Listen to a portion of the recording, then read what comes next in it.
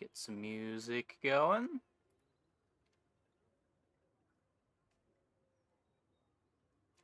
Log in.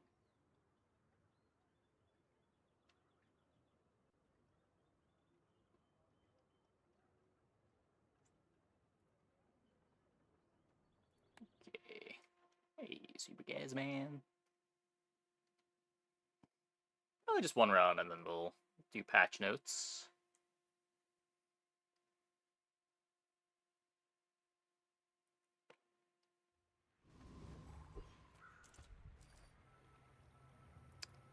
Two silver skills, medium silver item, silver skill. Well, this is my ranked game, so I guess we're clicking the one that gives me an item.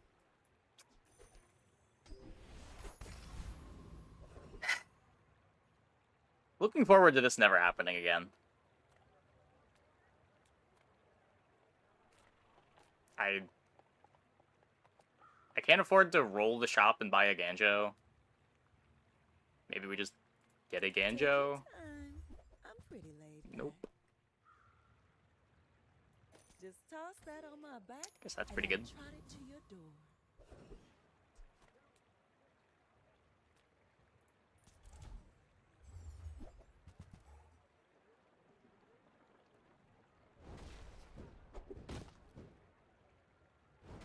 Conjecture healing is this? 35.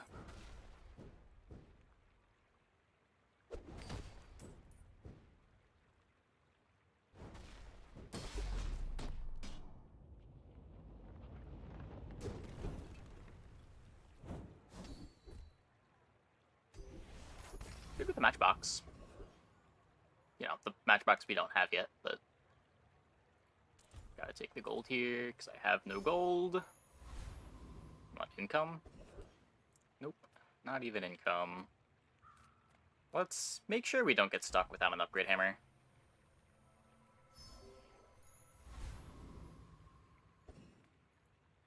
I should warn you, I'm not like other Jabalians.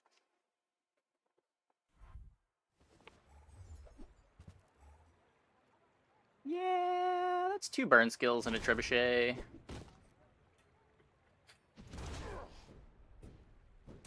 Hey, damage jams.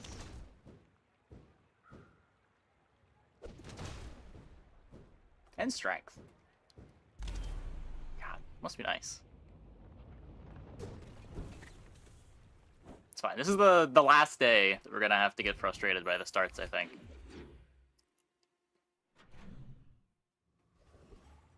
Hopefully we'll all be better soon. More is more, I always say.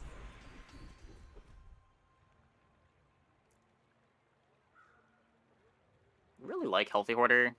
I kind of want the gold. I guess I can sell that.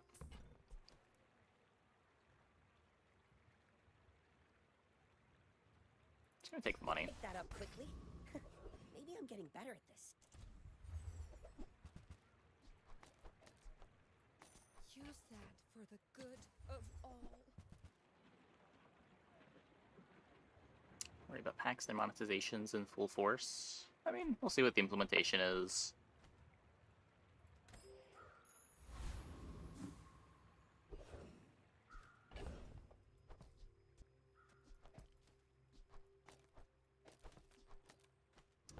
Let's do this. Might as well take the hard fight. Gonna go over patch notes? Yep. Probably right after this game. Should be in the stream title, right?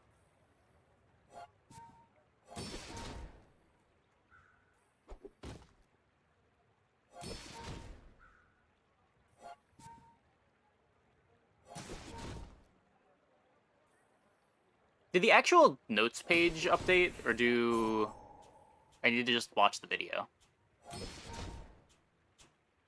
I think I checked the notes page earlier and it hadn't been updated.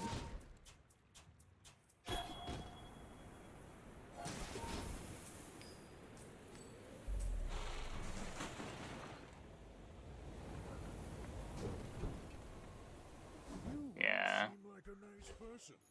So just hotfix February 20th.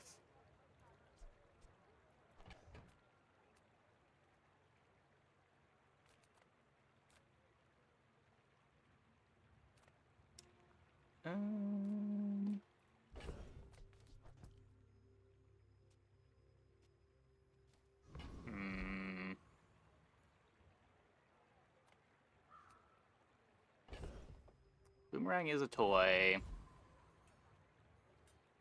Could be fishing for my first yo-yo.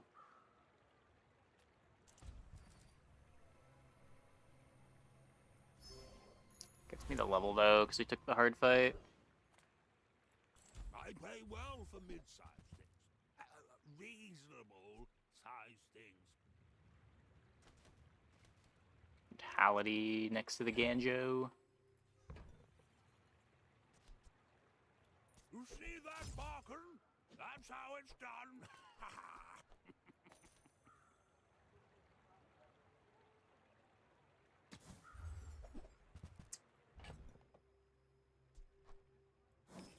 So normal.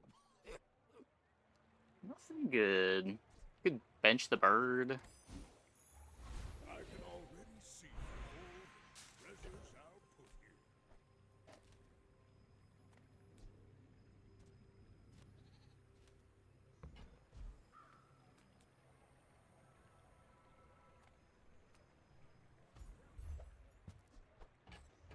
It's a good one.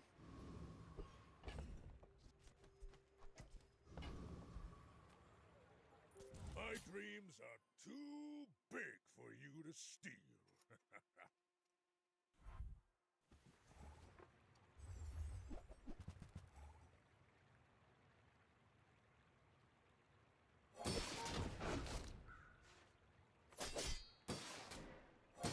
Should be fine here. We're scaling, they are not.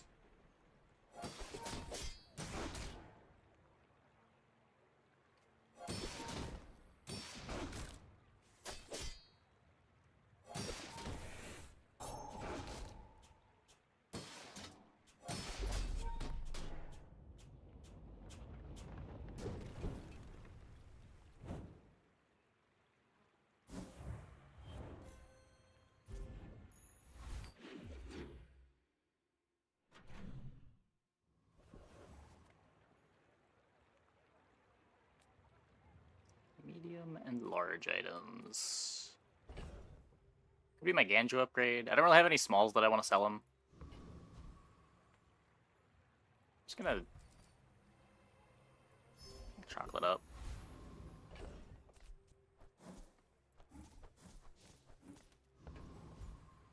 Don't really need the XP right now. Counts for peace. Do you want to try to find my matchboxes though? Not finding my matchboxes. I got a pawn shop. You are enough, friend. It's somewhat early. But I'm glad you bought this.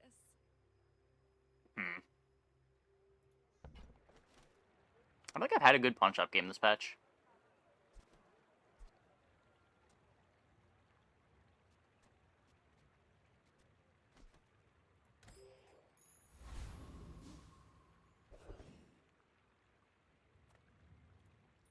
The sparks! They're everywhere! I guess now I feel silly for selling the chocolate before going to the shop.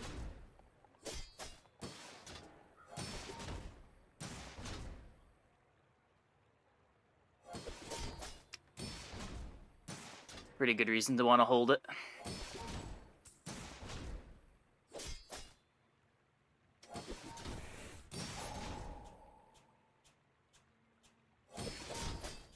The exceptional high rolls. I don't think you really need to intentionally make room for them. I feel like they just happen naturally. Just like the nature of the type of game, there's going to be exceptional high rolls.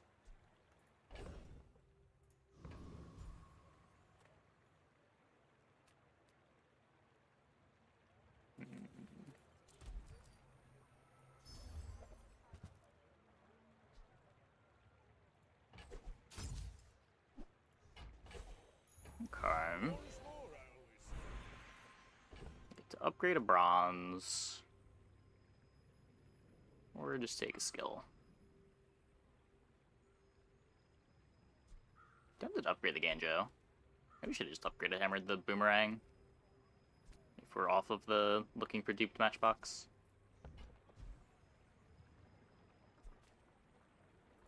I may not be the most masterful trainer, but I must be the cheapest. It takes real confidence to let a kid train you. I'm impressed. Taking defense here.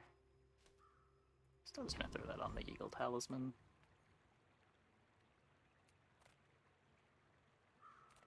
I'm a people person, and sometimes I sell stuff. There's the Ganjo upgrade. That is a lot of stuff.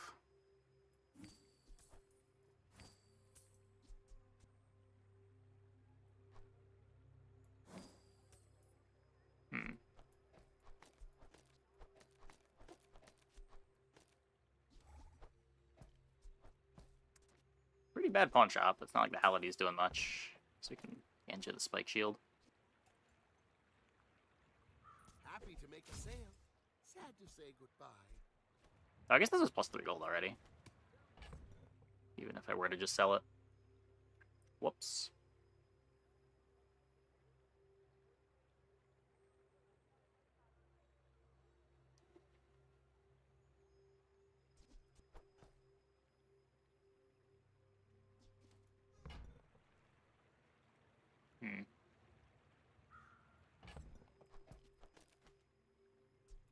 Or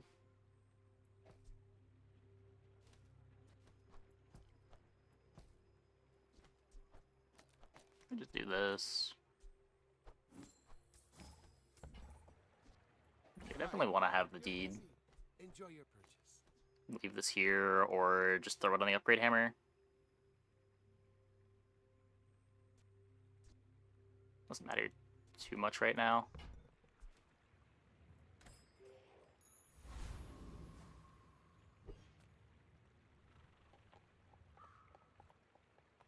Are you sure? This mode would be cool. I'm sure burn yourself out on it. Yeah, I don't know. Go ahead. Underestimate me. It makes this more fun.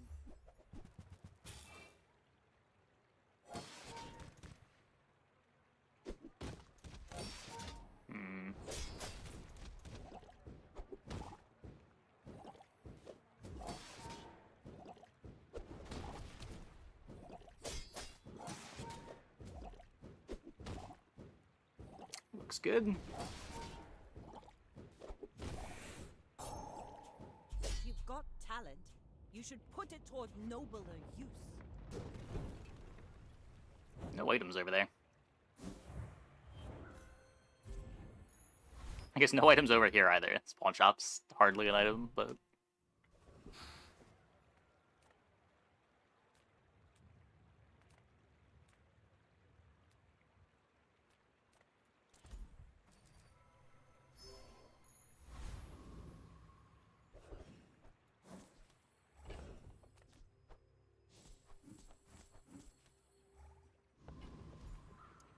Let's take a random skill.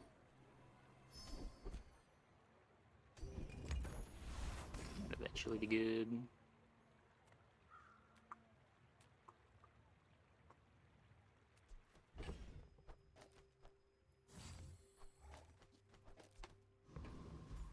Give up on the dupe.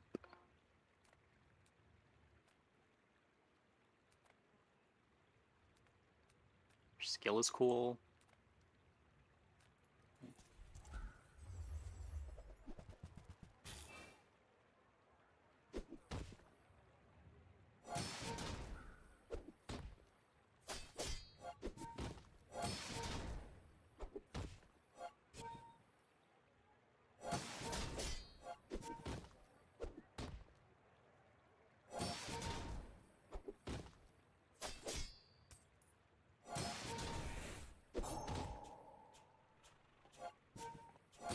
I will say, like,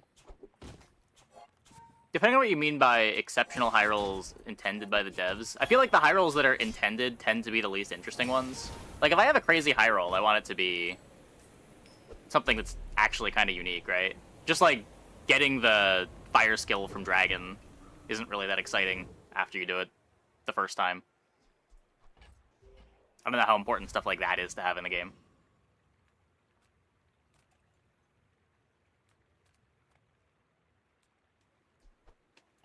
But, like, the opportunity to high roll is obviously important. Nothing But it's just those high rolls should be a little more complicated all than about moderation. I get crazy skill and win. When open beta? In 12-ish hours? Oh, I think you're really gonna enjoy that.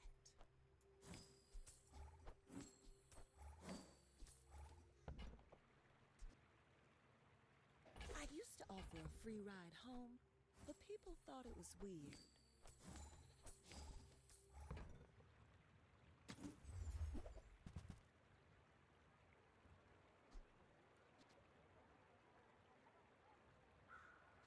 Play the ATM.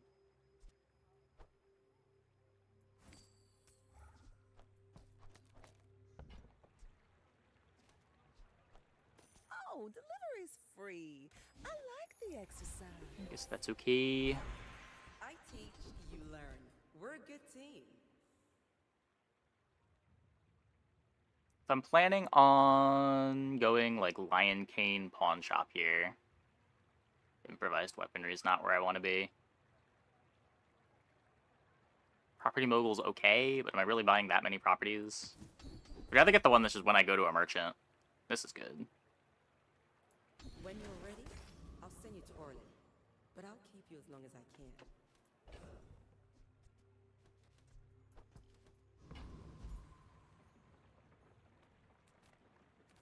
Take a peek. Come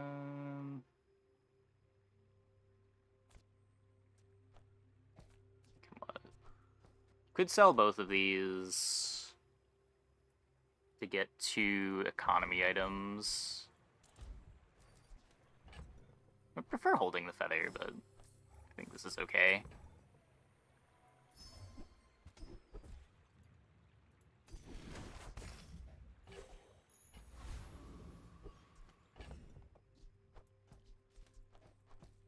Yeah, I mean, ideally there's just enough game pieces that interact with each other that you don't run out of stuff to try. In peace. Boring. But that's not really designing high rolls, it's more just designing the parameters of the game such that there's enough stuff to discover.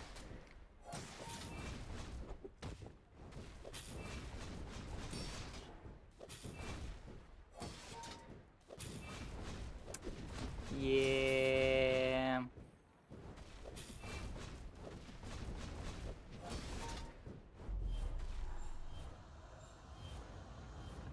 Don't beat that one.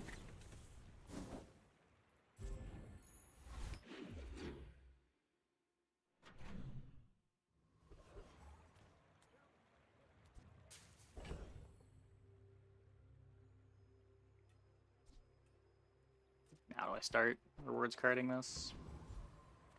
Few warriors live to retire. Buy my weapons, and you enjoy the thrill of battle. Well, you can. Hey, when you carry my weapon, I fight alongside you.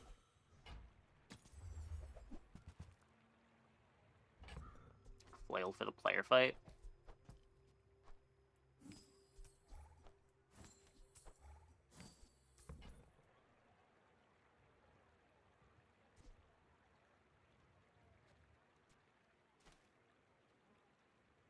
It's not even that much better.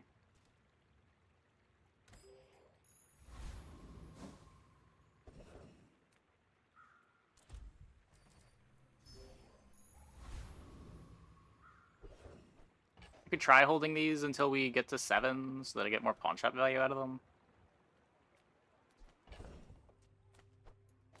I don't think I beat Gorgon here. Should beat Flame Juggler, but he doesn't drop anything. Oh, you want to join my act? A couple patches ago, just like having this much life would beat Gorgon, but the fight actually puts a lot of poison on you now.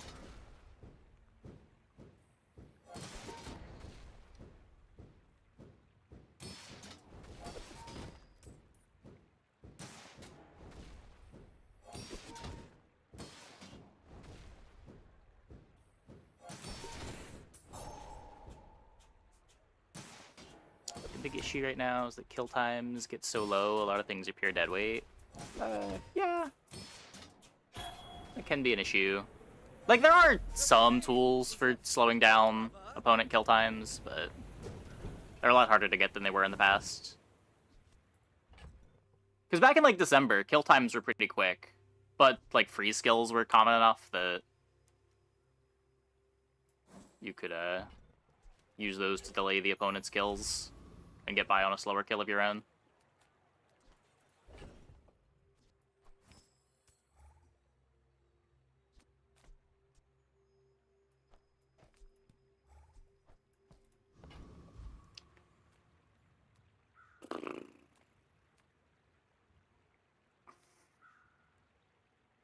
If we get a double whammy, would I buy it? The Grand Society of Master Merchants welcomes you. And that's how a master merchant makes a sale.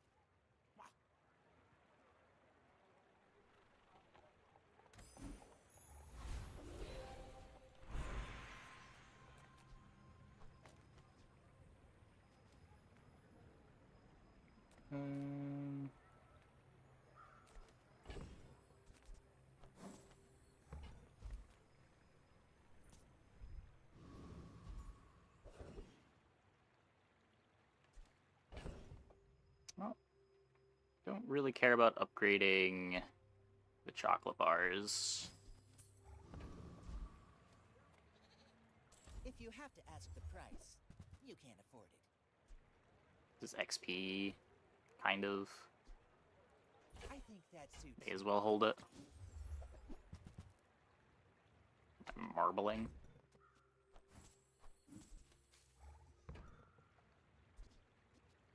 Just put marbles next to the truffle. you. Want to buy that? What I time mean, open beta goes live? excellent It's... choice. We know downtime is in... What is this? 12 hours? Not sure when it's going to go live. Shortly after, within a couple hours. Shall I gift wrap it for you?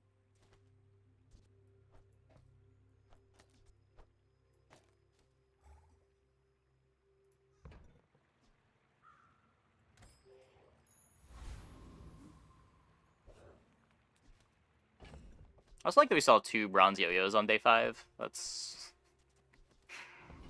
way to make me feel silly for not keeping the hammer.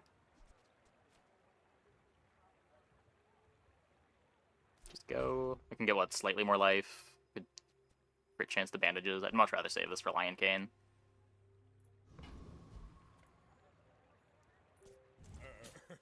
You do see these tusks, right? I may be young for a captain, but I've Hopefully seen just a my burst share build of that we can stories. survive. Ugh.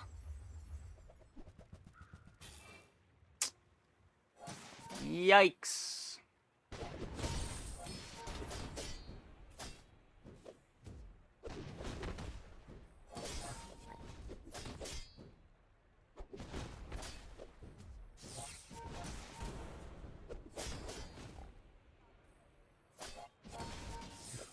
Looks like it's fine.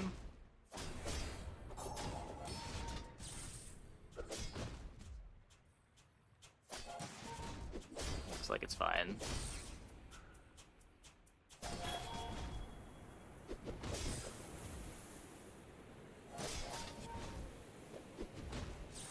Defeat does not defeat me.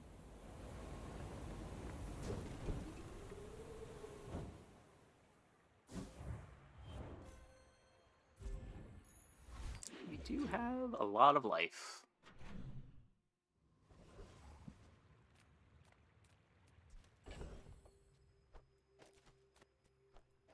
Keep stacking value on the pawn shop. No, I guess on the truffles. You've just taken the first step toward good taste. Okay, we can do this. We can cycle the truffle onto the pawn shop and buy another one. Buyer's remorse never. Be remorseless.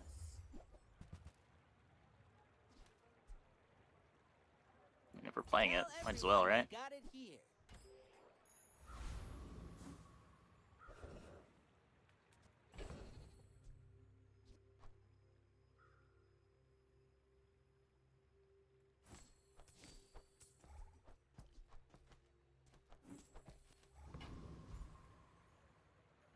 quite have enough gold. Just want to throw it all away at Curio.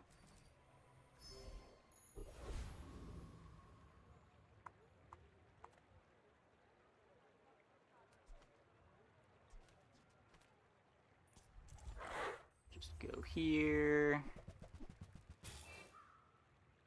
I'll sell the chocolate until after we upgrade the pawn shop.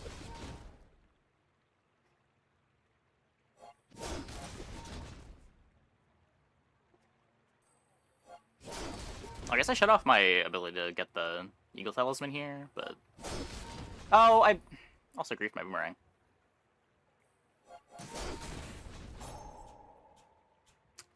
Yeah!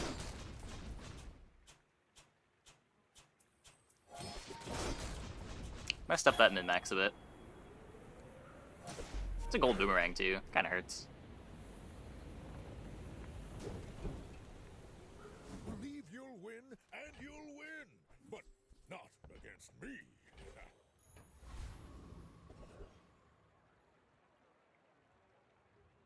This could be my Lion Finish the Cane. fighting, but I can help you finish a fight. Nope. You'll be back with bruises. Man. This could be my Lion Cane. Welcome in, hon. What can I get you? Nope.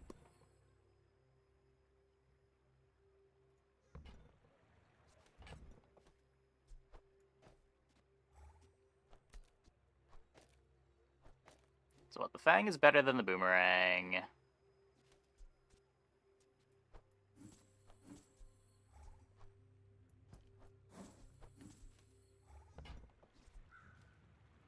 Guess we just Hey, that's okay. leave the It's customer been card in. nice talking to you.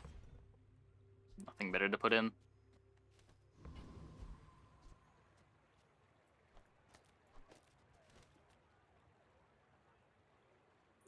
I should warn you, I'm not like other Jabari. Yeah. We're out to dethrone a king, not to squabble with nobody.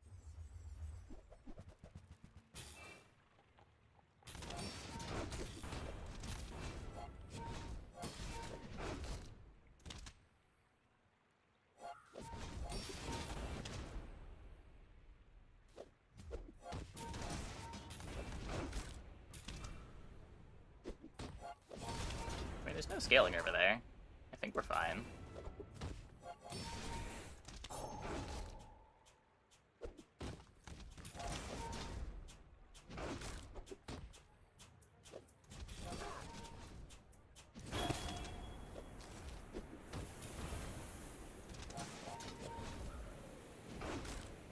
Nice. Time, boys. Less blunder, more plunder. Beating figurehead sextant. This is the silver figurehead. Didn't have it before the level up.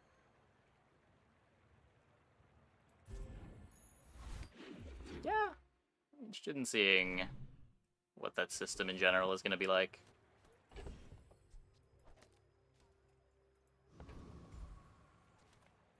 The smaller the portions, the finer the meal. There's a loop for the pawn shop. Whoever said money can't buy class had neither.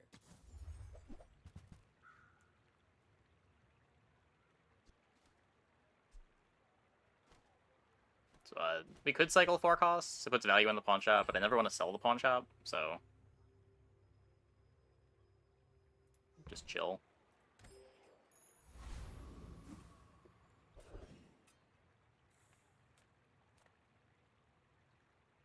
This generates gold? I really need to find a Lion Cane, though. Now that's quality.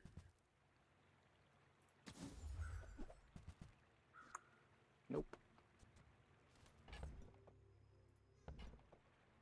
See that mountain? That's Poe. He might have what you need.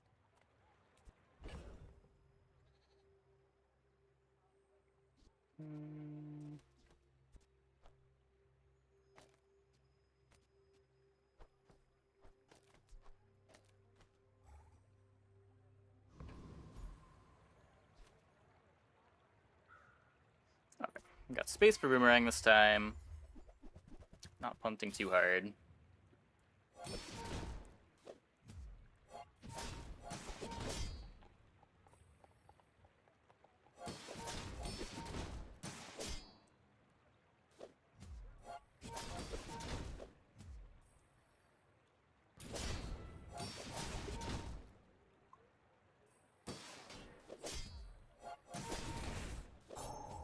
Yeah, I don't know.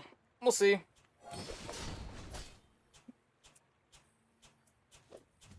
I'll have to watch the video. We'll have more to say about it after this run. What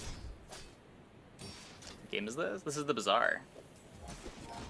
Been playing it for the last few months. It is a auto battler going into open beta tomorrow. It's been in closed beta for the last couple months. It's all about Hey, great motivation. talk. You gotta Thanks for the know what 15 you're months. fighting for. Welcome back.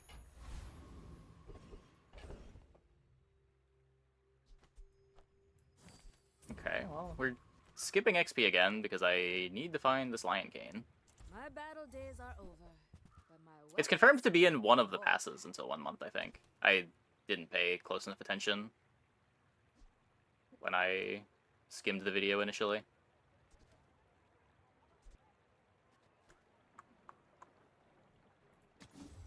Lion Cane? Why did Twitch unfollow you? I don't know. Is it a bit similar to Backpack Battles? A little bit. It's a async PvP game where you're like building an inventory. There's way less like micromanagement to getting your inventory together. Instead of like having shops, like a shop phase, there's different hours that you go through in order to build your board.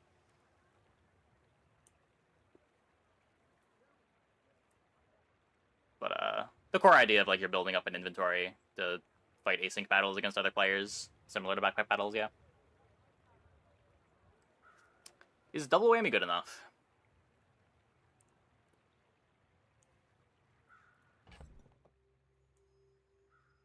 It takes up so much space to hold it on spec. Also, I forgot to put in the rewards card. Whoops.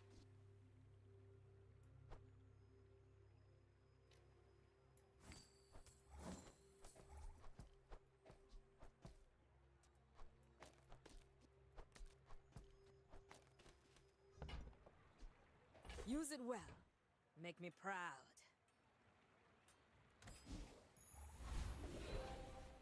Yeah, I don't think any of that was mentioned.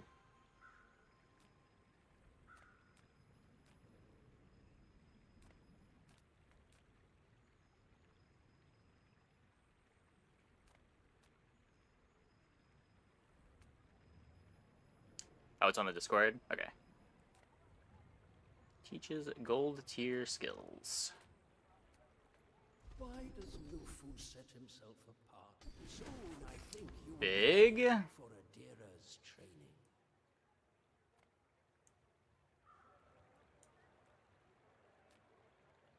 This could be pawn shop, or it could be double whammy.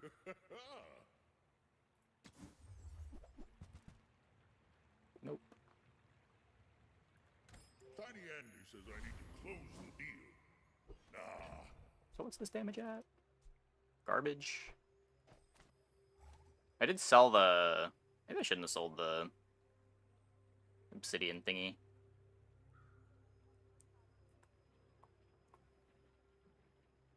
Yeah, you can post a link.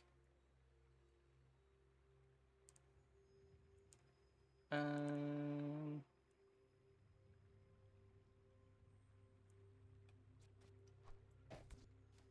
hmm.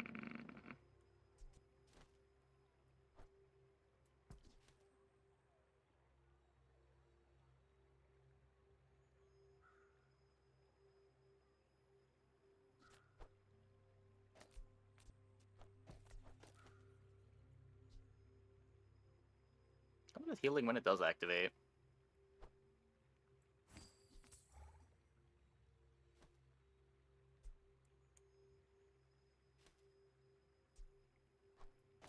Let's try to commit to it. I haven't played a double whammy game in a while. Eventually gonna try to find a phonograph for it.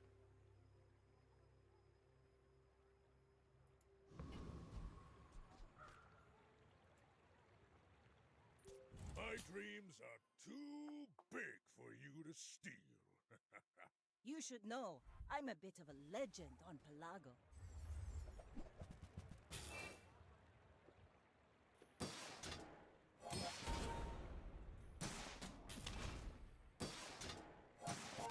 Opponent has a pea shooter of a sniper rifle.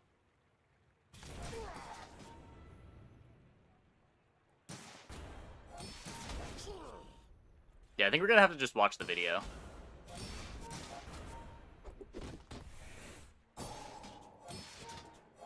Are we losing to the pea shooter? I think we're losing to the pea shooter. Oh no.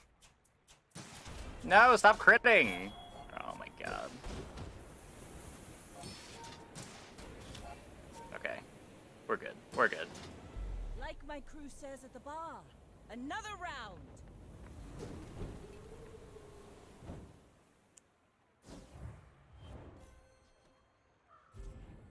Saved by quality over quantity.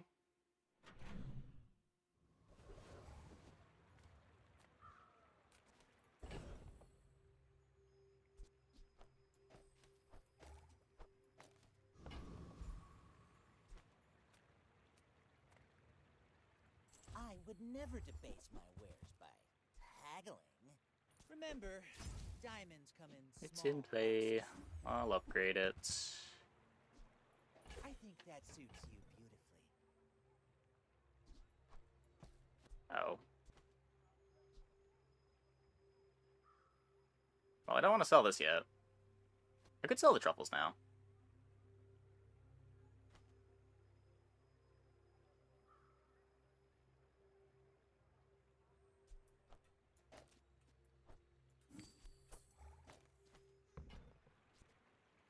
You want to buy that? I mean, excellent choice.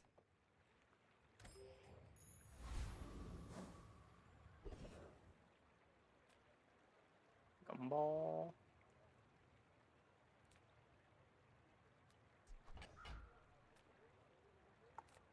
We really need photograph. Come with no weapons? Leave The patch notes aren't on the patch notes website yet. I can feel our energies resonating. It's just the video. Your aura guided me to what you needed.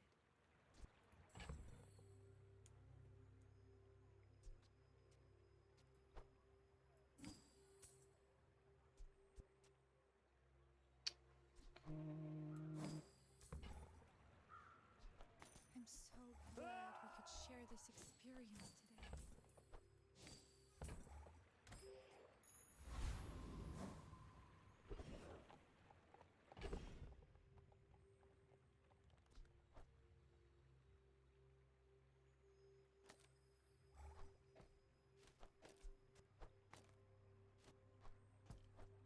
Do this for now.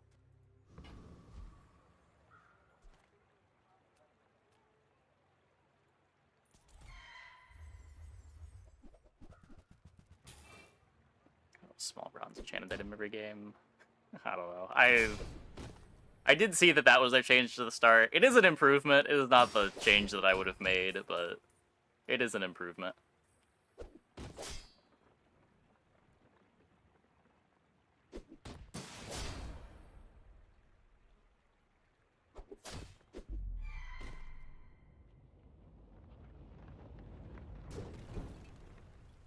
Not all Jabalians are pacifists.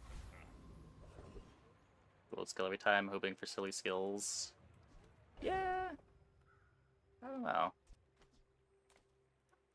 I feel like that is the worst of the three options, but I don't know if the pool of gold skills you can expect to see is better than I think it is.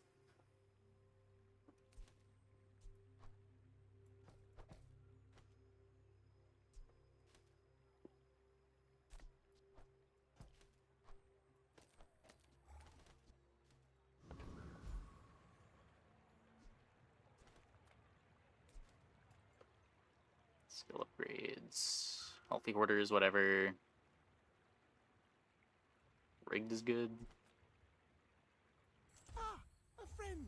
I mean, a customer.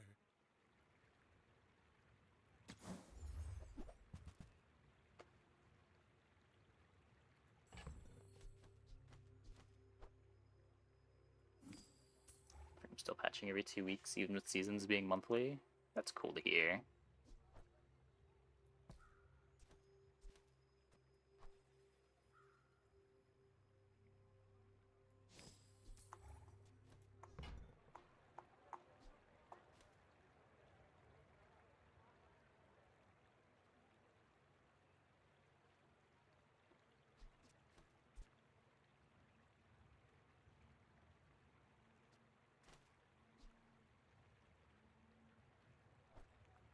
So, how about this weather we're... Oh, wait.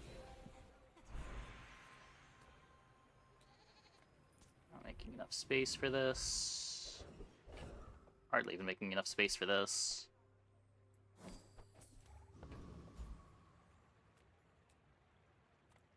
Got any new playlists for me?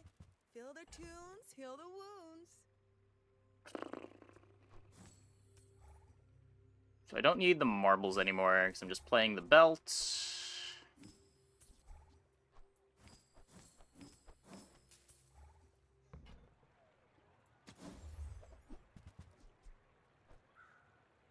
Truffles are back. Try not to almost die every day.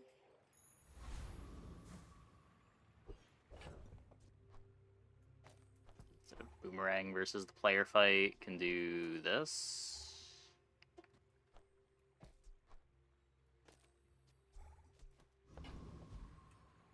I guess marbles would have been playable here. Okay. 10-second cooldown double whammy. My people believe in peace. Boring! My fight isn't with you, but if you insist. Kind of rotation. It's just every month there's pass.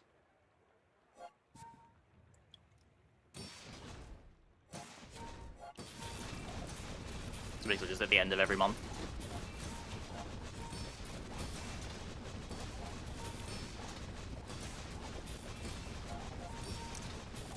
Yeah, whammy too slow.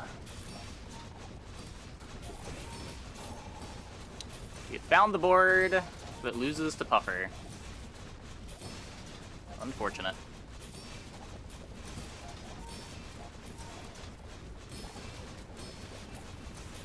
Bravery without strength is a sword without a blade.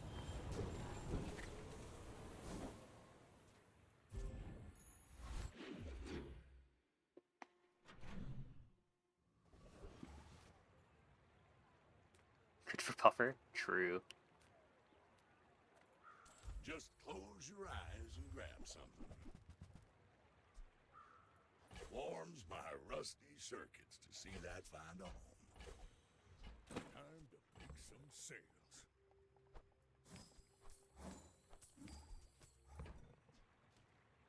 Trash is tragedy. Reuse everything. That's been sitting there 20 years, waiting for you. Cycle all the little stuff. Guess I got enough gold that I should cycle the 4 costs too. That's a bargain.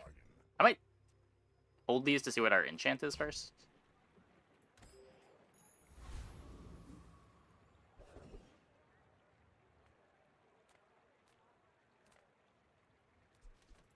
Any good fights lately? Oh, I do miss it.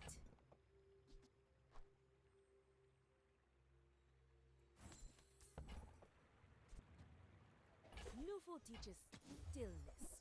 I prefer action.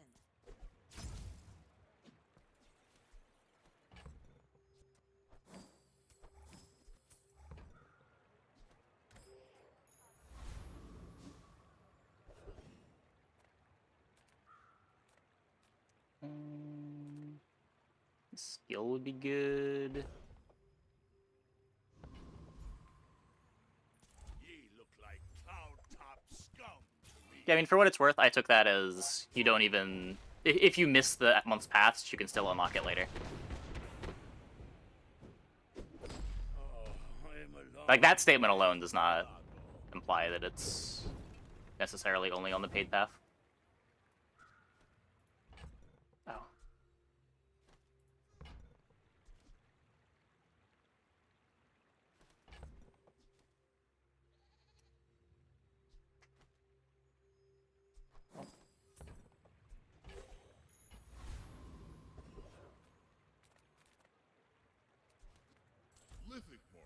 just trade boulders. This is more fun. No. Oh, it will be there long after you are gone. And so will I. So we could fiery double whammy. Probably not fiery pawn shopping.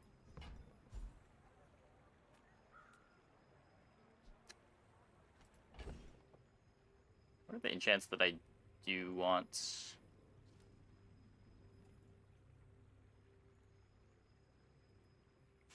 It probably is just damage enchant on whammy, right?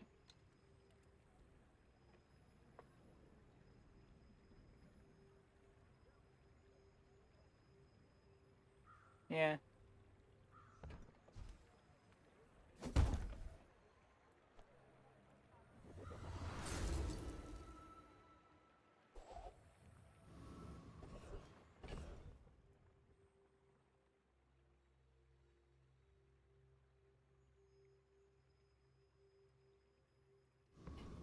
Yeah, and then that would be the evidence that you want to be linking. Why not pawn shop? Most of the pawn shop enchants don't do anything.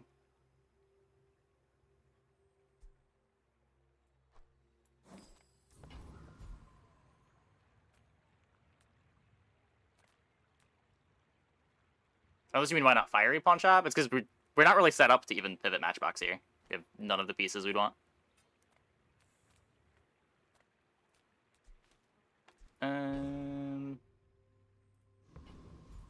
Yeah, gumballs are free. I do really want to find phonograph, but odds at JJ are pretty bad. I wouldn't say that they're free money. They do still take the hour. You are giving up a shop. Like, a shop is also free money with rewards card.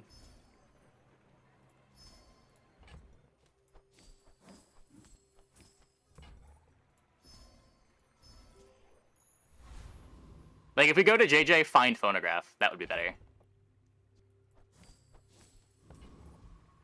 But the odds are pretty bad.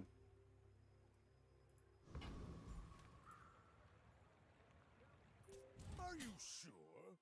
Have you noticed I'm huge? Hmm? City and Lion King, the best item I could find. I don't know. I'd want phonograph more than Lion King at this point, I think. Come on. Ugh. Really want that phonograph.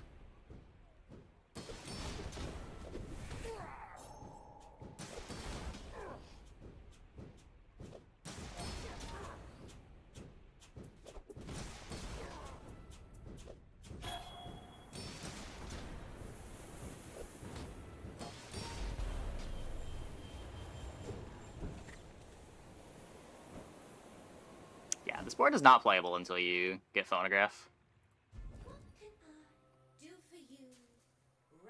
A little bit of a hiccup. Seems fine, though.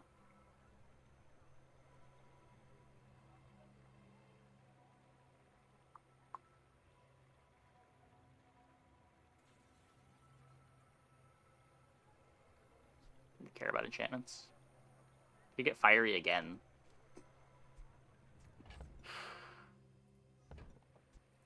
Ooh, this pork roast's almost done.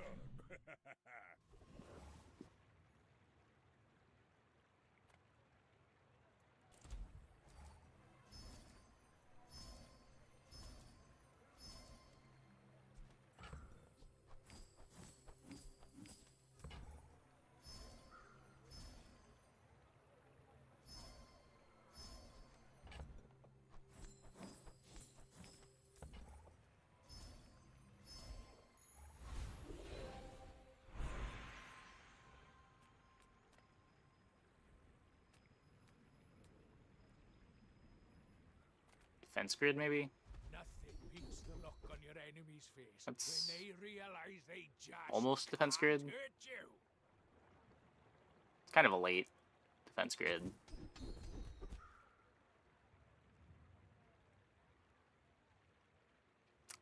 Yeah. If you wield it well enough, a shield can be its own kind of weapon.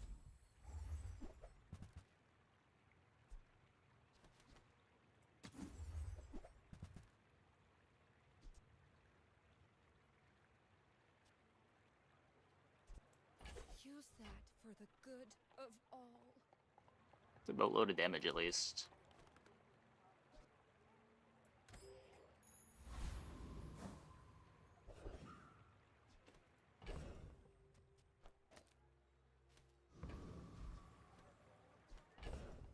Make sure we have space.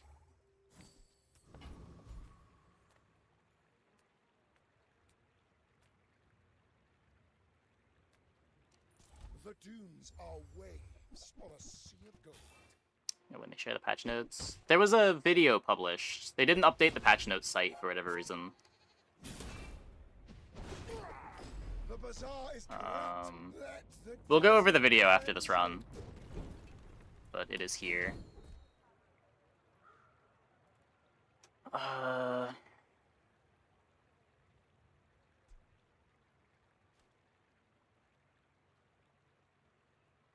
I don't know. I expect my opponents to have crit anyway.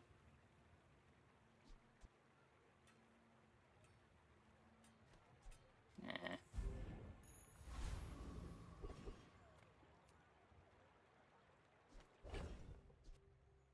Ooh. That's nice. I would spar with you, but this leg. Oof. Go make some more stories, then come back and tell me.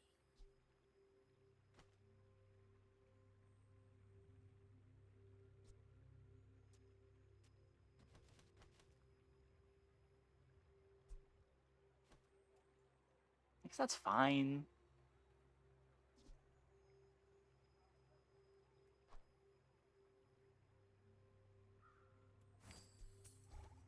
Menu time. Yeah, sure, why not?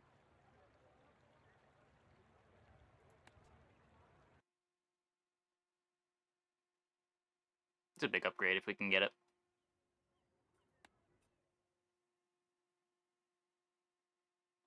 What does menu do? It lets me find another Lion Cane when I roll, potentially. Just puts it back in the pool. Hey, when you carry my weapon, I fight alongside you. Go make some more stories, then come back and tell Bug me. abuse. I prefer clever use of game mechanics, but Enjoy the thrill of battle. Well, you can. whatever. Newful teaches stillness. I prefer action. Yep, Use it still well. works. Make We've done it a it few proud. times this patch. Go make some more stories, then come back and tell me.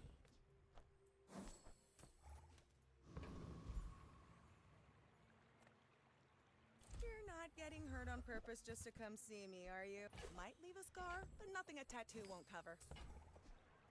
Feel better.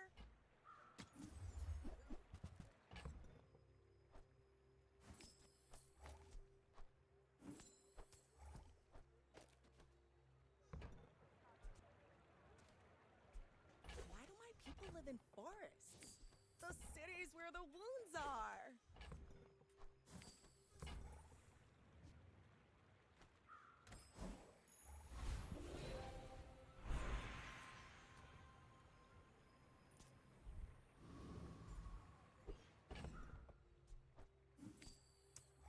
Okay.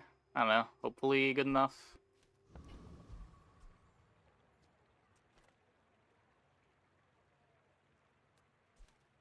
I do lose my quality over quantity this way, but it seems worth it. My dreams are too big for you to steal.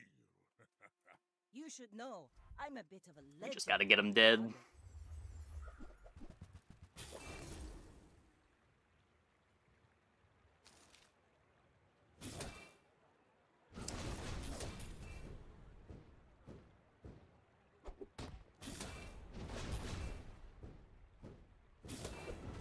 Bring her about! I've got another salvo with me. Good.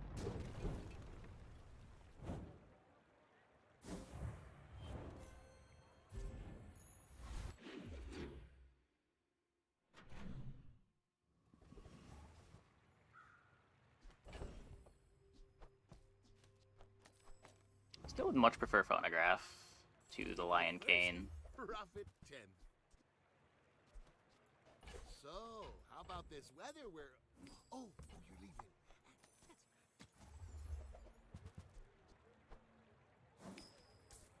What is this? This is 4,000 HP.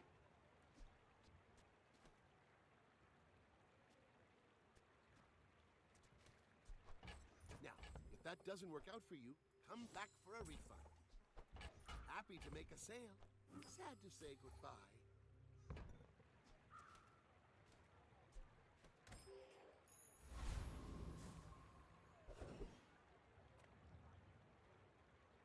As a GSM master merchant, I can, Where's Mitsworth? Oh, did he see me close a deal?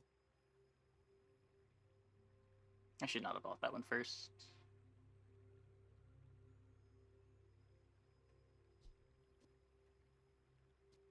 Hmm.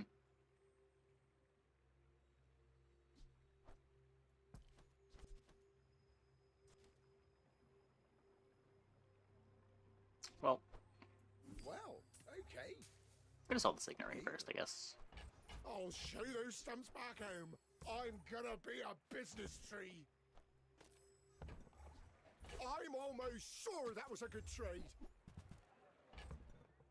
It's not really my size, but I guess I'll take it. GSMM manual, page 320. Don't let feelings blind you to profit.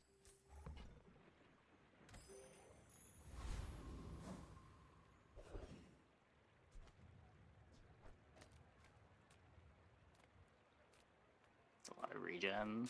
It is. I'd rather just play Balcony if I'm gonna do something like that.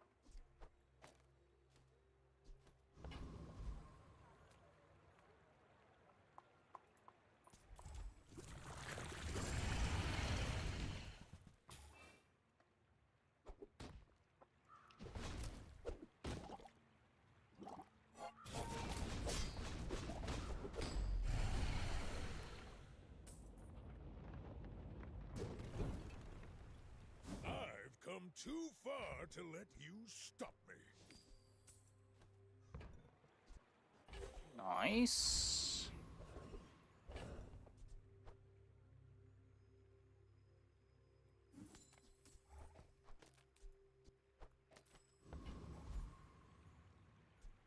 I could do this just for the value.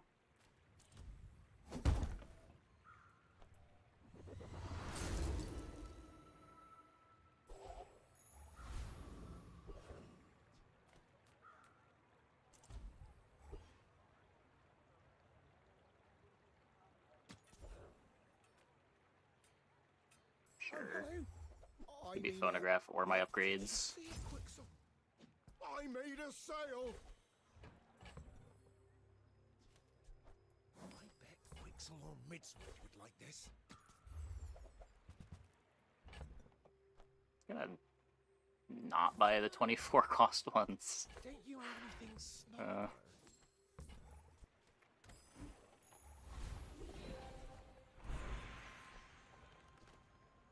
Belt gives more life.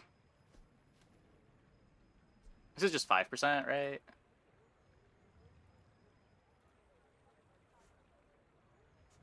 Yeah, from 15 to 20.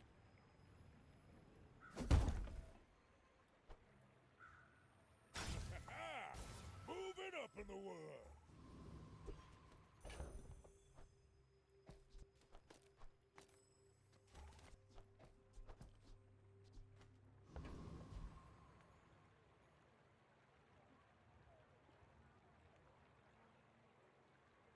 My people believe in peace. Boring!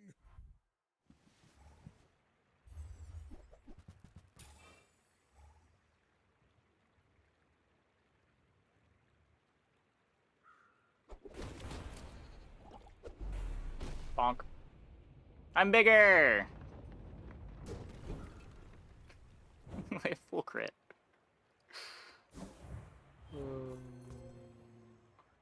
Good thing we had 4 times their HP. That could have been real bad.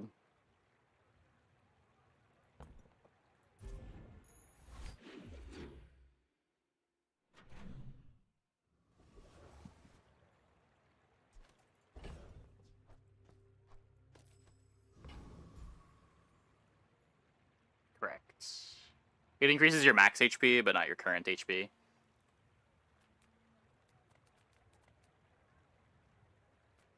This is hard to not click. This is a lot of value. Still just not caring about bonus fights. Maybe. Doesn't let me play Boomerang.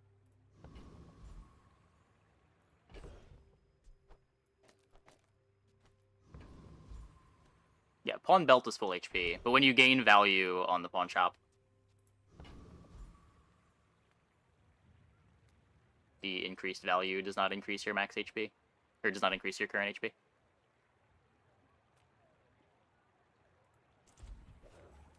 Let me proc over balcony. I think I'd rather just have more damage on the whammy than have a bunch of regen.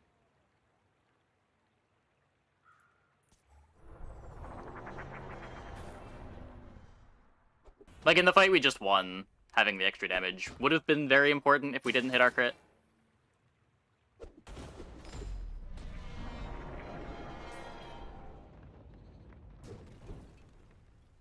Not all Jabalians are pacifists. There's a lot of fights this late where regen just doesn't matter too. Stuff like Powder Keg, Boulder.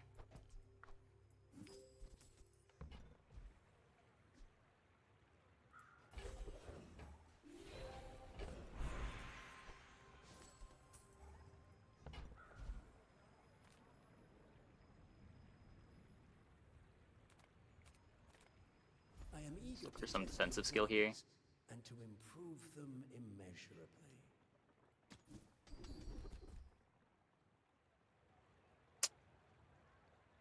Not quite. Orin was right. You are Something. a quick study.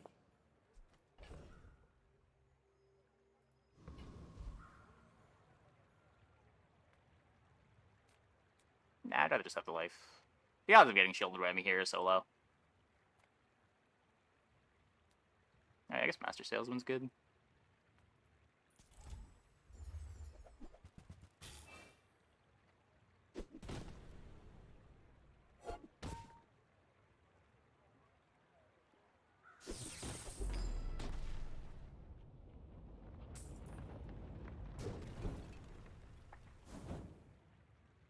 Nope. Another Eagle Talisman. Not bad, not bad.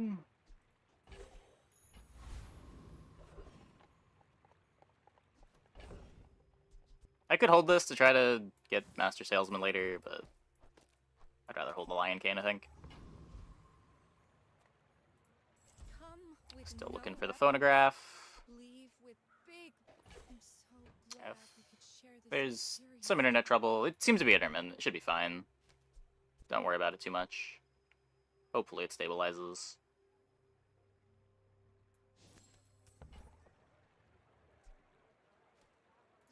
Your aura guided me to what you needed.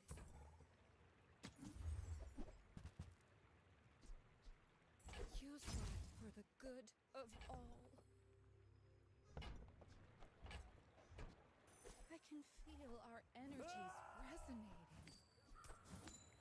You are enough, friend. But I'm glad you bought this.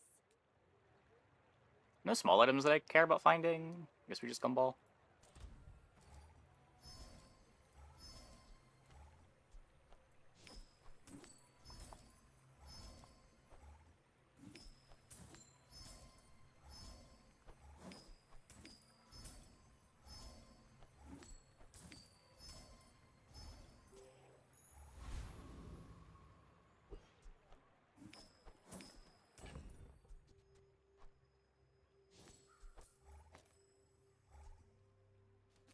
Okay, well. Hopefully we don't get frozen too much.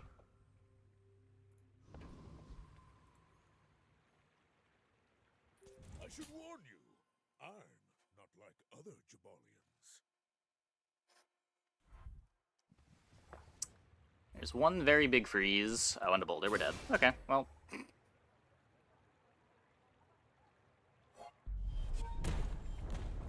Can't do anything about that.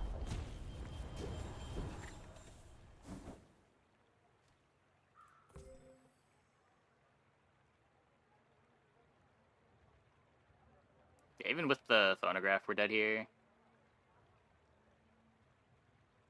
I think.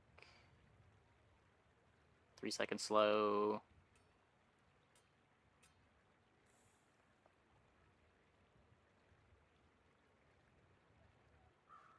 Yeah, they have the haste. Why is it so fast? Haste, silencer, star chart. I don't know. It's just. Yeah, I got a second charge from mixed message. Boulder tends to be pretty fast. Usually Boulder activates around like 5 or 6 seconds.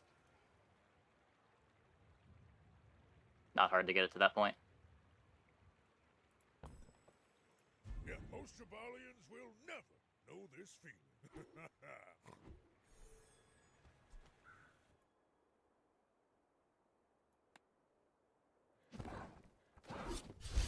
There's a bunch of ways to solve for speed on Rock. That's usually not the hard part. It's like making sure your opponent's dead when Rock activates. Or like having multiple ammo on the Rock tends to be the thing that makes you not want to put the Rock in. Counter build. There's a lot of builds that are countering me there. Anything with freezes is probably beating me. I don't have that much life where we can survive our whammy getting frozen for 6 or 7 seconds. Boulder, powder keg, like all the good late game Vanessas beat me.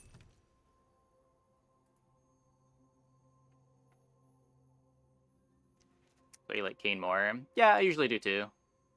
Usually do too. We didn't have the phonograph for the Kane either though. It's not like it would have mattered. You were dead to that either way.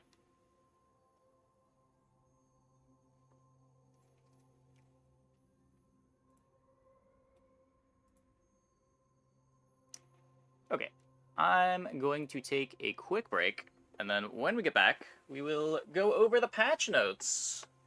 Or at least what we have of the patch notes. Hope you guys stick around.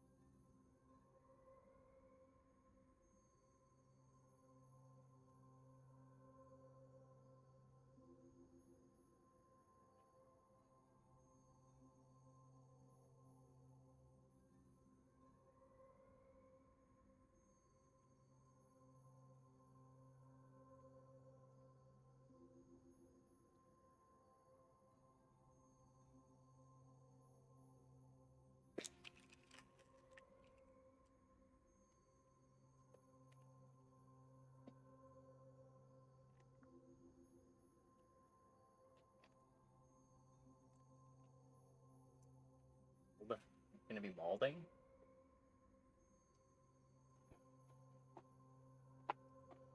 Okay, let's get this up. Unfortunately, we just have a video.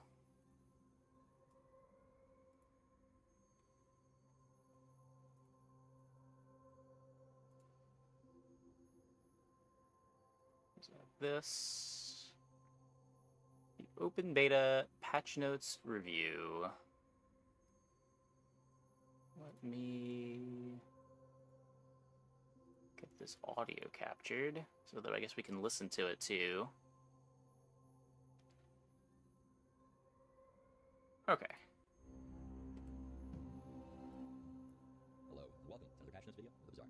Tomorrow, the Bazaar is going free to play. This is a huge milestone for us as a studio. There's going to be a lot changing in the game, and I want to talk about some of what's changing today and why. Let's jump into it. The usual patch notes review. So, right off the bat, one of the biggest new features coming in is the Prize Pass.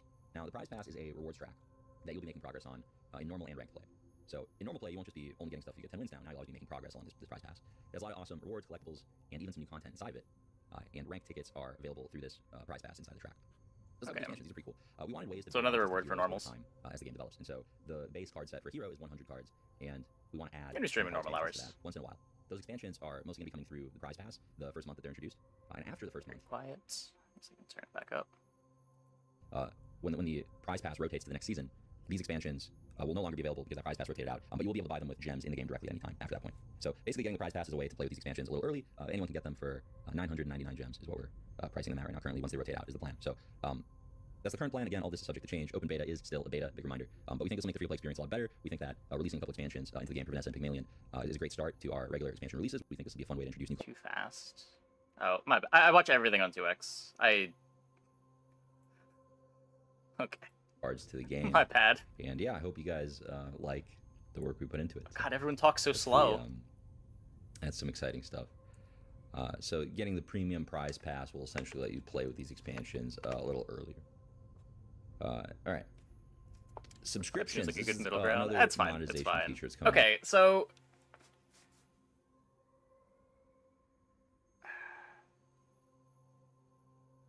it's nice that there's no FOMO with this, right? It is a bit weird that it no longer a chipmunk. Well, it doesn't chipmunk the audio. Like they do the pitch correction when you put it on 2x. It's just fast. The fact that you're forced to play against expansion cards for a whole month without any way to grind them is frustrating. I could see that. I could definitely see that. Trying to watching movies at 2x speed? Yes, usually. Between 1.5 and 2x. There is FOMO? Is there FOMO? Where's the FOMO? The cosmetic is technically FOMO? Ah, whatever. Cosmetic, eventually when they have the marketplace, it doesn't really matter, right?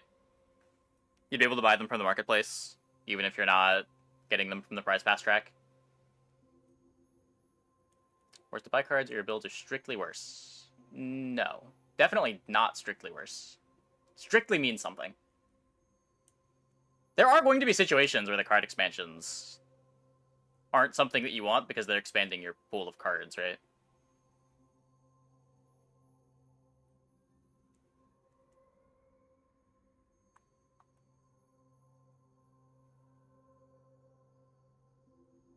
Seems like a real sour spot because if the expansion isn't pay to win, you turn them off to be better.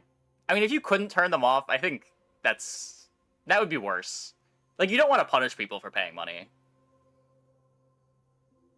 They had to be toggleable. They initially wanted them to not be toggleable, but that didn't seem like something that could happen. Yeah. You turn off the base cards? I don't think so. They might eventually split up the current base into expansions that you can toggle. I wouldn't be surprised if it's something that happens in the future, but that probably isn't something they're considering until there's way more expansions available. Every game company does this. Yeah, I think people would be less sour on it if you could spend gems to get them unlocked the month of.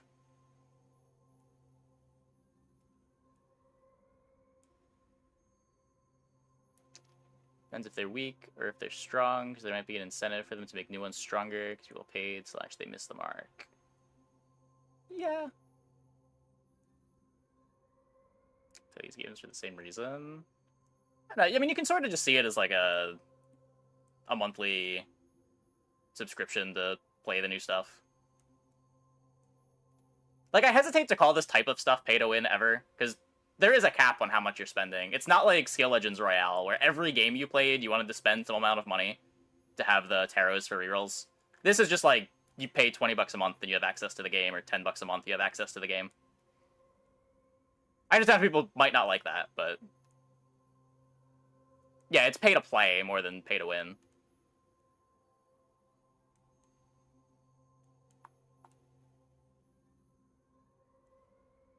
They do make them easy to get because cosmetics make them enough money. That's great. Wouldn't expect it. Yeah. It's disguised pay to play. Yeah, like it feels worse for people for whatever reason, or at least people react to it worse. But if you just think of it as like a monthly subscription to pay the game, and there is a free trial available for the game, or if you just don't care about getting the packs for the month.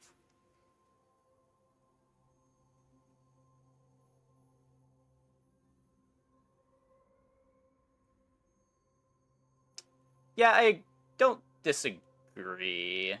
I don't know. Well, we'll see. We'll see. It is weird that that they decided to lock the gameplay behind a paywall for a month.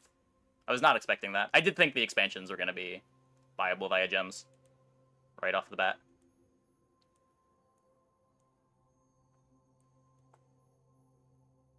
Yeah, but not everyone is playing it that much, right?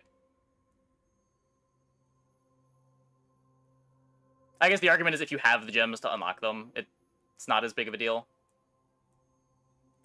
for them to want you to spend some money on it. Doing this hurt the longevity of the game? I don't think that's true. Players overreact to this kind of stuff all the time. Like, having the game properly monetized so that they can actually make money for it is also important for longevity.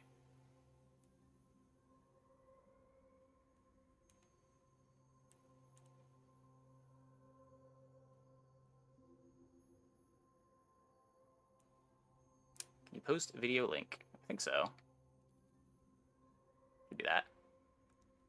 He says this might change soon. Yeah, it might. I don't know. They have gone back on other decisions, though. This is the first time we're seeing any monetization introduced. Now, often expansions. I believe they said monthly, but we can continue on with the video for now. Everyone wants things to be free, people need to live too. Yeah. Battle Pass. Like, I'm way more sympathetic to a model like this than the model like Skill Legends Royale had. If you're subscribed to Bazaar, you get bonus XP for the prize pass. Or like the average you mobile get game. Double the amount of chests from ranked when you win. So when you've seen those purple ephemeral chests at the end of a run, that's what those are for. They're a placeholder for the subscription system. So if you're subscribed, you also get the purple chests, basically. And yeah, monthly exclusive cosmetics. The first of which is going to be an incredible dually board. It's not always going to be a game board.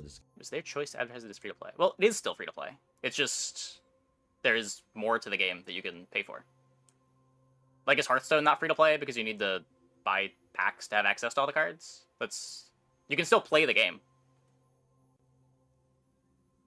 It just is the model. Like, when you have a free to play game, this is kind of expected, no? It's kind of like a first time, just because we're just launching the subscription. We wanted an exciting reward there. I believe you get the dually board for signing up. Correct me if I'm wrong there. Somebody, we'll see. But yeah, I think the subscription will provide very good value. I think especially if you still play get the the packs game a that free lot. currency. My understanding, and from what I've heard, it's the month after you can get the packs. Yeah, but there is a month where it is exclusive. Guys, like this direction for monetizing the game. We think it's not for cosmetics, not win, cards. There are so few games that can profitably do that. You need to have such a huge player base for that to be viable. New cards very often, because we are trying to have a very fast seasonal cadence soon after this. So let's get into the general updates. So start of run updates. We are making changes to the kit system. We wanted to test kits for quite a while. I'm glad we got it in for a patch.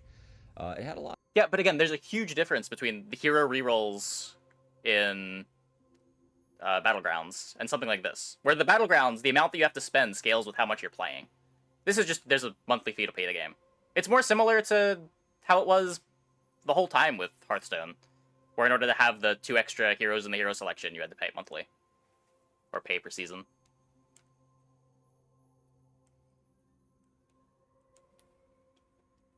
Like, the current Battleground system is awful. I will never play that game in its current state.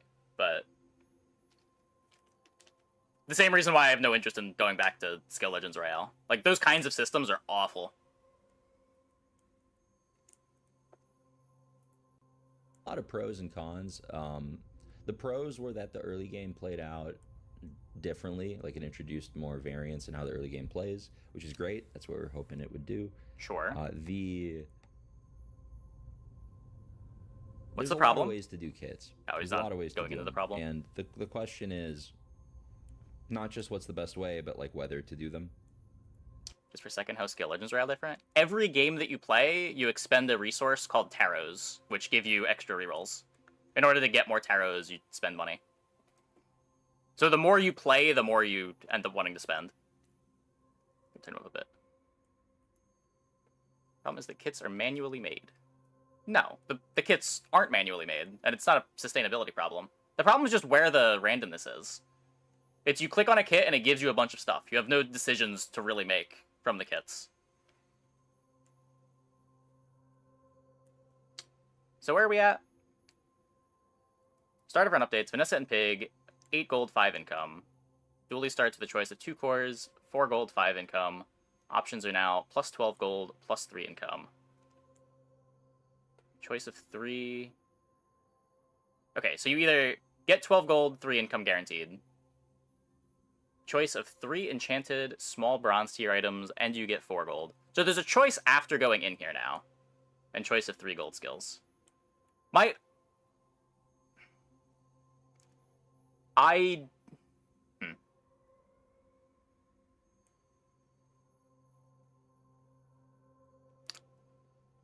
Being tailored more. Oh, yeah, if there are other implementations, there would have been more complexity.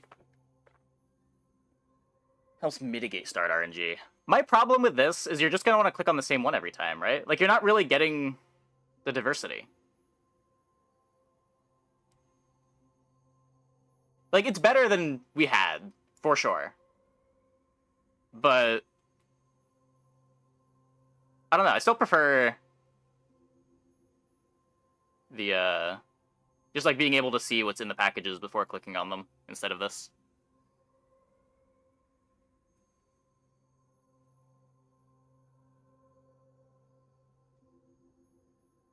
Yeah, like, realistically, one of these is going to be the thing that everyone defaults to, and that's the start. Most likely it's going to be the 12 gold 3 income, but maybe there's enough good stuff in these pools that you play for the high rolls. Gold's the best option, the starts are too stale. Yeah, well,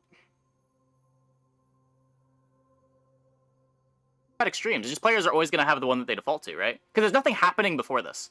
So at the start of the game, there's no previous random event that is going to make you pick differently.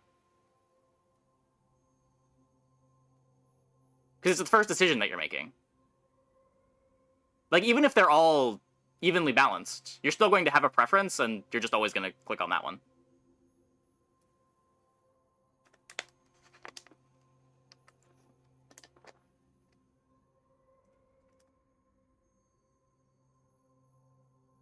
Where, like, I feel like you want something to pressure people to sometimes want to click on one that they're less comfortable with. Which is why I like the solution of being able to see what's in the packages. Like, you could mouse over each of them. If the enchant is bad, maybe you'll go back to gold. If the enchant and the gold skill is bad, maybe you go back to gold. But if you, like, have the chance to scout for a cool high roll skill or high roll bronze item before just defaulting to the 12 gold 3 income.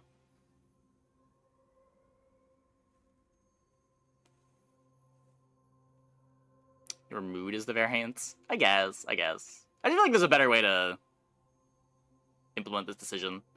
That's it. It's way better than what we have now, but The game works just fine without any start of run sequence, and arguably that's the best start. maybe show part of the is kit. just That's what I'm saying, yeah. Hour 1 is a normal hour. Just show There the is no kits. start of run anything.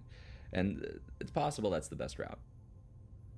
We're going to try something kind of similar to kits, but different this time around. We had talked about doing more curated kits where we would define certain loadouts. And first of all, it's a huge cross product. We would have to do that on an ongoing basis for a bunch of heroes. We'd have to keep making new kits and manually defining what items hand by hand are in each kit. We'd have to The entire kit is too much? So in my solution, the entire kit is just one item, right? Like, the decision would be, which of these do you want? It would be 1 enchanted small item and 4 gold, 1 gold tier skill. It's just you would see before you made the choice. Instead of the current system where you make the choice and then you see what you get. Yeah, curating them is... No. manually balance That's all of definitely them. too much work. It would be entirely unscalable to do kits that way, and so we Starting are items of early patches. instead going to try this system for this patch where we have these 3 options that you always have. The 3 options are always the same. There's more at the start of variation the here. run, and it's meant to be a gradient of risk. So there's 3 options, and some are riskier than others. So the default or the least risky option will be a big pile of gold and some income. And then the other 2 options will give you an 12 enchanted showers. item or a gold tier skill, depending on which one you pick. So one of these will end up being the best and most commonly chosen one, but we can dial these in and make them close in power level to one another the way that they are. And there's the least risky, really the medium issue I see, risky, but and most sure. risky option now for, depending on the type of player you are.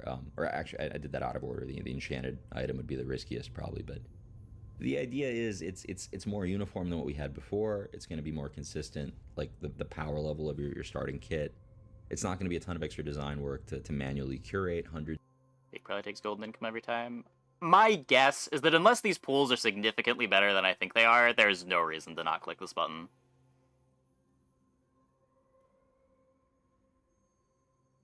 Like, from my experience, the average gold tier skill's pretty trash. The average enchanted small item's pretty trash.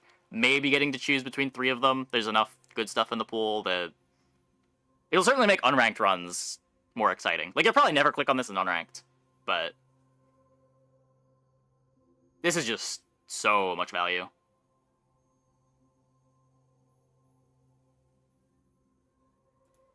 Of kits this way, but we do think it will cater to different types of players looking for a different experience. Sometimes you want to roll the Also, can we talk about how insane this is that you don't get gold when clicking the gold tier skill? Like, the one option that doesn't give you the option to sell your starting item comes with no gold. Like, how good do we think gold tier skills are?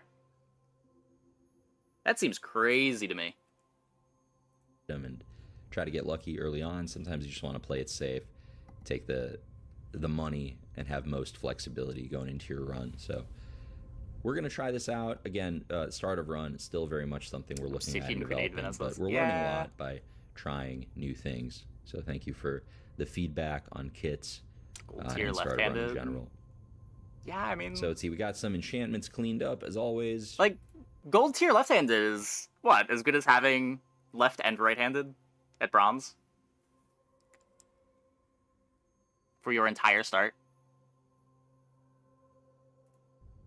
And this is one little bullet point, but it's a big deal. It's still 0% pick rate. I mean, I'll definitely click it in unranked. Oh. Everything is bonked. I think I like this a lot. Full tier left. No, it's plus 40. I think it's plus 10 per tier.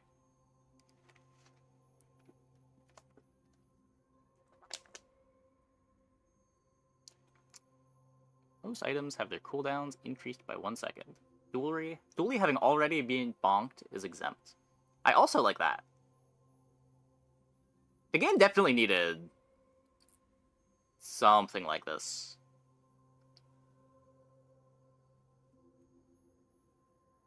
Yeah, this is a big buff to slow. Well... It's a big buff to Clamora. I guess Docklines itself has this cooldown increased too. Fort meta. It is easier to make Fort work. I don't know. Fort still has the issue of just other comps taking advantage of your Fort better than you. Atlattl's a big winner here.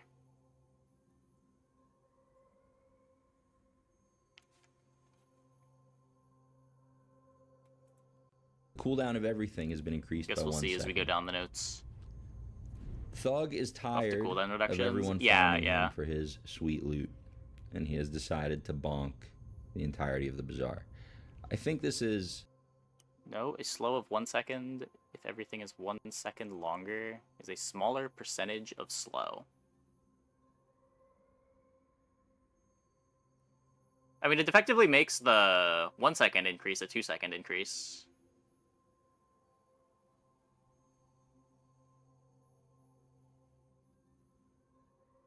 Your 5 second item will activate at 12 seconds instead of 10 seconds.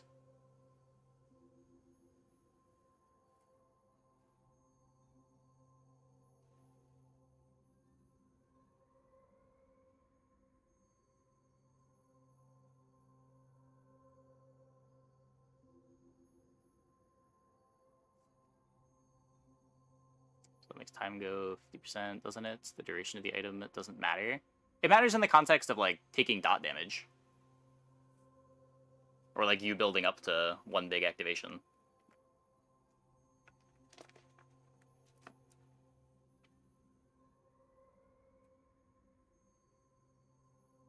And you need slows to perma-slow, and your slows are going off slower. Yeah, well, let's see. Like, it's currently very easy to perma-slow.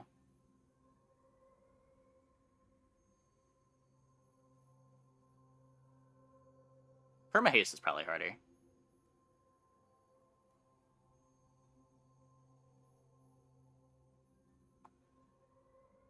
I think being 1 second slower makes something like one-shot boards better because less stuff happens. Yeah, probably. Like, if your Lion Cane is killing them at 6 seconds, and Double Barrel now takes 8 seconds to trigger twice, you go to 7 seconds, they go to 8 seconds. Or before they would have killed you at 6.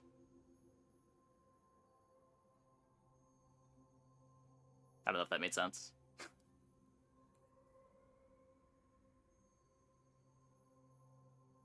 So, yeah, like, if your board is perma-slowing before, it's probably still perma-slowing. Like, the Lighthouse board's way over-slow. Single enchantment might struggle to slow now. Depends what enchantment we're talking about. There are some enchantments that are better than slow items. There are some absurd slow enchantments. Burn Poison's buffed by this. Yep.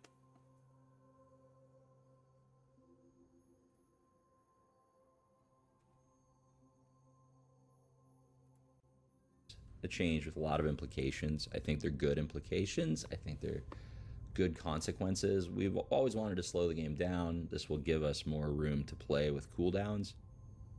This will kind of unplayable. Fast items more than it hurts suspect that it slow still kind items, of is. I don't know if 1 second is is enough to make poison better, but we'll see. Definitely a healthy shift for the game. Fast items are good anyway, of course, and so anything that sort of helps make slower things more viable is something we're inclined to do. This has played pretty well so far. It has so many implications, like the power level of CC is lower, any duration-based effect is slightly weaker, bonk itself is weaker when everything is bonked, for example. But overall, this should help keep items like Double Barrel more in check. We still want that to be one of the fastest, most powerful early game options. I don't know. There's some early game stuff that kills a 3 second very item quick. going to 4 seconds is a much bigger hit than a 7 second item going to 8 seconds. So a lot of implications. Late game clocks can be kind of crazy too. We think it's a healthy one. Hopefully it slows down the game in a good way. But there's a lot shaking. Like this is extreme, but it does shake the game up a lot. See how it plays and go from there. Let's go into encounter updates. So Forum, a lot of you guys have never even seen this guy. I think you can only portal into him right now. We're waiting on some tech. My shinies! But he lets you upgrade your weapons. Now he does it a little differently. B1 and B2 doesn't upgrade everything anymore. Thank God. Just a bronze Forja that spawns day 1 to 5. Thank God. Updates. All right. The double barrel tweaks continue. Once again.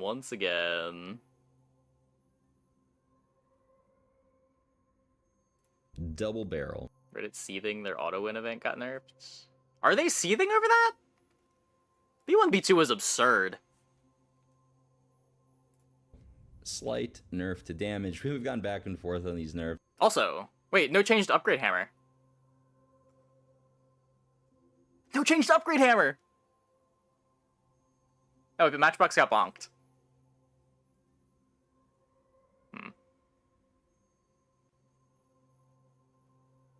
It's probably fine. I think the cooldown change will be the bigger impact here. Ice Spit getting a bit of a buff. Wait. Whoa.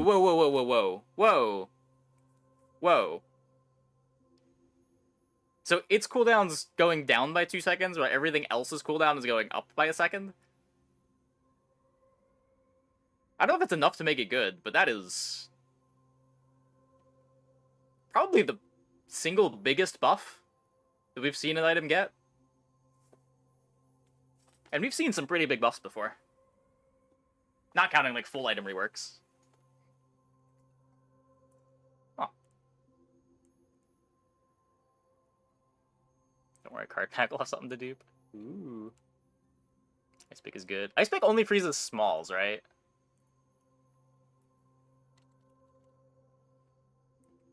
Yeah, it scales. It's got a built-in shatter.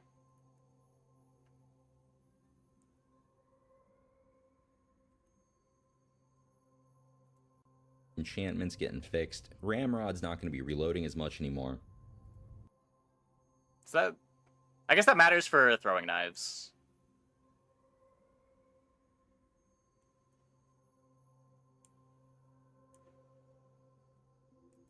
And let's get to Shipwreck here. Wait, Shiny Port? Oh, Shiny Port. So Shipwreck is one of the most powerful payoffs in the game, just giving a whole class of items multicast. And we've liked how this class of items plays, but Shipwreck and Robotics Factory, which does the same thing for friends, only shows up Diamond tier. I get wanting it to be gold. Since we upshifted the rarity of it. And so basically like, diamond these items stuff's aren't showing up very hard to find, to the point where that might just have to be the nature of this. You just, like, can't expect to ever find it when you're in the comp for it. Effect. You know, we're never gonna... Like, when it's gold, you need to design the aquatics around it existing, because most games you're going to be able to find a Shipwreck, and it is the eventual payoff that you're expecting.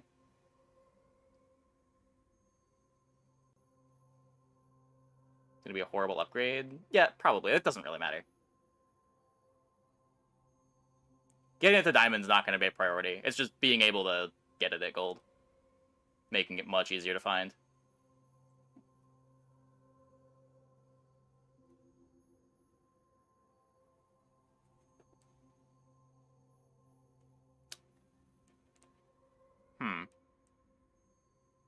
Yeah, aquatics definitely needed a better payoff. That said,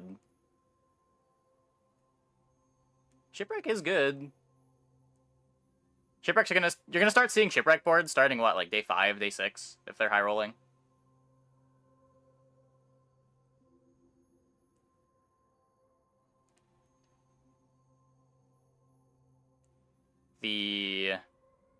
Assuming Pearl gets bonked in the Great Bonkening.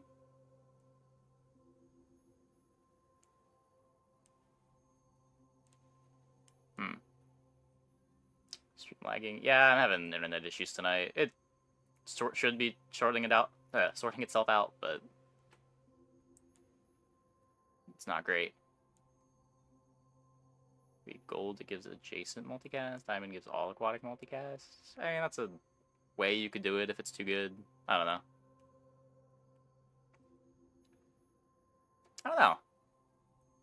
Like, we've had it at gold before, and it's been kind of whatever.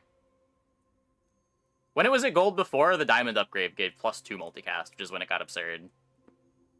A lot of the time when you had it at gold, you didn't even want to put it on your board. Granted, we've had it at diamond, and there are some crazy setups with it, even now. We're going to do 2 multicast. And so what we're trying to do, the reason for this change, is to make Shipwreck gold tier. It's whatever. And we want to try the same thing for Robotics Factory and Bunker, which we'll get to later. But the idea is we want to try this multicast effect showing up at gold tier. We added this crit chance effect to Shipwreck, so now there's because like luxury tents exists. Upgrades. And luxury tents is fine.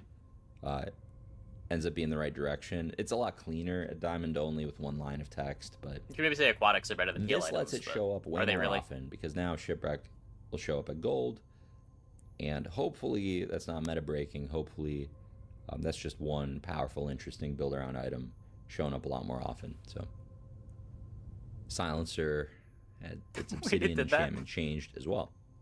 So Pygmalion. Someone tried to get me to Obsidian Silencer a couple days ago. I don't know if they were trolling now. The Halbazar page for it just says that it gives double damage bonus. I didn't know it made it a weapon.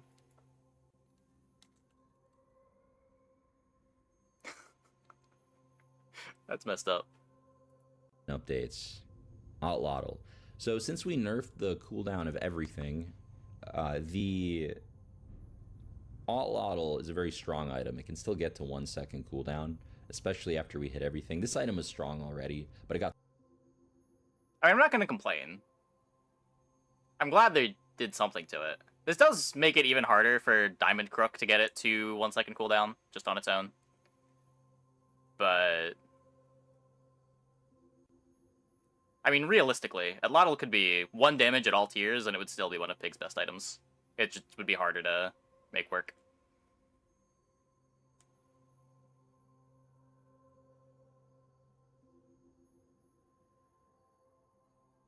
Bricked Crow's Nest builds. It also bricks itself. Silencer needs you to have only the 1 weapon in order to reduce the cooldown.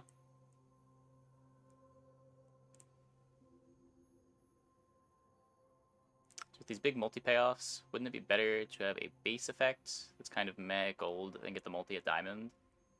I don't think so. I don't know if you want to completely change how an item works going from gold to diamond. Like, upgrades should be upgrades, not complete changes to the item's functionality.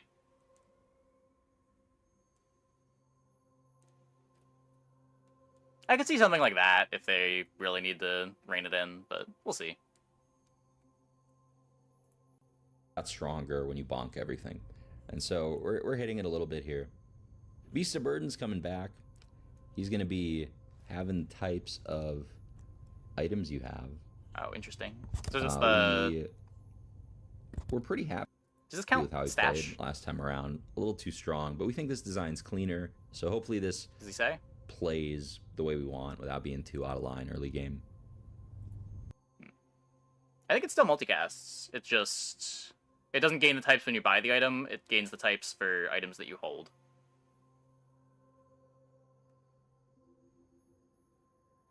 No stash. Okay, so just items in play. That's... An accounted stash, you don't have space? I mean, it wouldn't be that hard to keep around a couple tags that you don't have in play. Like, 2 spaces could be, like, 3 or 4 tags. It would be a pretty big deal if it counted stash. Right, I said no stash. Okay. Huh. Yeah, I don't know. I feel like even just this starting at silver, while being the old Bob, would have probably been fine, but maybe with the great bonketing, there's... Items like this do get indirectly buffed by the great bonketing. Yeah, Bob Chapeau is now a non-bow. Because you need to have the types in play anyway.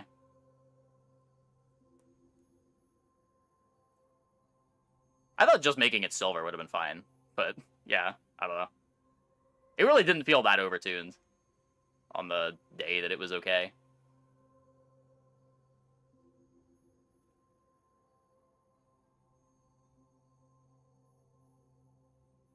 Wireless capped at 7 multi. Probably.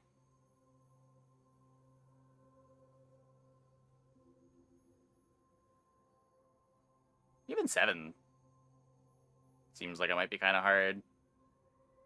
It itself has, what, 2 tags?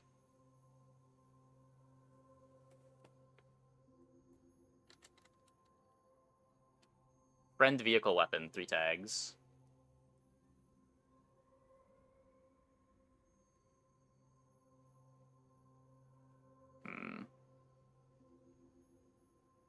Where Chapeau gives Bob the apparel tag. Oh, that's cool. That's cool.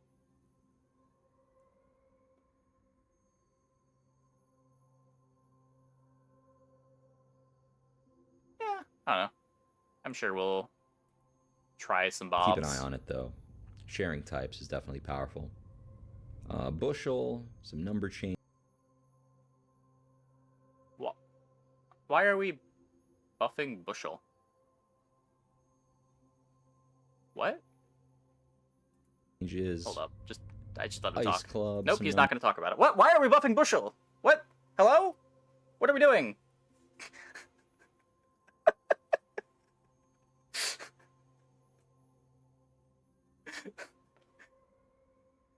Are we, like, removing Banana Ball from the game? Or are we just going to accept that you can never kill a pig if they get a duct tape from Banana Ball? Bonked. Everything got bonked. Nerfing early bushel? It's a buff to early bushel.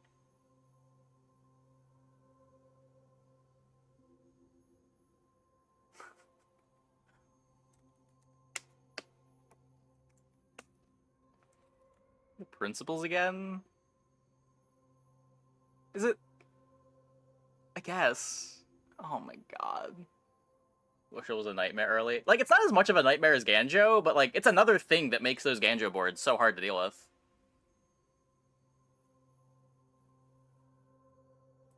Number changes. Ledger got a redesign, or Deed got a redesign. We're renaming.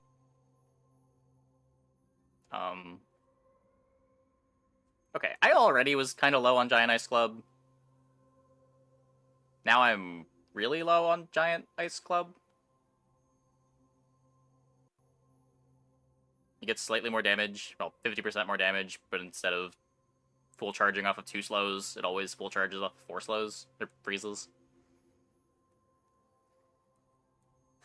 Pig Pack is all free stuff, it'll be good. That's fair, that's fair. I guess I'm not contextualizing this with new items.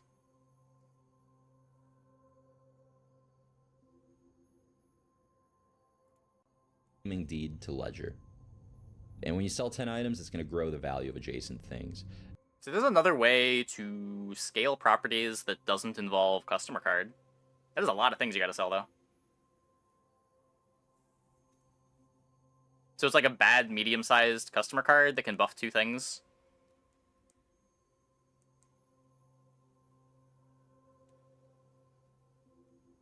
How often do you sell 10 things?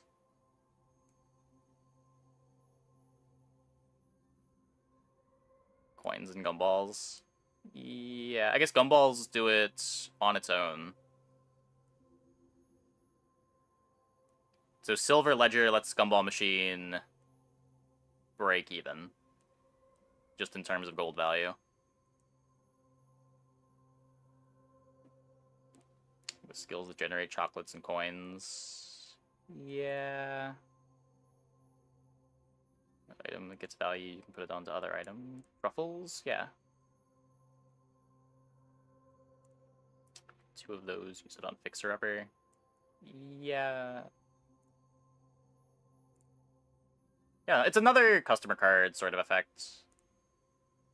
It does seem less good than customer card, but maybe I'm underestimating how easy it is to sell 10 items. I feel like you're probably only getting like 1 proc on this per day, most of the time. 2 if you go to a gumball machine.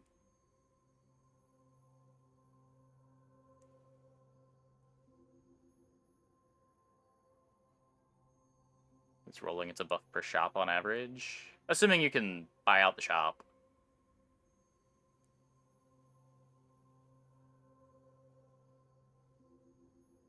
Briefcase, Beehive, Axe generates coins, Vault. Yeah.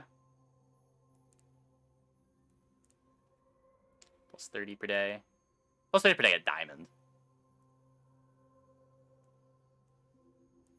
But yeah. It is also competing for upgrades with your customer card.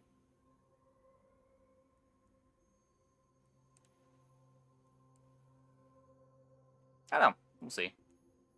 Pig has a lot of items that care about their own value, but there weren't as many items that affected item value as we wanted. Like, there's rewards card, and there's things that like temporarily affect it, like loop, or like through an aura, but we haven't had like recurring value growth on an item outside of like rewards card and a couple other examples. So Deed is going to play that role. We're going to try it out. Definitely like this more than the current version of Deed in the game. The current Deed is ridiculous. I don't know how that selling for 300 gold or went live in its current form. Double on it, which is very dangerous.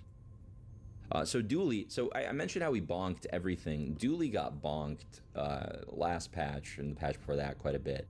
So a lot of his items that were already hit with cooldown nerfs are being omitted. Good. From this bonking. So like I think like Pulse Rifle and Aiden and all of that. I think also having a second rewards card is nice. Rebound. Yeah. It's just more stuff that you need to keep in your inventory, which is kind of annoying on Pig, but sooner. I don't know. Anyway, getting into Dooley. Bunker is now going to be a shipwreck for shield items, and we're keeping the damage reduction effect on it on top of that. It's my does this let you do? Why is... What the fuck? Wait. What? just what? Your shield items have +1 multicast. Hold up. What are... That has to be busted. Dually, shield.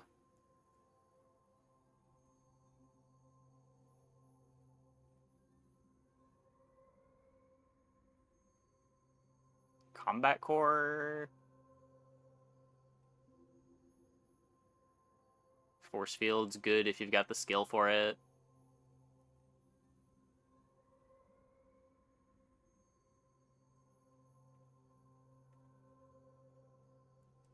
I guess it's probably not that hard to pivot into force field if you just see the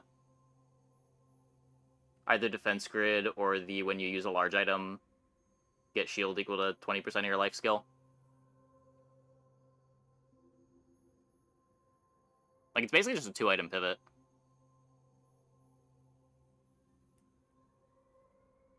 Your shield friends, they get multicast. Yeah, you can play Wallace, you can play...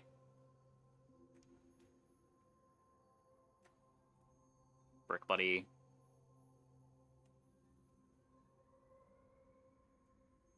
I'm a little less worried about that than the stuff that outright kills. Though I guess having a bunch of shield alongside taking 20% less damage is maybe harder to kill than I think.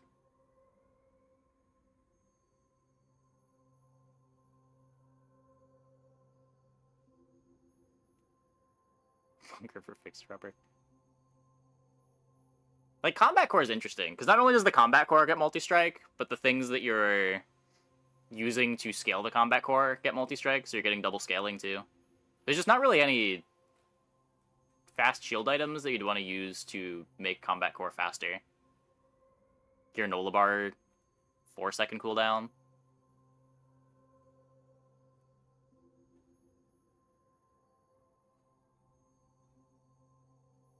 Balloon bot, 4-second cooldown. Balloon bot's reasonably fast. Yeah, it's also medium-sized. So it's taking up 2 spaces. So just being able to play 2 smalls.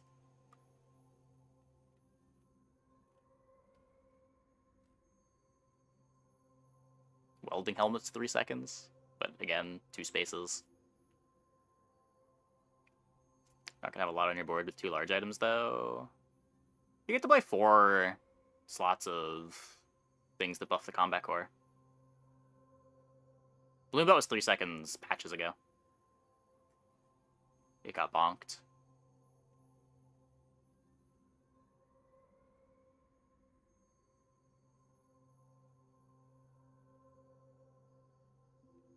It's also double casting burn. Yeah, but how much burn is that gonna be?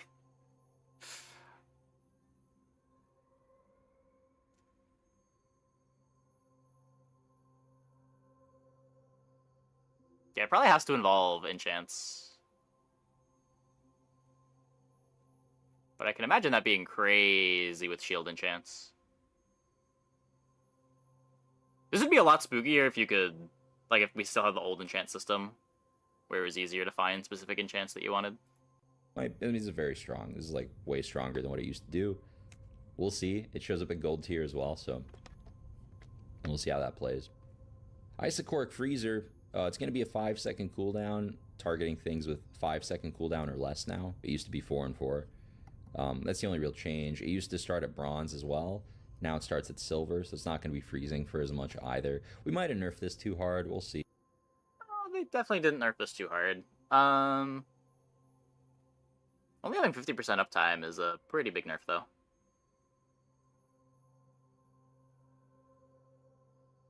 I guess slightly more than 50% uptime.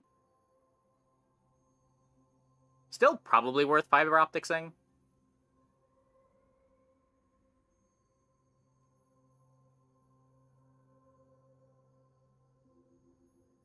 Kind of depends what else you're doing, though.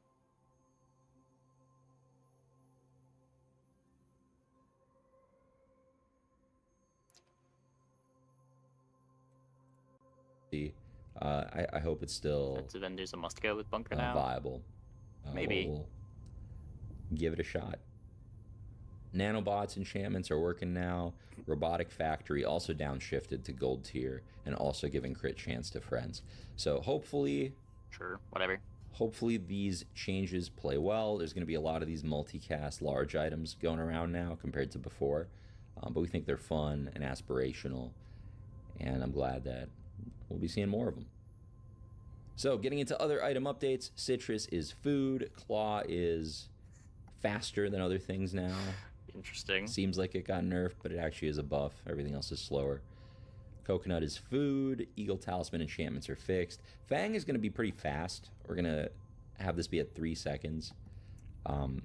Yeah, I mean, it was always meant to.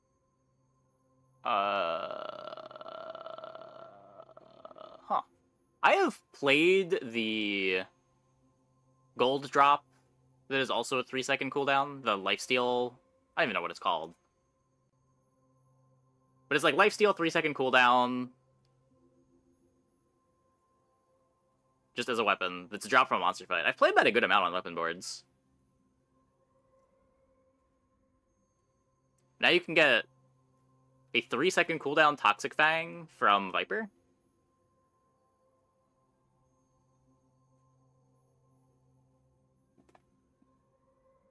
And everything else is worse.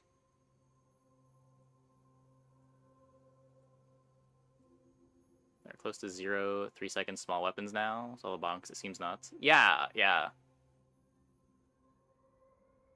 Assuming 3-second... Yeah, Basilisk Fang is what it was.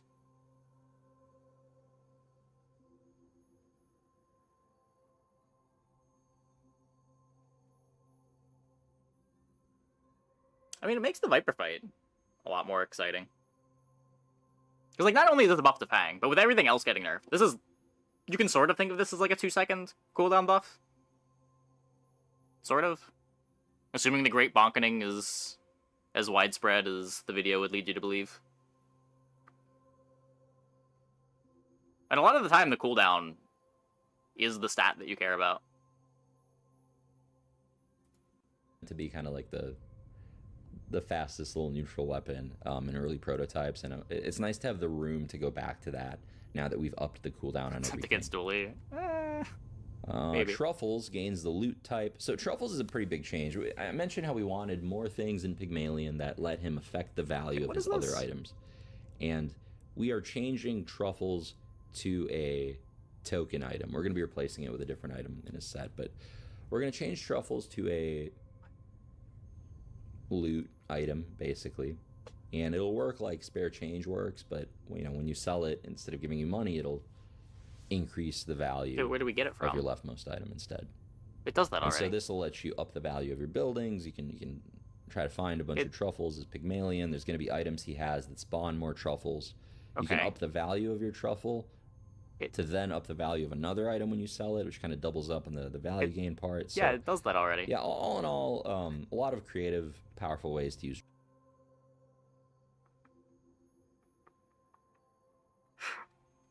I feel like I've just been gaslit.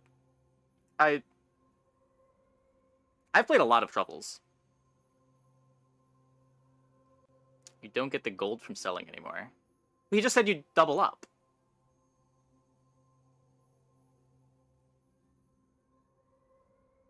You don't get gold from selling. But then you wouldn't be doubling up. What? Rewind. Value gain part, so to then up the value of another item when you sell it, which kind of doubles up in the value gain part. So yeah, all in all, a lot of creative, powerful ways to use truffles. You're going to be seeing a lot more of them, and it's not going to be its own standalone item like it was before. It's going to be, you know, a token item, more like a spare change and such. What? He said that it would transfer the value instead of giving you money. The writing on this doesn't accurately describe what he said.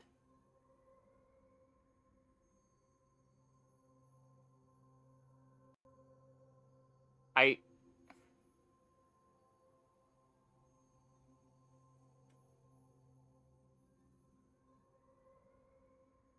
just heard him describe what Truffles currently does. Except now it's a loot item, and it gets spawned by things instead of you just buying it from shops. And doesn't have a cooldown anymore.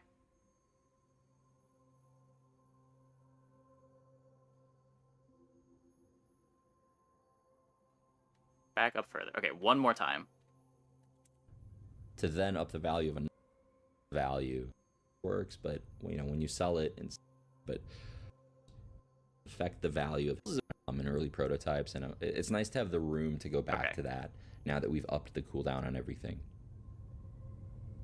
Truffles gains the loot type. So Truffles is a pretty big change. I mentioned how we wanted more things in Pygmalion that let him affect the value of his other items. That is what it currently does. We are changing Truffles to a token item. We're going to be replacing it with a different item in a set, but we're going to change Truffles to a loot item, basically. Sure. And it'll work like spare change works, but when you sell it, instead of giving you money, it'll increase the value of your left. Okay, there is the instead there. And so this will let you up the value of your buildings. But you can. That's not congruent with the patch note that's here. Because, like, the value is how much you get when you sell the thing. Try to find a bunch of truffles as Pygmalion. There's going to be items he has that spawn more truffles. You can up the value of your truffle to then up the value of another item when you sell it, which kind of doubles up on the value gain part. So, yeah, all in all, a lot of creative. You can have it give you 0 if you wanted to. That would surely be in the patch note.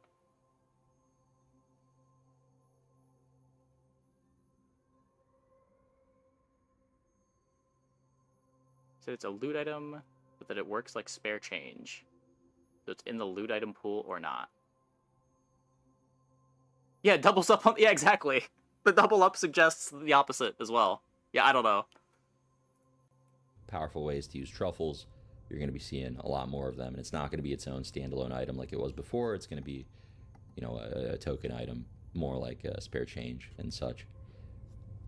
All right, skill updates.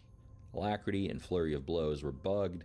Red Envelope played pretty differently from other skills in that it's basically a spell that just gives you a bunch of money right away. Oh, cool. It wasn't exactly a skill.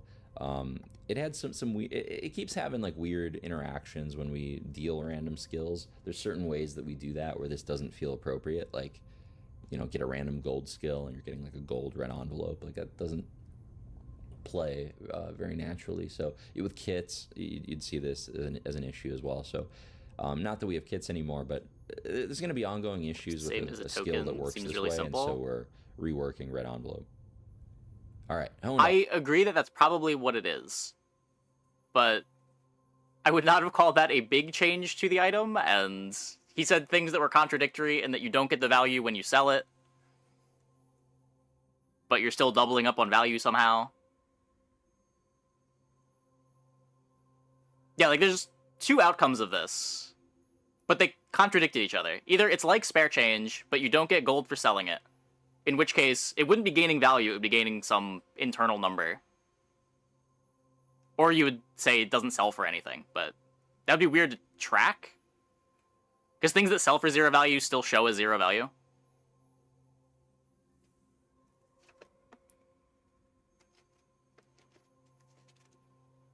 It also wouldn't be doubling up if it sold for 0. It would just be able to transfer its value.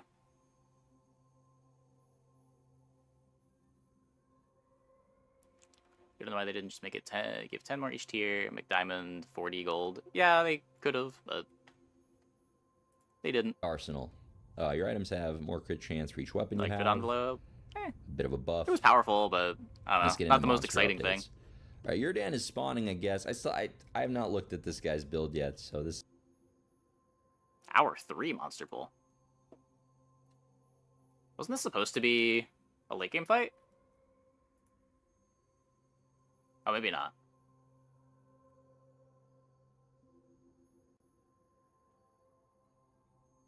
When you sell this, lose gold equal its value. I feel like if it had a line of text like that on it, it would have been in the notes.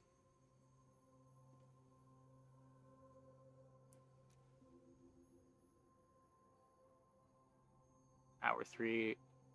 Oh, okay. This is I don't know. All of this feels weird to me. This monster existing, even. But whatever, we'll move on. You guys can beat up on fake Raynad. That's fine. Fixed an issue where the Draconic Rage skill was not enabled for Dragon. Great. What?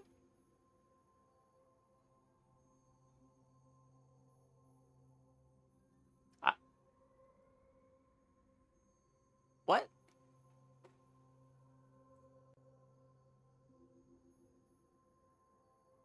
Was Draconic Rage not working? For the Dragon board? Dragon Heart worked, but Rage did not. Huh.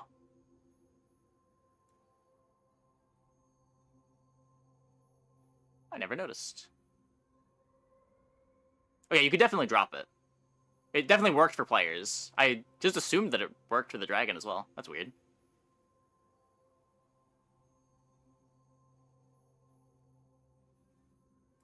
Dragon's working.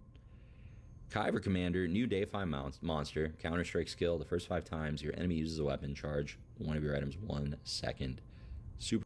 Yeah, this was in the monster skill shop already. Kind of crazy at high tiers. It doesn't say what tier the skill is at from the monster. Powerful. Yeah, a lot of monsters coming in this patch. A little handful. I would assume this drops at silver. Say a lot. A small handful. I'm excited to see the Bazaar grow, to get richer with more encounters. You guys will see a bigger and bigger variety of stuff in there over time, so it's cool to see it materialize. We've got Scoville. Player bonk makes every boss fight a fair bit harder. I mean, I assume a lot of the monster items have been bonked too. Liches...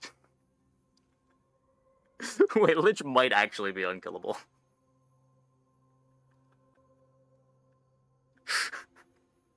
Oh god. How do you kill a Lich when all of your items are bonked? And their poison and regen scaling is still just as good as always.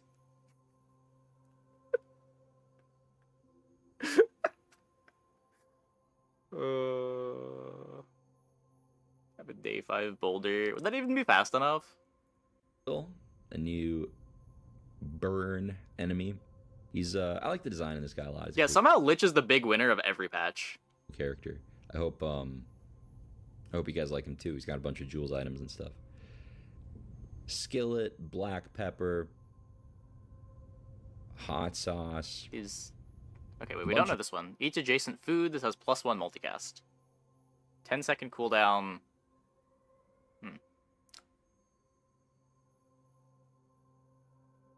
Why do I have a strange feeling that Jules is going to be heinously unplayable on release?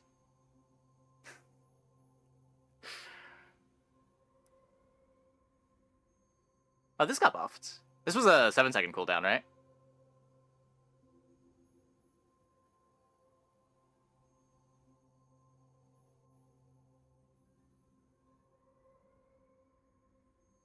Black Pepper's... Wait, Black Pepper's kind of crazy now.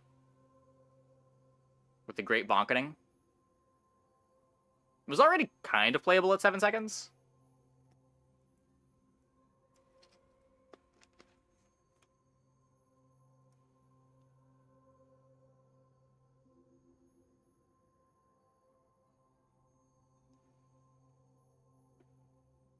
Joy mechanic's not there yet. That's true. That's true. Is this the half of her kit that's going to interact with Joy, though? Like, I imagine that's going to be a little more self-contained. Jewels items. Well, that's pretty much it for the updates, I guess, huh? I didn't know it stopped after the monsters. I thought we were going to keep going. Oh, that's it? I know this is a shorter patch notes list than we've had before. The bonketing is huge. The impact of these changes is huge. We're about to have a whole Salt is overtuned. Salt is absurd. New players in the Bazaar. And I hope that some of the systems we put in make their experience better, more fun, more Curry comfortable. looked fascinating. Did it? A bunch of jewels. Wait, where is it? Oh, Curry. Charge others. This is currently in the game, right? Just really, really slow. Items. Impact in the Bazaar. And I hope that some of the systems we put in make their experience better, more fun, more comfortable. Thank you all, as We're always, still at the for bottom. playing the When either game, player burns, gain for regen. talking about the game, for sharing it with your friends, for yeah, just for hanging out and for following the project. It's awesome to see so many folks having fun, and I hope Curious, your that only small budget matches. even more of you will when the game becomes free tomorrow. More importantly, I hope the servers hold up. It's probably going to be a rough couple days, but we'll see. Either way, thank you as always for joining me this week for another Patch Notes video. I will see you back in a couple weeks. Okay. So gameplay-wise is going to be very interesting. The Great Bonkening, I have no idea what that's going to do to the game.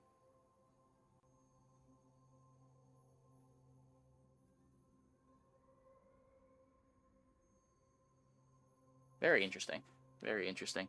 Server fire incoming? Maybe. Will dually be playable? Maybe. Not adding servers? I'm sure they are. I'm sure they are trying to make sure that they have a smooth launch.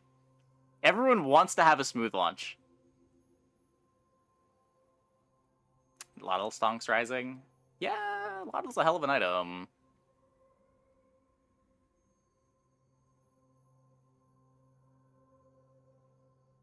Apocalypse.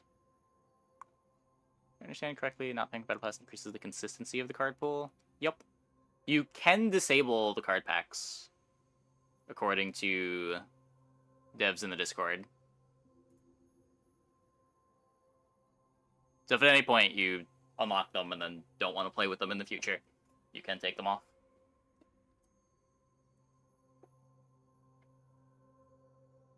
At 116, I can see the new items. Oh. You will be able to buy Snowmobile. When this gains haste or when you freeze, charge this 2 seconds. That's a weird pig item. When this gains haste or when you freeze? You can Jabalian drum it, I guess. Does that mean there's gonna be... None of these look like haste items.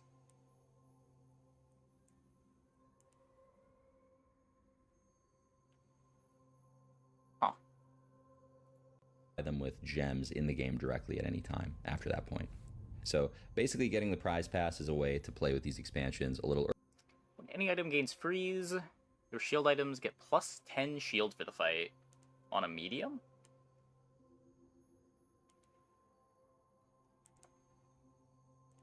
On a 5-second cooldown. This is like old rogues. Kind of. Except you need to be freezing. It really just depends how easy it is to apply freezes. Sonic could be haste. That's true. That's true.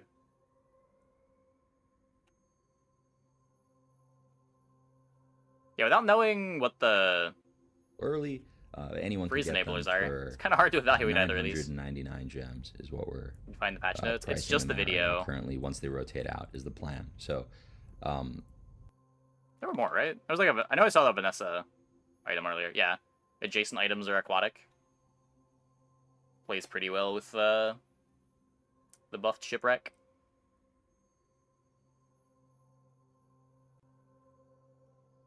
It's too easy to find freezes and to push Ice Club over. And they nerfed Ice Club pretty significantly.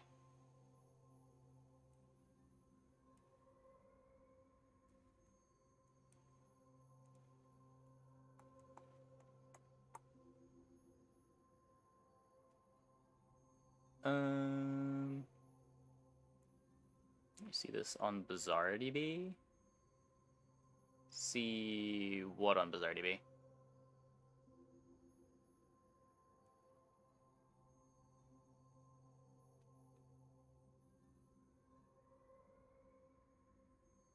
Cards text? I don't think so. I don't think they're currently in the game. Let me see. Check the comments under the video.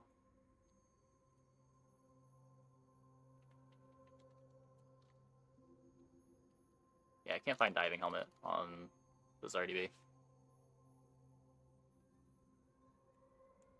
Langshan. I'm not going to scroll into the YouTube comments. That seems like a huge waste of effort. I do not care what YouTube commenters ever have to say about anything. I'm sorry. If you're in my YouTube chat, I will chat with you.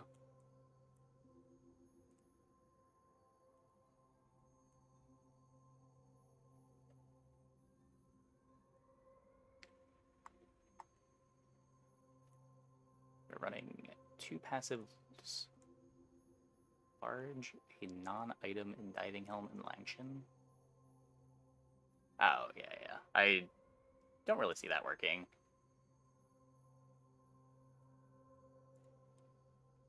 What else can you give double cast to on Vanessa?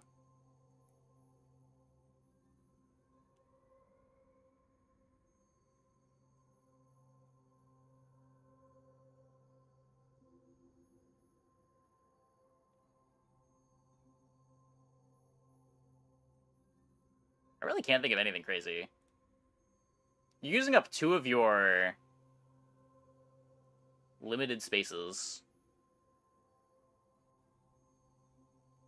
Sniper rifle. I mean, so your board is diving helmet, shipwreck, sniper rifle. You have 3 slots left. You can play silencer, and then you've got 2 slots left.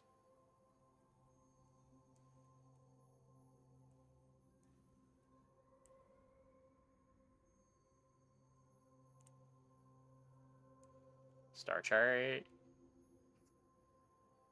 Sure. So now you've got to solve crit in your skills.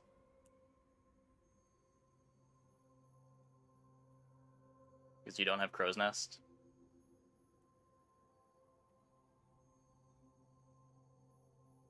Well, we made it pay to win. Everyone's definition of pay to win is different. I have seen worse monetization.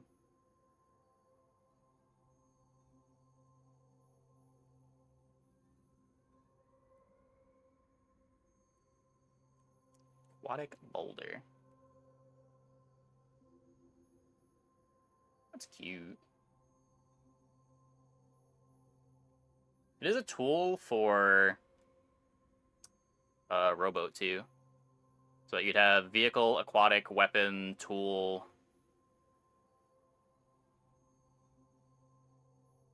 With silencer, you have tech.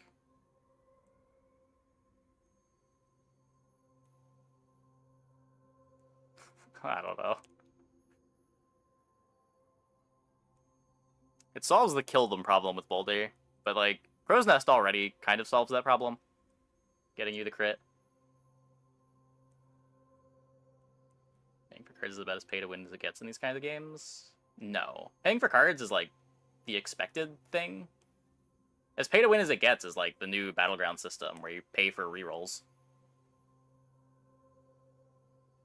It gets way worse than like getting to play with cards a month early.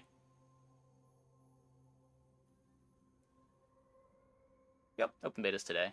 Well, in 12 hours. Whether that's the day for you or not. Oceanic Rush on anything is a thing. Kind of. It would need to be an upgraded Oceanic Rush if you want it guaranteed, because the helmet itself is aquatic, so it could eat your rush.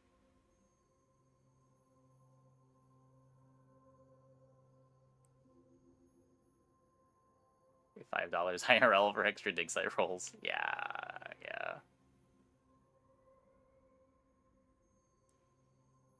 Yeah, it could be an advantage. I've always had this principle. I won't call something pay to win until the amount that you can pay is practically unscaled.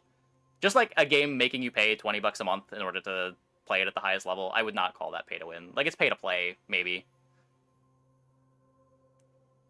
You can maybe say that you're playing a demo version until you decide to splurge for the subscription. Just like the connotations around calling something pay to win are it's more extreme than something like this. Paying cards. Yeah, exactly. And like the hard cap here isn't even that high. It's what, $10 a month? $20 a month? Yeah, most mobile games have uncapped pay to win. Battlegrounds is uncapped pay to win. Skill Legends Royale is uncapped. Much prefer buy to play. Yeah, it just becomes harder to sustain development when you don't have recurring income.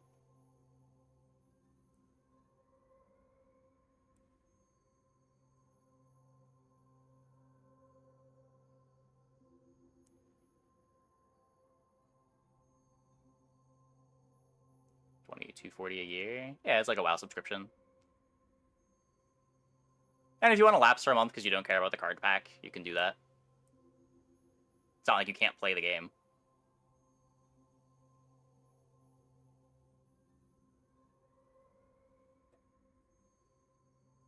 Pay to win is anyone, you can get any advantage by paying. So it's just like any paid game, pay to win, because you can't play it at all unless you pay. I feel like once you start calling anything with anything paid is anything gameplay relevant being pay to win is like pay to win doesn't really mean anything anymore. Like being pay to win is not as much of an indictment if you're gonna call anything that has any kind of gameplay implications as pay to win.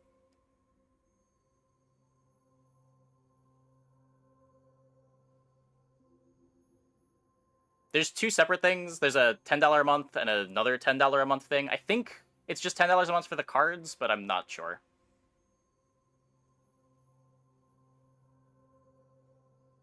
I think the extra is for extra chests.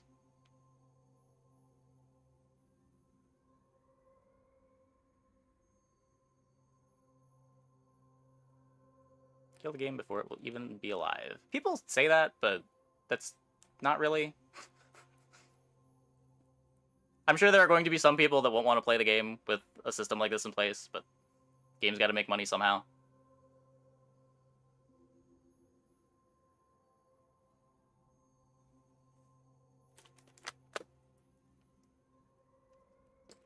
Cards come in the $10 1-month battle pass. Okay, yeah.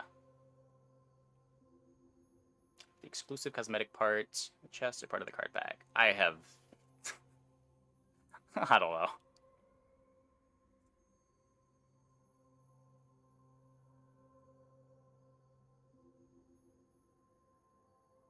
Yeah, I just feel like by that logic, practically every free-to-play game, aside from some of the very biggest ones, are pay-to-win. And, like, if you want to call practically every free-to-play game pay-to-win, then I guess that's your prerogative, but I feel like, at that point, I don't really care if something is pay-to-win anymore.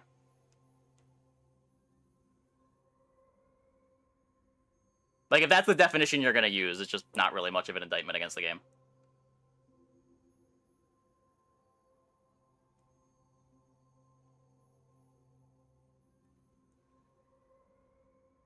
Always a fan of buying passes with in-game currency. Yeah, I would hope that that's a direction that they consider going forward, but we'll see.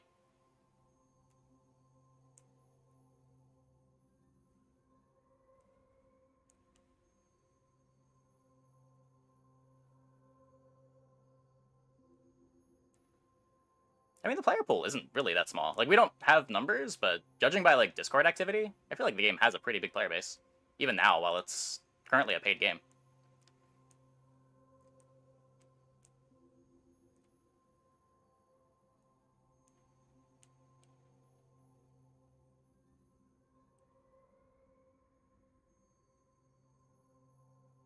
But not having a way to get the cards for free by grinding day one. I mean, you get the cards a month late, but sure.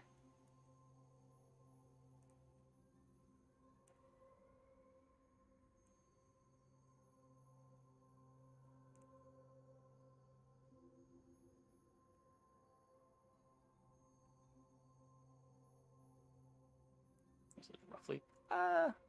If I had to estimate based on things that I can see, I would guess that it has like 8 to 10k concurrence daily. I could be way off.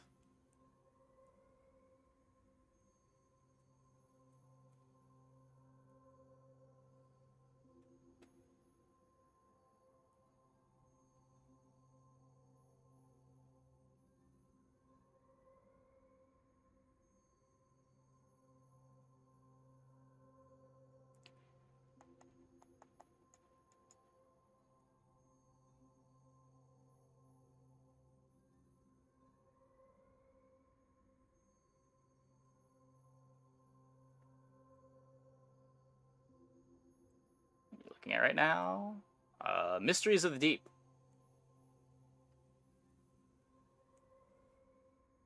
Marvel Snap players experience this payment system. I didn't play Marvel Snap enough to have too much of an opinion. Probably the least pay-to-win model you think with a card game. I would much prefer a model like this to a model like Hearthstone has. Even like the base Hearthstone where you have to like buy packs. Like you're just on a month delay on getting new cards. If you want to play with a new pack, you can pay $10 to play with a pack.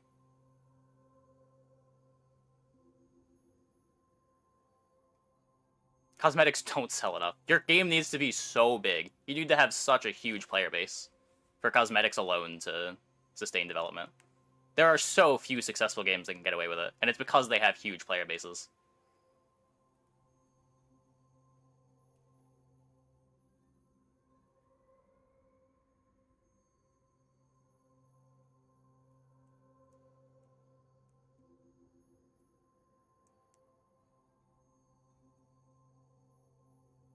League of Legends is losing money because of that model as well. League pivoted to that model, didn't they? Like, they started out with stuff like runes that you had to buy. You still have to, like, buy heroes to unlock them in League, don't you? Or did they move away from that, too? I know Dota is fully free-to-play, I think. I don't think there's any advantage you can buy in Dota.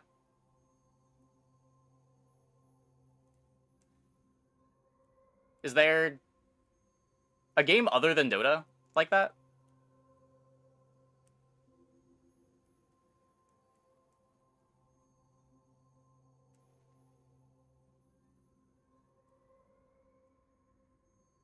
It doesn't have to make money because it's owned by Valve. Maybe. Dota Plus is needed for the highest level. Path of Exile. Path of Exile has the stash tabs. It's hard to say stash tabs are not a form of pay to win.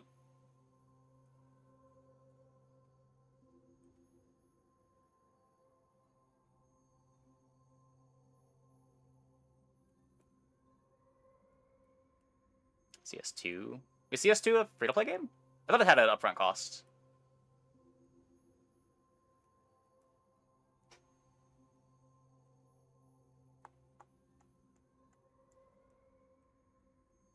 It's free to win, 100%. It's not super expensive. Yeah, sure. Like I said, probably like $50 on PoE lifetime, but all the money that I spent on PoE was for, hard to say power, but for convenience at least.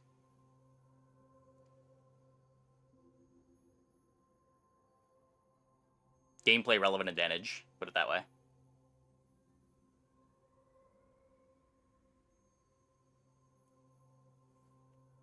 CS2 is free now. Okay. Is there any non-Valve game?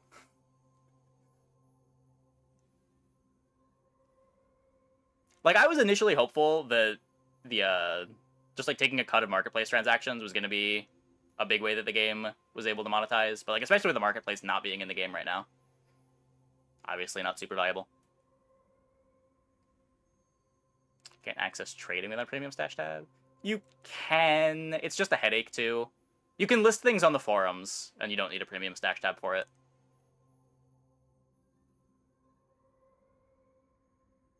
Like, I agree with you, but...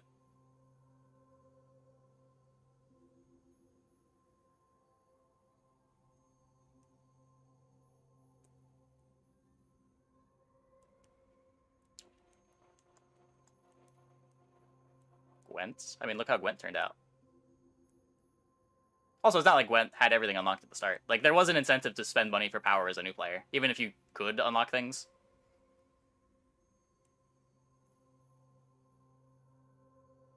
But, like, yeah, I mean, Gwent did kind of die.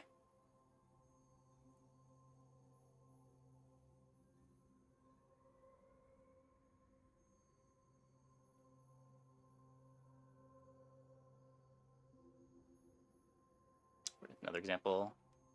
Yeah, that's fair. I don't know exactly how Fortnite's monetized. But yeah, again, just like ginormous game backed by a huge company.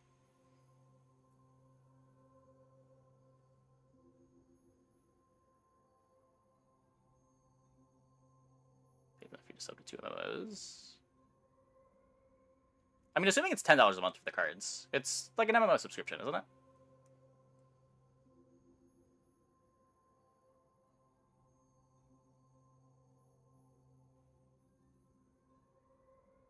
They're taking away ranked tickets from 10 win, which low-key might suck. $10 plus tax, I guess, sure. Aren't the MMO subscriptions the same way?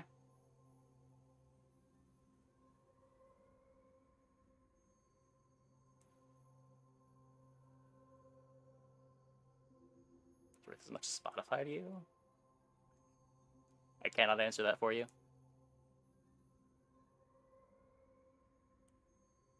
Good SBB turned out. Yeah.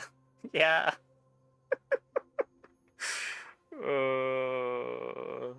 No one will want to admit it, but like a big reason why they had to sell when they did is because they just weren't profitable.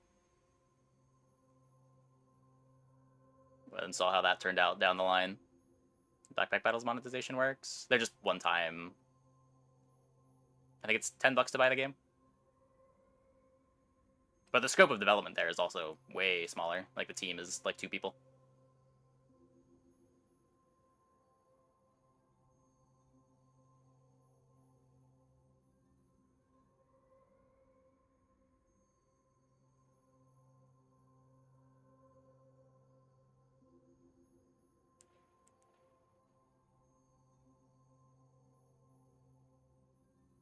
Plus 1270. Why are you counting it twice? It's not 1270 in taxes, right? It's 10 plus 270 in taxes.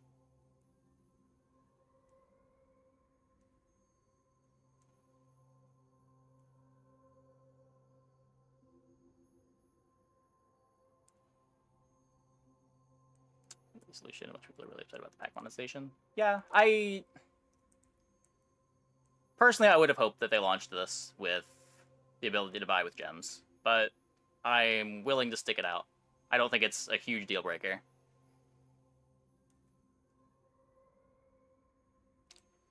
But we will see.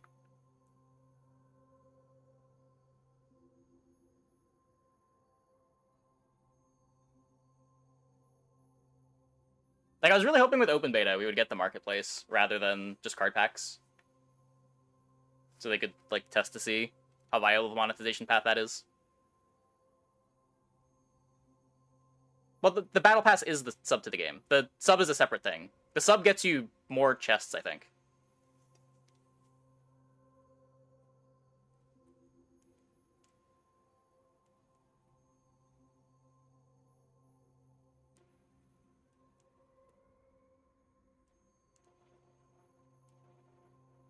Game design standpoint, you don't like the pack system. I agree, but I'm willing to see it out.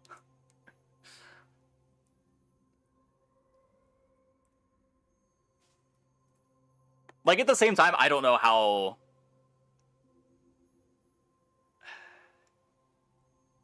I get the desire to want to have some kind of monetization with the... without having to, like, make new heroes to sell every time.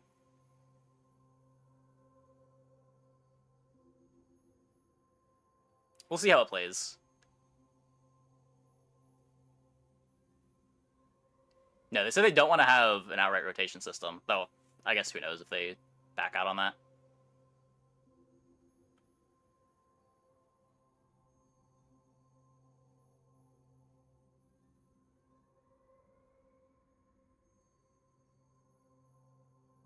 Limit you to 1 card pack at a time. I have the opposite worry in that you're never going to want to have more than 1 card pack enabled at a time, but we'll see. Like, every card pack you enable dilutes your pool by 10 cards.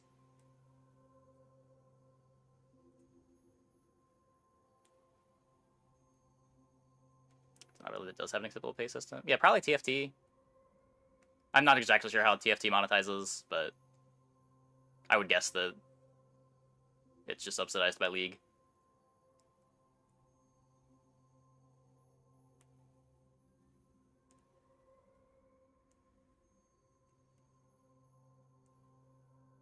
It's skins only for TFT.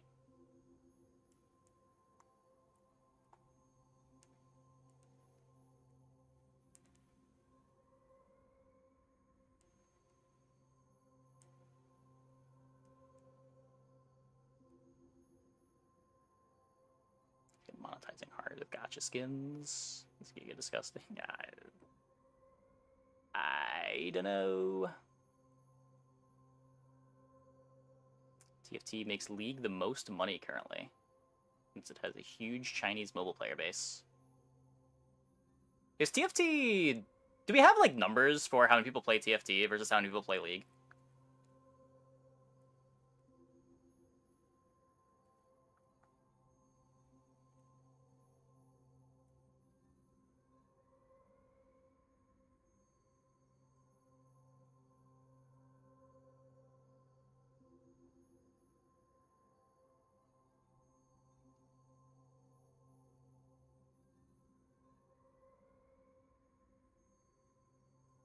Thoughts on kit changes?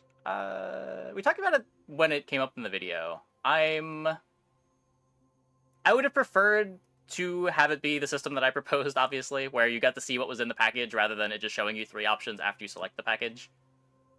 Because it feels like you're just gonna have one that you default to every time, and you just never get the option to see the cool stuff.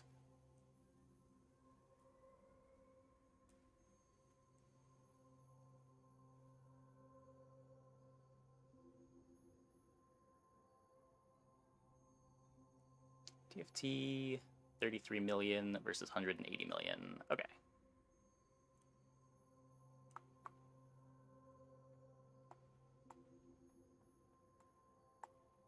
Games always work. They release OP paid-only items, a bunch of content creators that pay 10 hours a day, show they got legend or whatever, and developers raise the pay-to-win costs, make paid items more OP, then they shut the game down. Yeah, I don't think that's how it always works. I'm sure that it has worked that way a few times.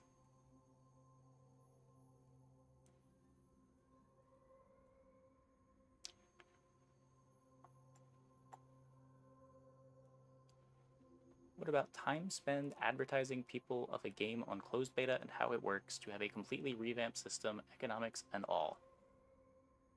What? I mean, they've said outright that the monetization was not currently in the game.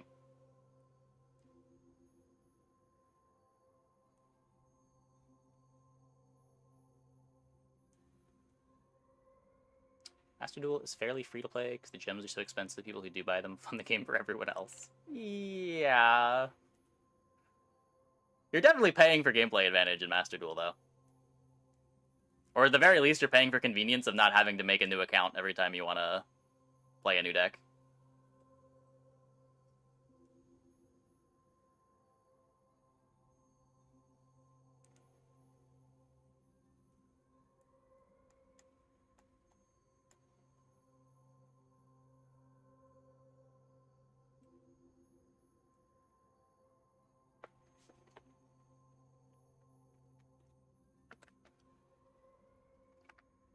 Set rotations later in the game's life.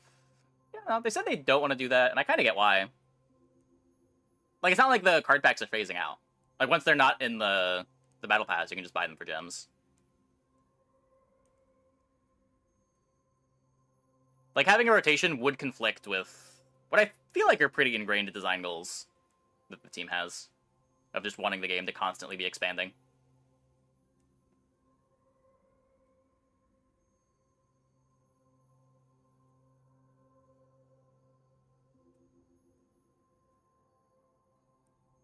Make new account, regular play, new deck every month, month and a half. We hear ya. Depends how much you mean by regular play. I played a lot, and I still was not getting new decks that regularly.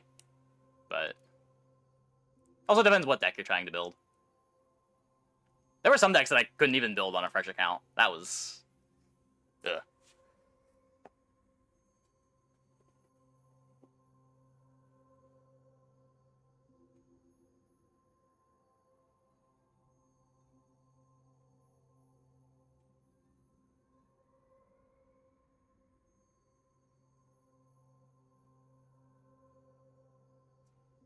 Yeah. As far as what I was expecting, I was basically expecting this same system, but I was expecting you to be able to buy the packs with gems initially.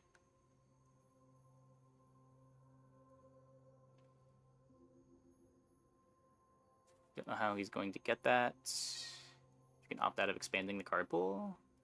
Because some people are going to expand the card pool, and the cards still exist in the Bazaar. You'll run into them as opponents. But yeah, I mean, that was why initially they wanted to not have the pools be disableable.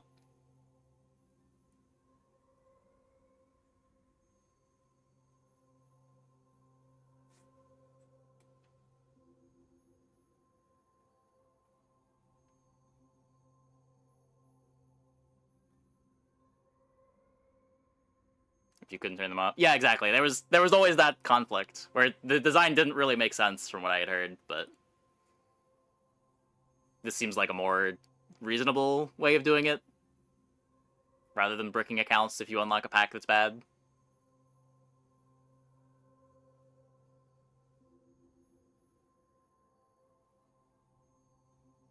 Yeah, I didn't see who you were replying to. It does not make forcing easier. It just makes the Bazaar continue to grow with every expansion.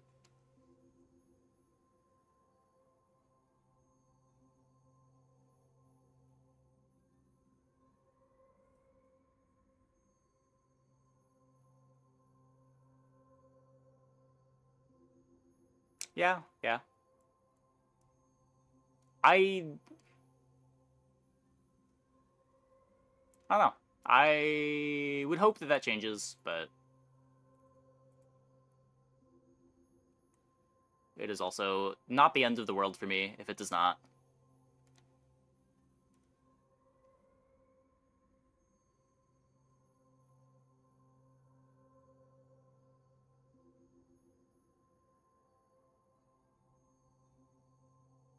Be free. Make sure to buy a skin to support the game. Can you even buy skins right now?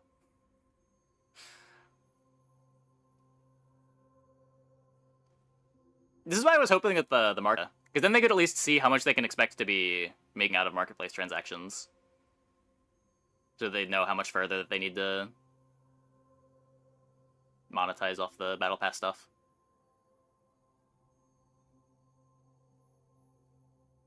I guess there might not be enough cosmetic stuff in the game right now for the marketplace to make sense.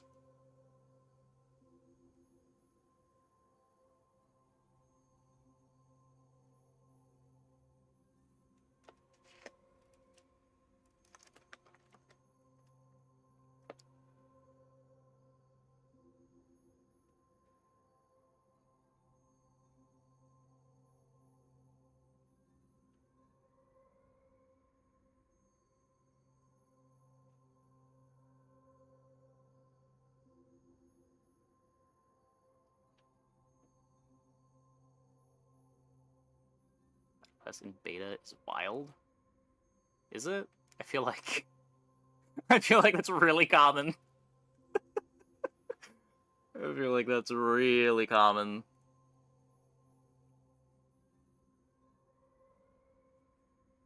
We're making enough. You can always make more money.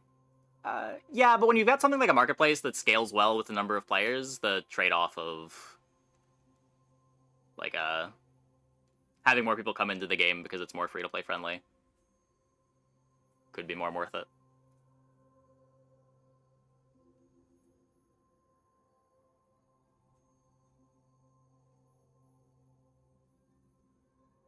Things have become so bad. It's just beta doesn't really mean beta anymore.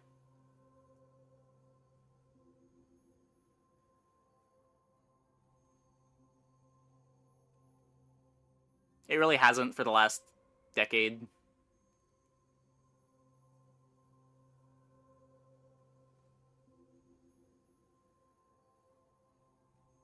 It comes to the game because it's free-to-play friendly, don't spend money on the marketplace. They certainly don't wail on the marketplace. That's fair.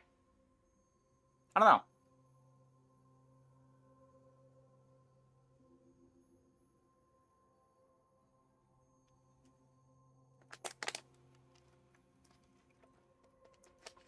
I do think those are often the types of players that you can get little transactions out of, though.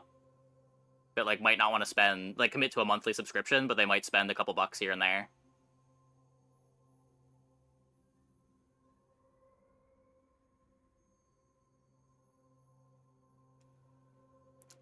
Players will pay more for items that have really low numbers. I have no idea. No idea.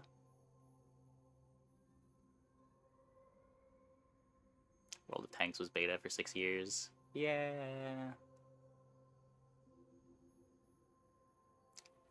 Boomer pillage from time we bullied games for selling skins. Ah, yes.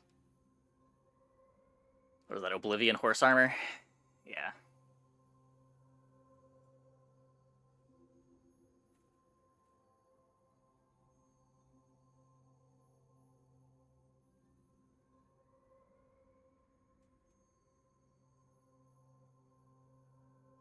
Horse armor mattered when it was widely mocked, and the real culprit is Valve selling skins and people loving it. Yeah, I mean, horse armor walked so Valve could run, right? I guess galloped.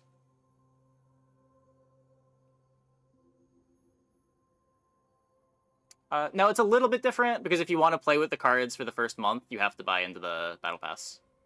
You can unlock them the month after for free, using gems. But from what we've heard, the current system for the Battle Pass, you can't buy the Battle Pass with gems.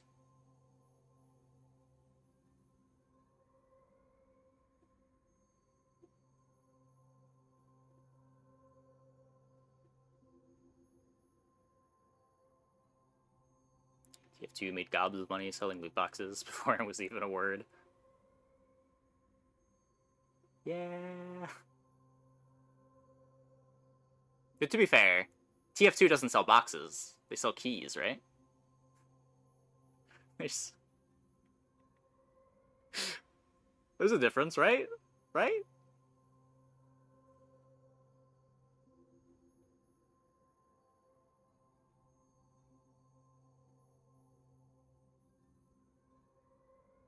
Expansion on the free track of the pass. I have heard no.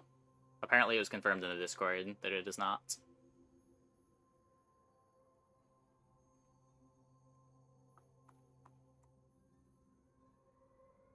Battle Pass being good for free-to-play players. I think it's supposed to be better for people that are playing normals, I think.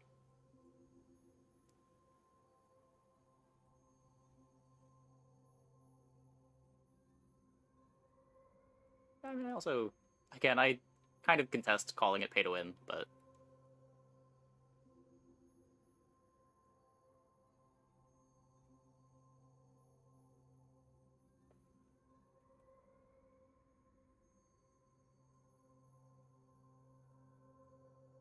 it is, in the end, just a monthly $10 a month.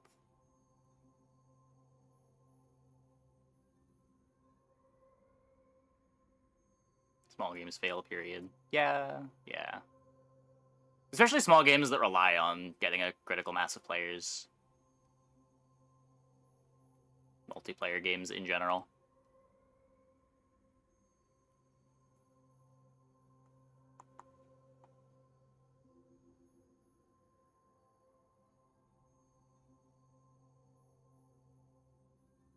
This is like Snap's model, but better. This isn't steep and dumb as Snap. Yeah, I don't know. I feel like my issue with Snap wasn't even necessarily the monetization. It was just the process of unlocking cards felt like shit. Just in general. Whether you paid or not.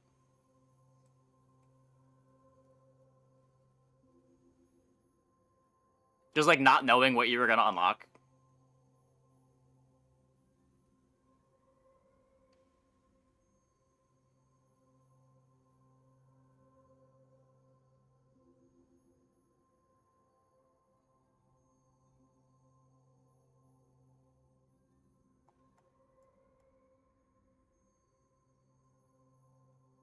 Start an artifact speedrun. I feel like people are drastically overreacting.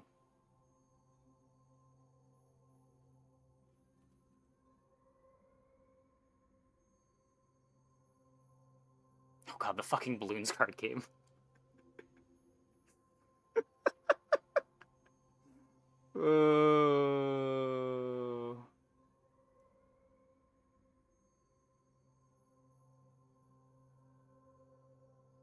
Whereas then what you get is 99%. The stuff you did get with skins you didn't even care about. Yeah. It's waiting for the $1 million tourney. Yup. One indie multiplayer game you liked from the early 2010s had a post-mortem about how making an indie multiplayer-only game is so hard.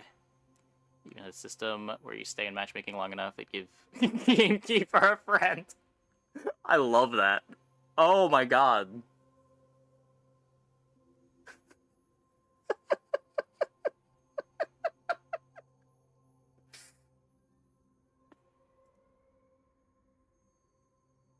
It's access to the new packs.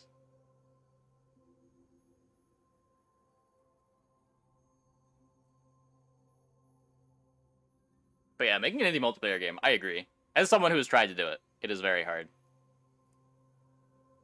Just like bootstrapping the player base is half the problem, and then you gotta worry about retention. But like even just bootstrapping the player base is so hard. In order to have players, you need to have players. Like async is a good way of trying to solve that, but in the end, you do still need players.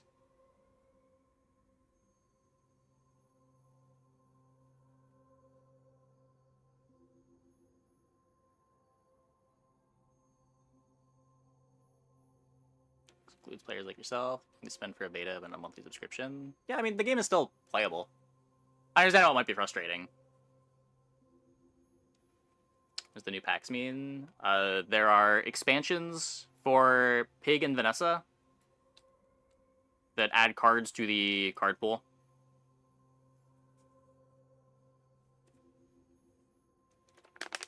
They're exclusive to the Battle Pass for the first month, and then after you can buy them with gems.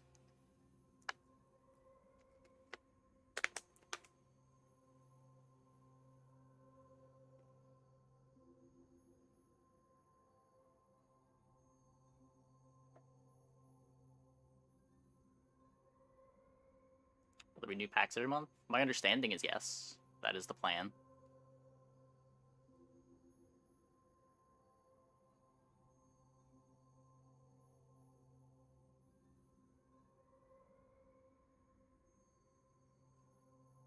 Yeah. Yeah.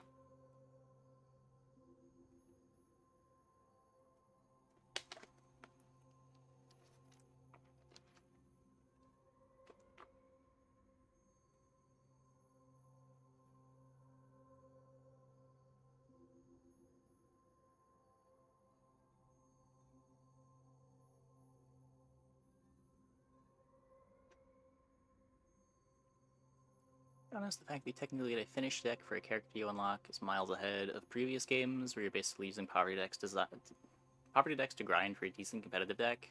Yeah. Yeah. Yeah. Forgot for a moment the game is still free to play, you'll just be a month behind with new cards. Yeah, yeah. And I'm sure it's gonna feel worse for the first few expansions than it will later. Because I'm sure there's gonna be some expansions that you just don't care about. Whether it's on a character you don't play, or an archetype that you don't want to interact with.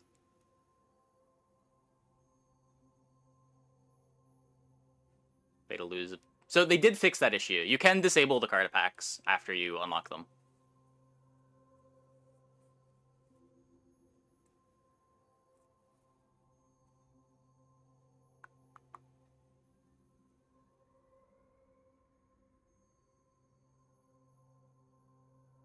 But yeah, I would have agreed with you with the old system, where the packs were undisableable.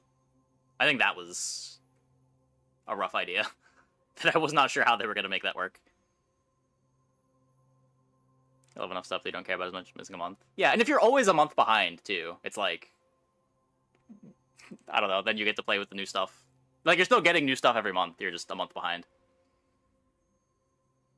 It's better to never buy any of the packs. Well, you can disable the packs. So you might not need to have any of the packs enabled, but it's not like you're punished for buying the packs, because you can turn them off.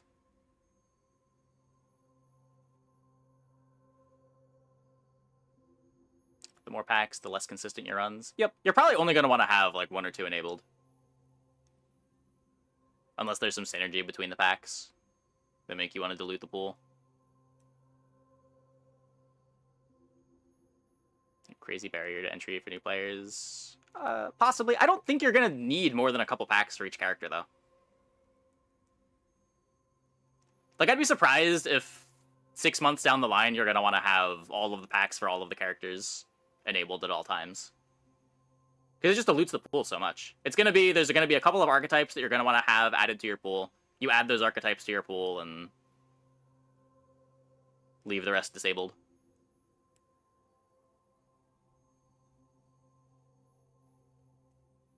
Because not only will it be harder to find the base set items, it'll be harder to find the items from the other expansions as you enable more expansions.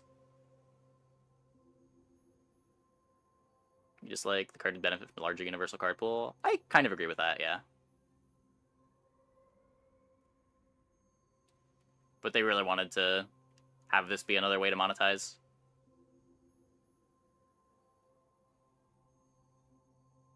Let's give players X free packs to start. Yeah. That is the kind of thing that usually happens years down the line if the game is still around. In order to get new players in, they can give them more stuff because there is more stuff that they can have the option to buy.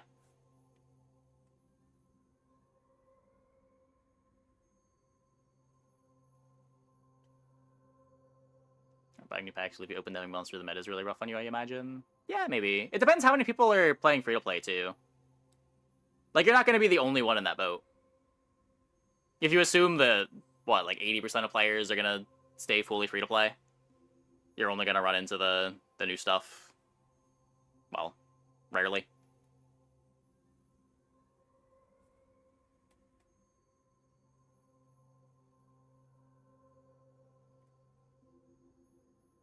Level mode. A year from now, the force you have a certain number of packs enabled. Yeah.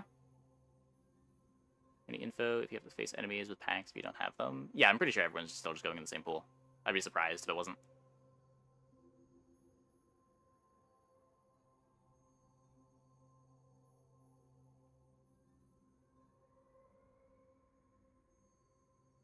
Oh yeah, new player, not new character, not yet. That's with full release, presumably in a couple months.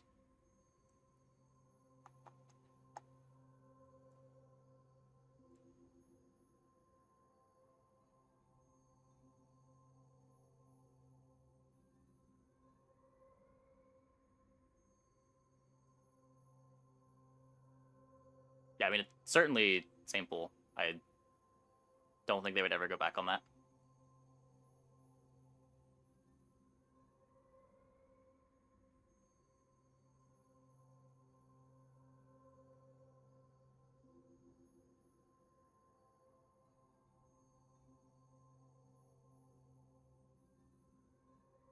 It's not constructed. Adding 10 cards to a pool of 500, you might not see it for 3 games.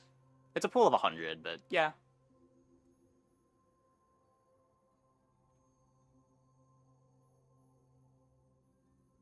Don't really like the pack system. Very soon there'll be a meta established, people forcing select few builds every run. It does seem like that's what it incentivizes, but I'm willing to play with it before I conclude.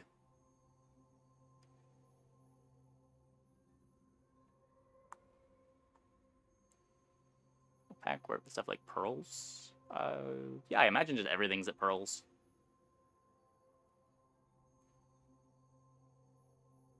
Dig site gets bigger every patch. The price of the battle pass. I believe the battle pass is $10. We don't know any other details.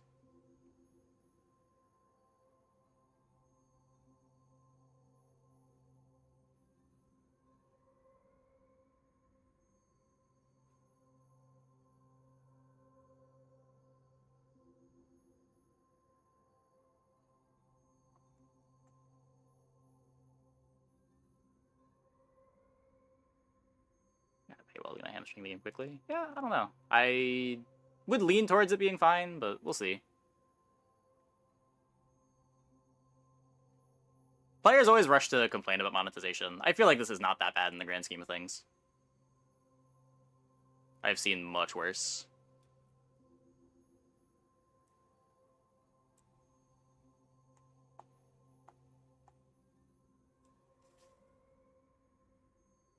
It's pay to be current.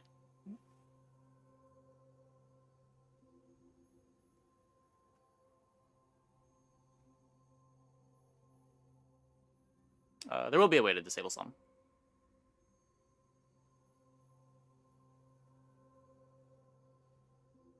Any utility cards? Nope.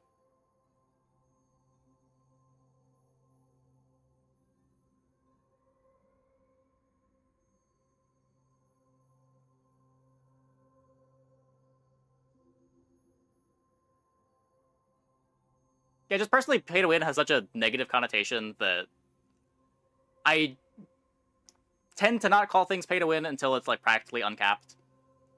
When you start talking about games like, what's one that everyone's familiar with? Does Clash of Clans still let you just like pay an arbitrary amount of money for advantage? It's mostly mobile games that have it really bad. But like Skill Legends Royale that we played in the past with the Taros, Battlegrounds with their hero rerolls, where just like the more you play, the more the game wants you to spend. I tend to not call things pay to win until we get to that point.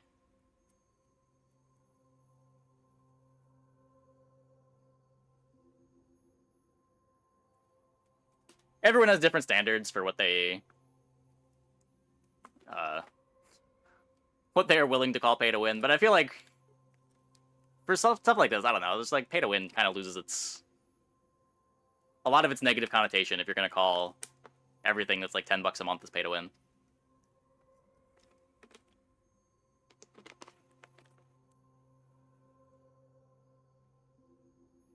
You'll feel pay to win. Yeah, it's not even necessarily an advantage.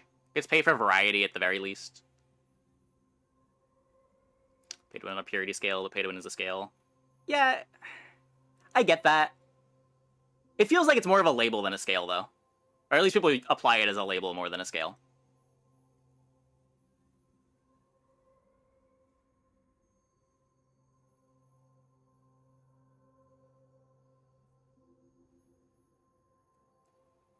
Those are things they could monetize. Going through this method seems like they just want it to be in a gray area, but it's still directly impacting gameplay. Oh, it's definitely directly impacting gameplay. Sure.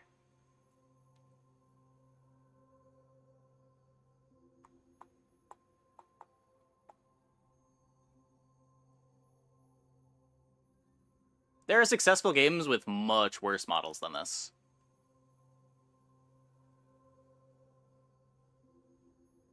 In fact, practically every game that isn't backed by like some huge studio has an equal or worse model. Or isn't free to play.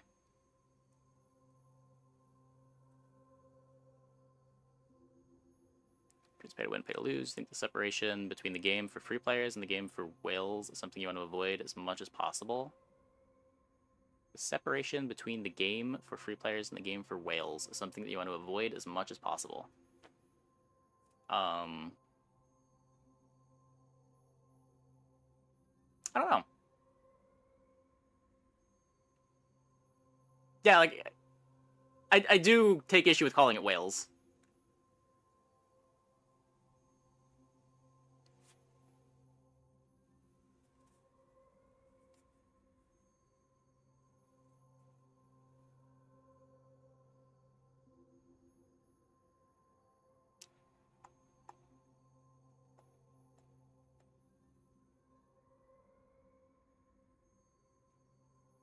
The game is new cards. Patch will be less excited for free-to-play players.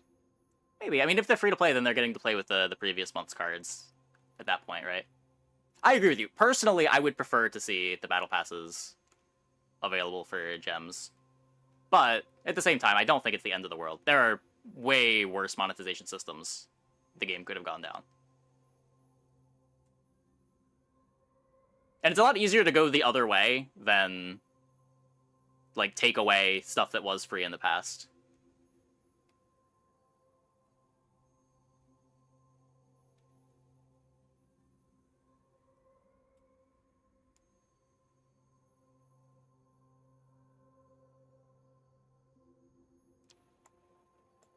Every card game would inherently fall under the pay-to-win umbrella. Yeah, pretty much, practically every free-to-play game would be pay-to-win by that point. You've got, like, Valve games and Riot games that aren't pay-to-win.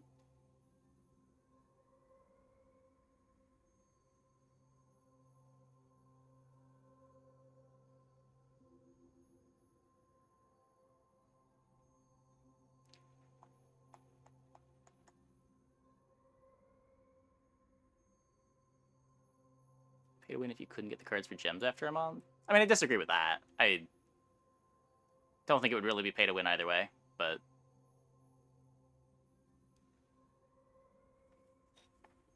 like if it's pay to win, if it's not pay to win for getting the cards for a month, then at the very least for that month it is still pay to win. But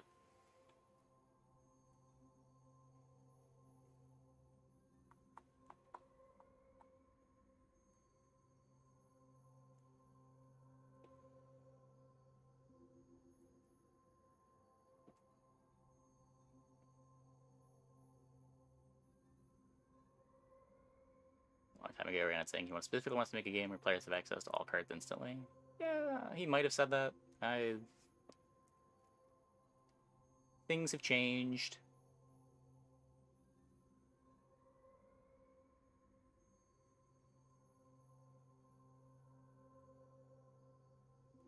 Never seen a free-to-play game make their monetization more lenient. Doesn't... I feel like that tends to happen over time with every free-to-play game that, like, stays around. Like, Snap has gotten more free-to-play friendly over time. I know Hearthstone went through, well, not Battlegrounds, but base Hearthstone. Made it much easier to get decks together a few years ago.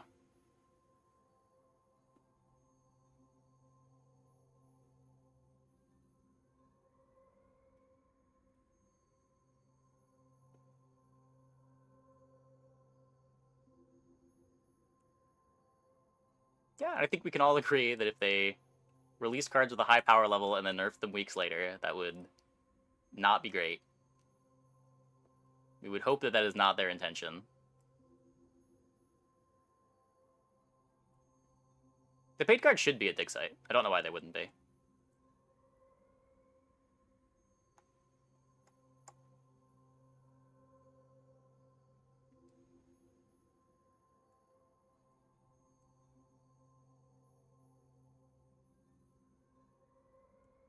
Just took this price idea, made a whole game from it. I mean, the scope of the game is way smaller.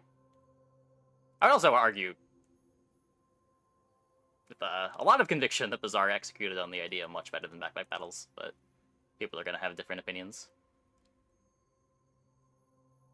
The scope of the Bazaar is certainly way bigger than the scope of Backpack Battles.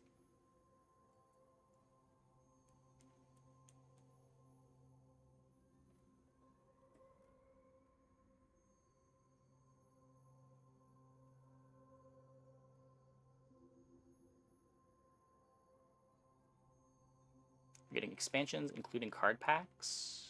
Or are the packs the only new cards? We're getting expansions, including card packs. The packs are the new cards. I think the plan is every month there's 2 expansions. And then there's new characters whenever they start introducing characters. But my understanding is the 6 characters currently in the game aren't planned to be the only 6 characters in the game. Once we get Mac, there's going to be another one planned after.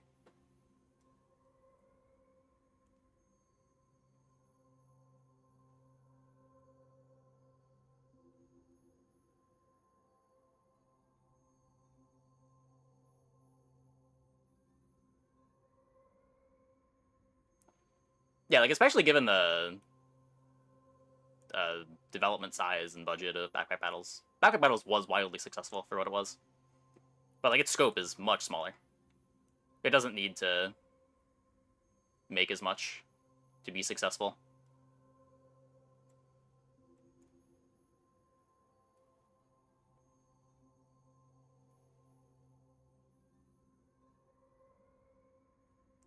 Mac is coming with full release.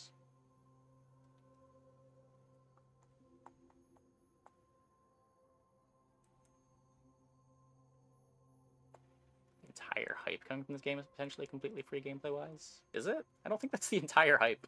I feel like most of the hype is that the game looks fun to play. And the game is fun to play. Like, it's got a pretty big player base even now when it's a paid game.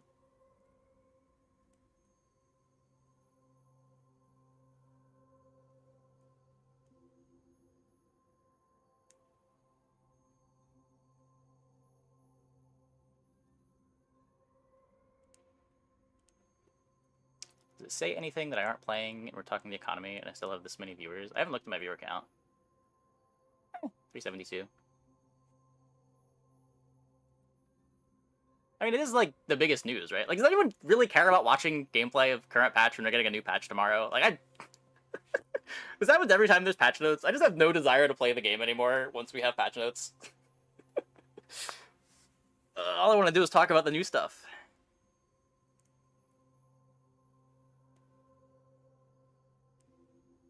There wasn't an auto battle back then. It was a deck building game. It was initially similar to Dominion, and then Just auto battlers were kind of the way to do deck builders digitally.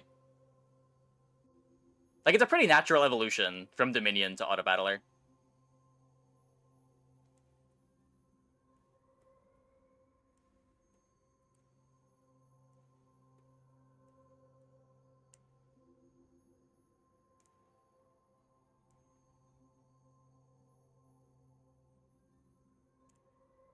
Cards are good now after Global Bonk. Anything that was slow in the past gets disproportionately stronger. Lotl gets giga buffed as long as you can still get it up to 180. Like, I'm legitimately scared of Lotl. As someone who does not play a lot of Lotl right now, I am scared of Lotl.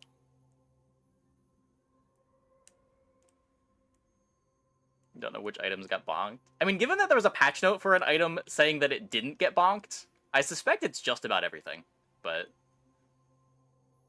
we'll see.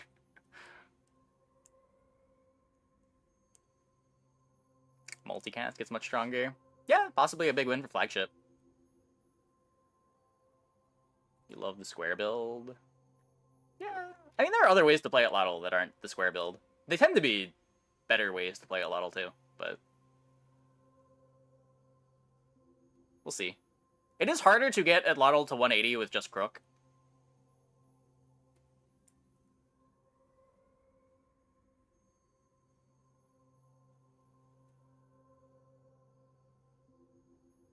All going off 4x for the first before any other item goes off is going to be insane. Yeah, even more if you get slow on Lotl. God, imagine slow at Lotl. Right, they didn't just Crow's Nest. I thought if they're going to touch anything, it'd probably be Silencer rather than Crow's Nest, but... Or, like, Cutlass itself. They did touch Double Barrel. Not much, but... Well, a little bit of damage.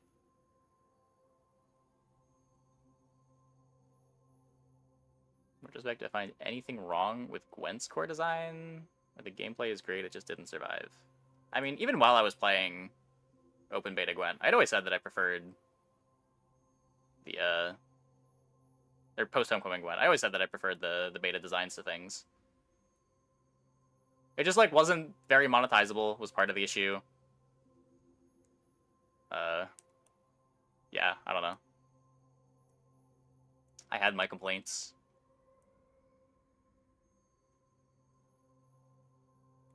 It lived for a while.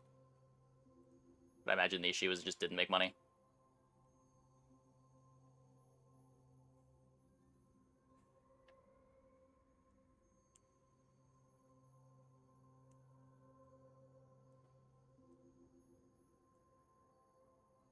The Gwent train entirely, kind of interesting at the end. Yeah.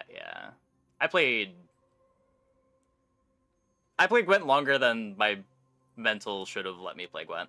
I should have quit Gwent like 2 years before I finally quit Gwent. I burned out on that game way too hard.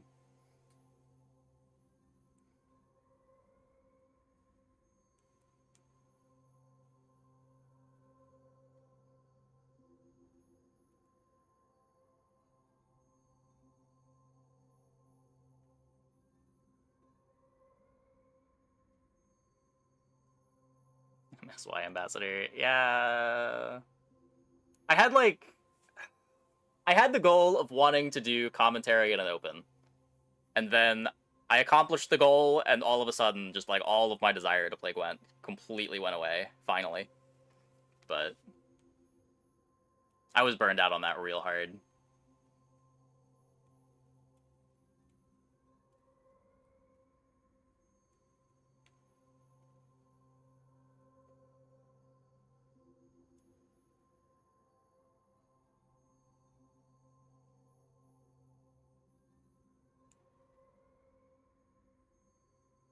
Ambassador played the game? We all mostly played the game. I think. Oh, my desire for Gwent. Yeah, like, I don't know. At some point I just realized that, like, I did everything that I wanted to do in Gwent. If the stream dies, whatever. I have a comp sci degree. I'll get a job. Let's try to play a game that I actually enjoy. And then We played Storybook Brawl for a year and a half. Planning on playing anything else while Bazaar is down? No, it's not even down now. It'll be back before my stream tomorrow.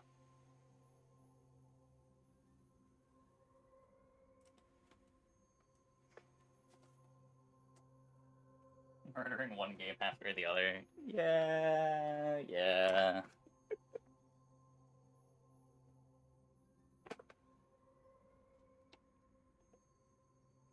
Just the Ruin arc.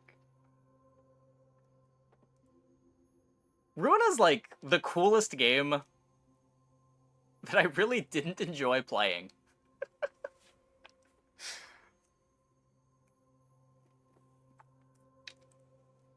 I love everything about Ruina, other than actually playing it. The lore was cool. Like, the idea of the card game was cool. But it's just actually playing the card game was so frustrating. Yeah, like, the OST is incredible. One of my favorite video game soundtracks of all time.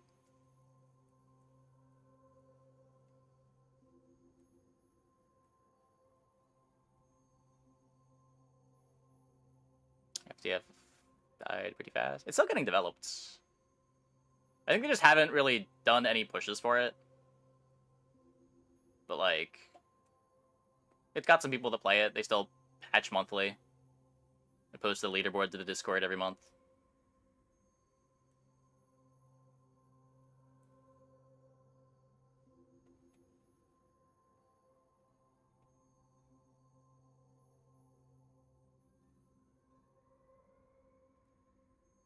I don't think you consider Ruina. I think I'd recommend it. I would definitely recommend it. Like, there are some people that really like the gameplay.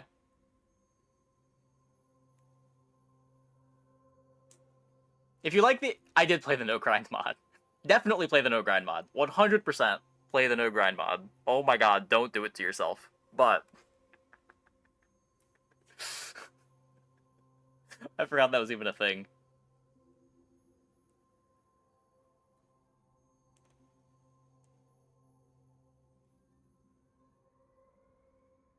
It's really gonna be rough because I think you won't play before Friday. If the servers are really bad, that's an excuse for me to play Everhood. I'm down for an excuse to play Everhood. Game just released today.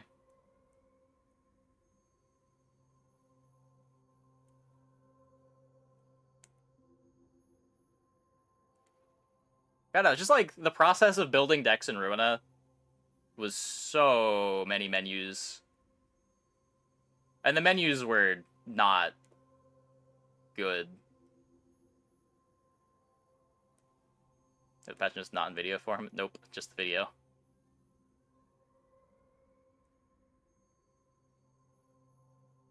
Like, Ruina might be my favorite game if they hired a UI designer.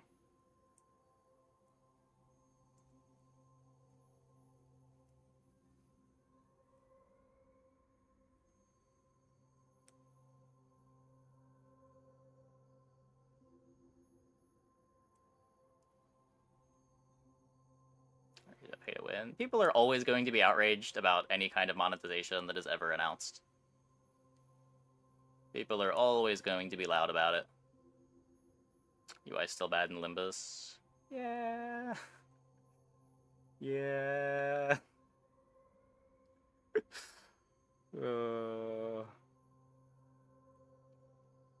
Maybe they just have a different standard for UIs over in Korea. It is the only Korean game that I've played.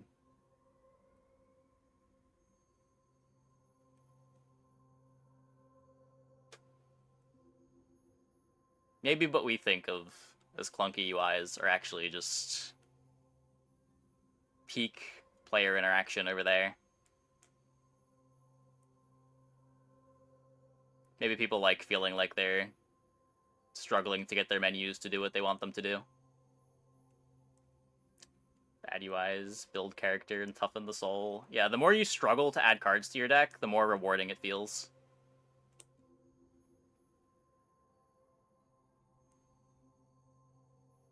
Every submenu you have to click through in order to change the equips on your characters is just one extra piece of accomplishment that you get to feel when you finally get that equipment equipped.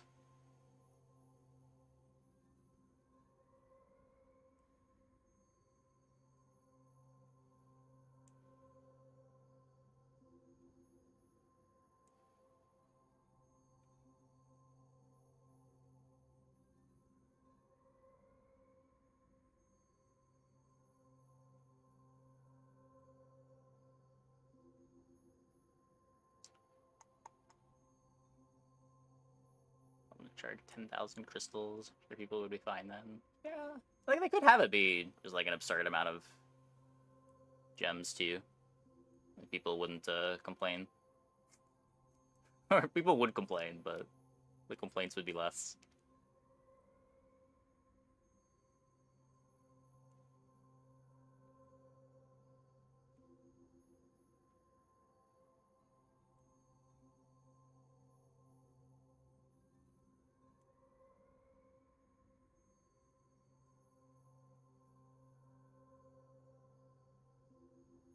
Yeah, I mean, Ruina is just a like traditional game.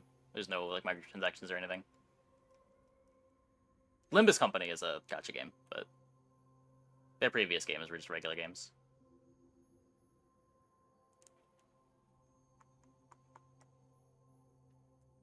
I should have monetized the bazaar. That if you pay, you will get less bugs and stable servers.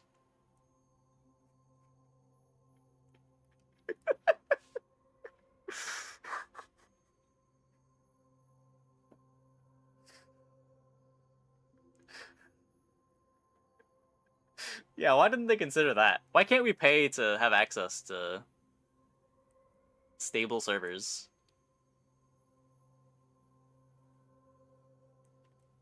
Kill the people always say that. It almost never is true. People are always more mad about monetization when it's announced.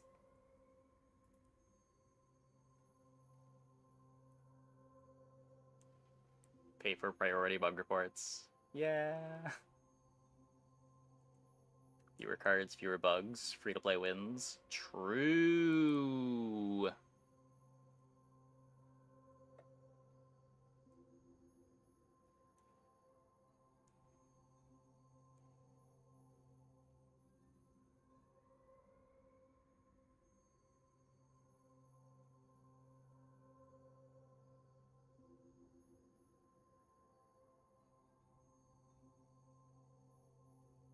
Like, my take for it is that you can see it as just like you're paying a game that has a monthly subscription to it. And if you want to play the game without paying the monthly subscription, you actually can for this one. Just you don't have access to the most current stuff. It's not like your subscription lapses in other subscription games that you just can't play the game at all.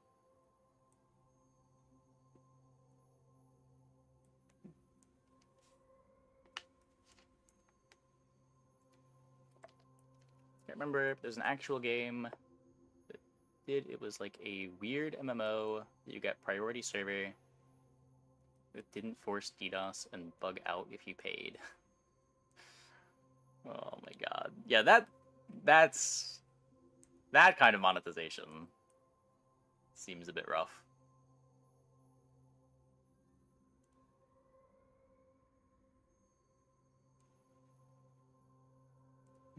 Well, each character has 100 cards. You're adding 10 cards. So you're making the pool 10% bigger.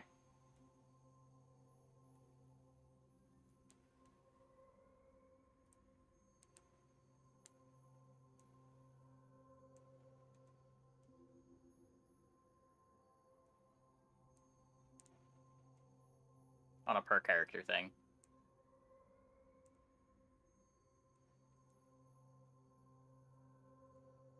Unless you factor a neutral item. Yeah, but neutral items don't show up in the shops as the new stuff.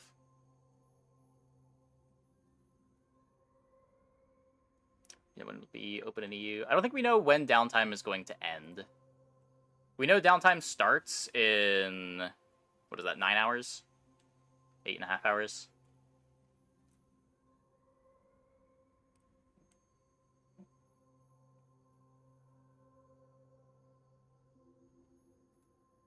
I don't think they gave an estimate for when to expect it back.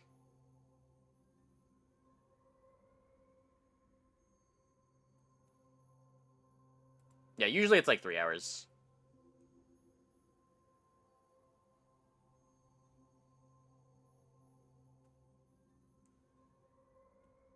Expecting tomorrow to be a hot mess. Yep, probably.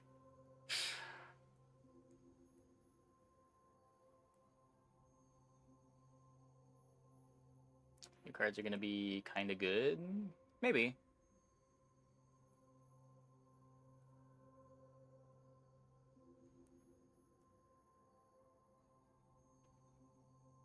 I would expect that they want you to want to have them enabled.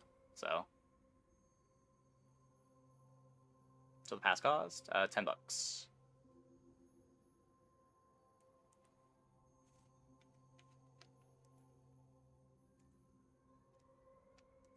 Play Snowmobile, Dubali, Drum. Yeah, it's interesting. I don't know. I don't know how else you're speeding it up. Like, cause it needs more speed than that to be good.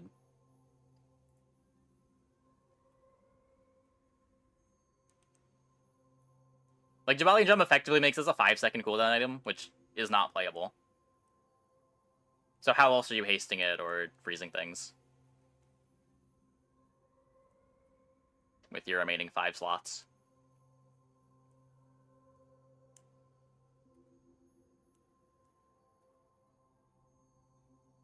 Get an Icy Drum. Even then, this is a 3-second cooldown. I guess it's better. It's better.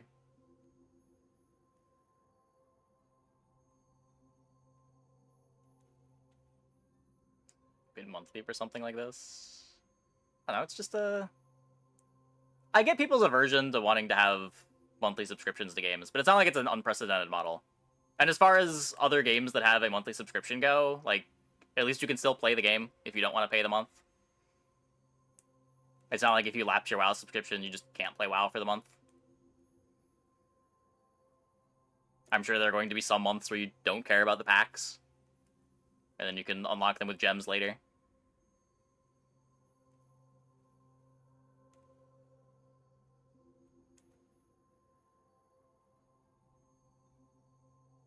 Oh, yeah, true. Icy Drum would scale off of all the weapons.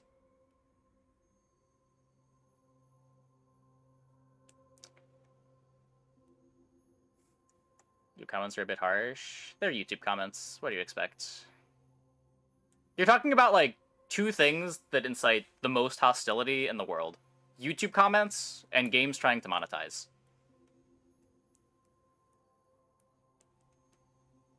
Like, when you combine these 2 things, nothing sane is coming out of this. It's always going to be unhinged.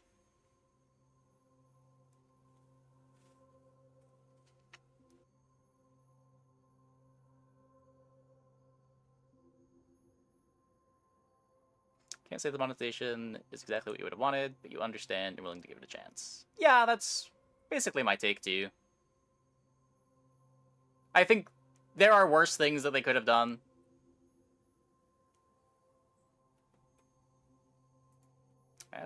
It might have been a hiccup. It's been hiccuping a bit tonight.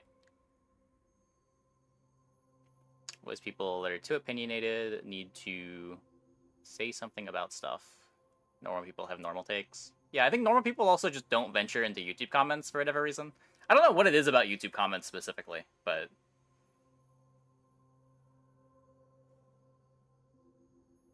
just normal people don't exist in there.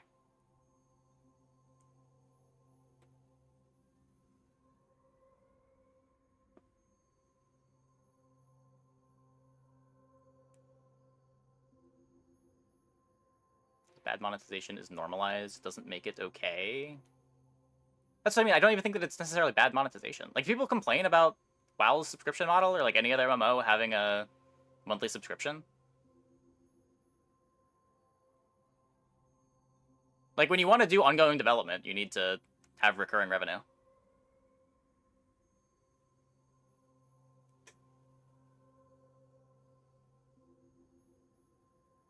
It's capped at $20 a month. It's not predatory. Yeah, that too. That too. Like, other games in the genre even have worse, more predatory monetization models.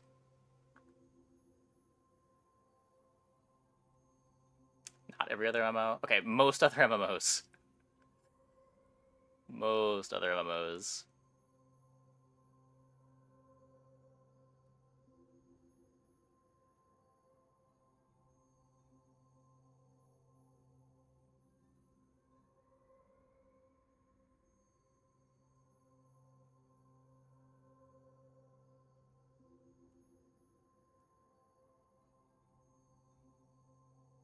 Don't say most. You don't know the seas of slummy MMOs. Most popular MMOs? Can I go there? Can I say that? Like Final Fantasy, WoW, Black Desert. I actually don't know any other MMOs, but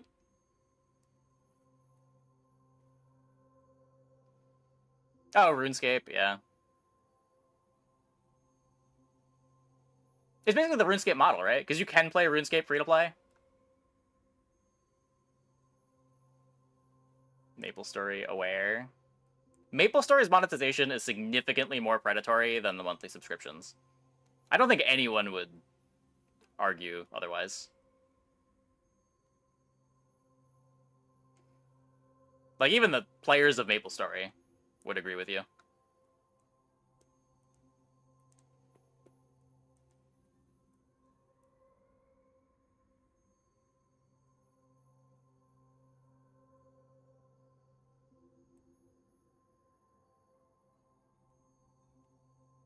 I talk in circles, but an MMO, the world it is, and being able to play with strangers and your friends as a main game is not the same as our niche card auto battler hobby, even though it's normal to us. To me, I see them as the same thing. Like, it's a game. If the player base of MMOs in this game overlap a ton? No, I'd agree. Probably not. But that's not really the point. It's more just like the model is similar.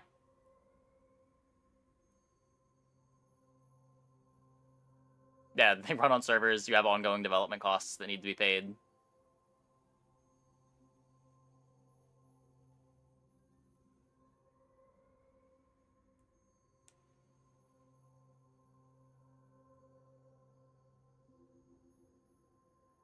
Does Black Desert not have a monthly sub? I thought it did.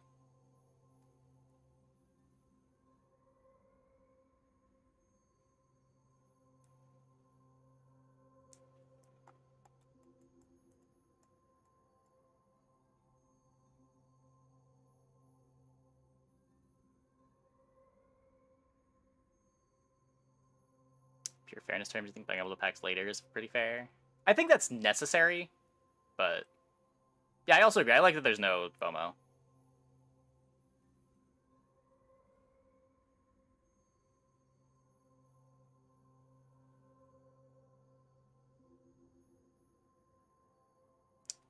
There's a need to reiterate here that you do not need to pay, especially not every month. Yeah.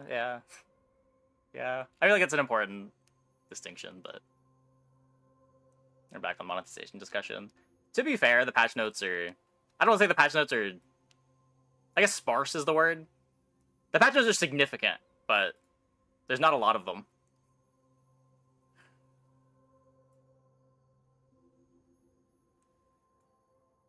They should have listed every item that got its cooldown increased so that we could individually go over the impact of every single item getting its cooldown increased.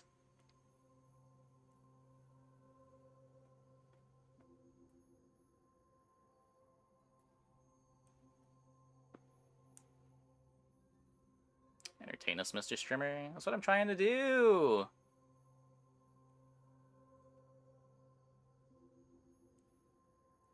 It's broken down the line?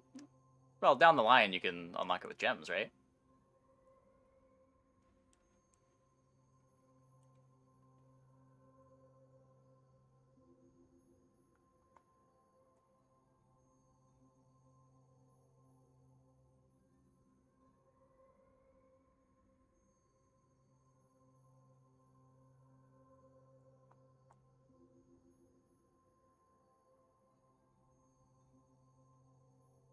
Guess any backpack battle streams the new skill system. I did like 2 streams of backpack battles with skills.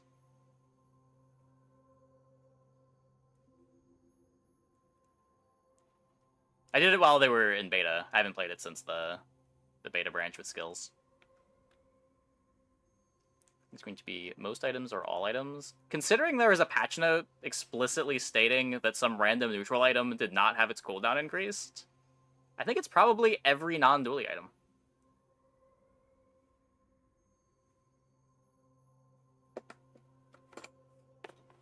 Because if not, this is a weird call-out. I guess they changed the damage scaling on it too, so maybe I'm reading into that too much.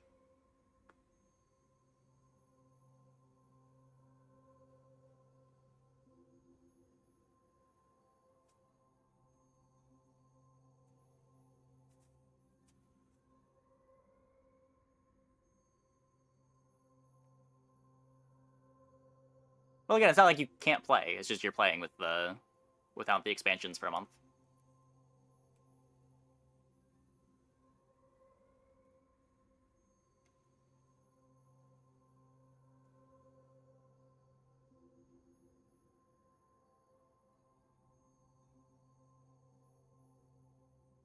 Supposed 9 second. Flavor is ruined. Octopus is probably still 8 seconds. He's eating good this patch. I mean, Dooley got relatively buffed, considering a lot of his items already had the bonkening applied to them. And new bunker sounds crazy.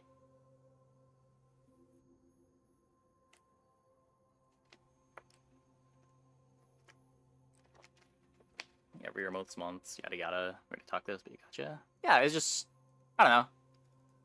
I think the first month is going to feel a lot worse than the subsequent months, if that makes sense. Because, like, the first month, you're not getting any of the expansions, but then the month after, you get to play with the expansions from the previous month. So, like, you're still getting stuff on the same cadence, you're just not playing the current stuff. So, like, this month, there's not new content, as far as expansions go.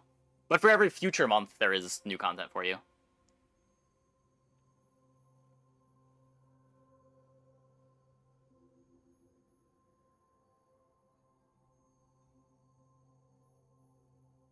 Really didn't get any new items.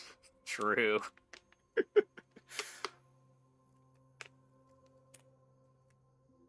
Nanobot scaling seems cool. I was so upset when I tried to play nanobots and they didn't have enchantment scaling.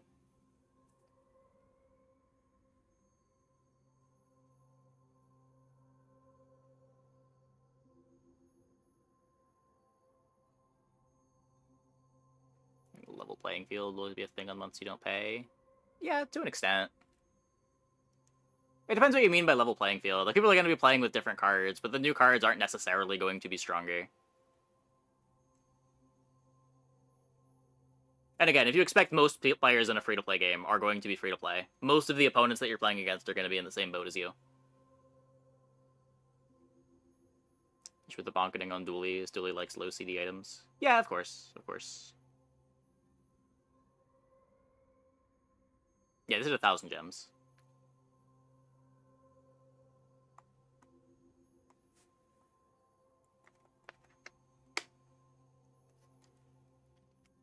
Good idea. What if the free pass so that you unlock 1 pack of your choice? I mean, obviously, yeah, that would assuage some of the complaints. A lot of things they could do.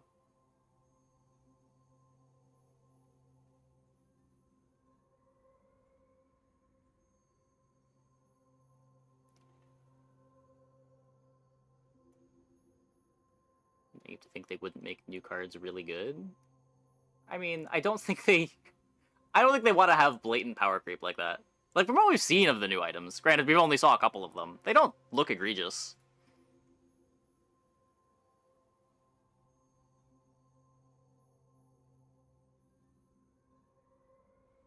I can't even find the Vanessa one.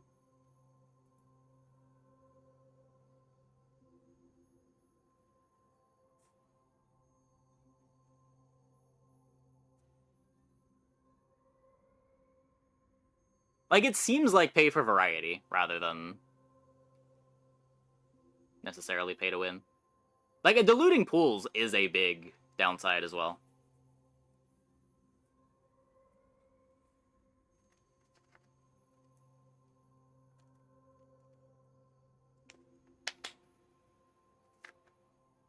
Like, this is adding 10 items to your pool that, from what we've seen, none of these want to go in Vanessa's current best comps.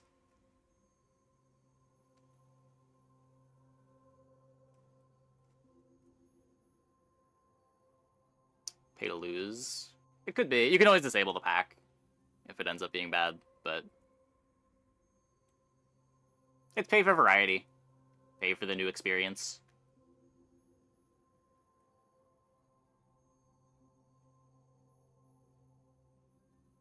Zara keeps winning. Yeah, our team is very good. Mystic cards have fish on them. Worthless. Yeah. Yeah.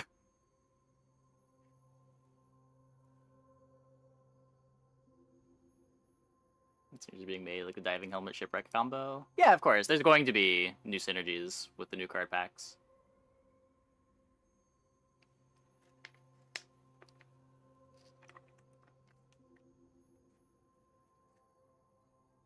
That said, what do you want to do with diving helmet shipwreck? We talked about it a bit before, and I couldn't think of anything that made sense. Because that's 5 slots on your board.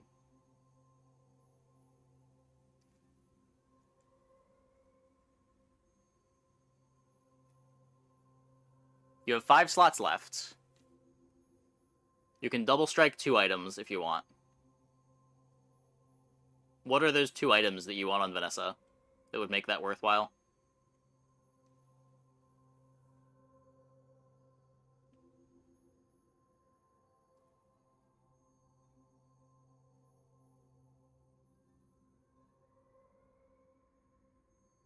You get 2 items to shiny. Yeah, like, sure. What 2 items, though? Powder keg? I mean, you still gotta get the crit for it. You gotta have your burn items for powder keg.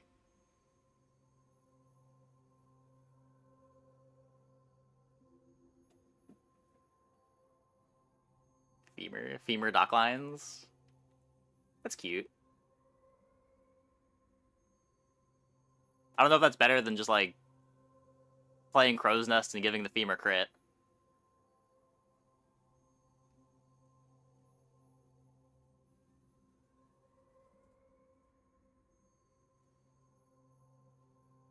Because, like, the Shipwreck is competing with Crow's Nest for the slot. They're giving up 80% crit. Or 60% crit. Docklands are already aquatic. Yup. Yup. Docklands are already aquatic, but it's the best slow item you can play, right?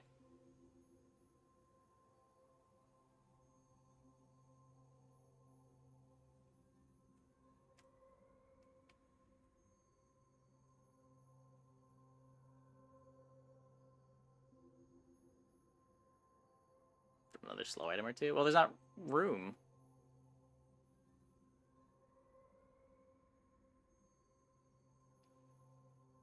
Shipwreck, Docklines, Lighthouse sounds funny. Those are all aquatics! You don't need this!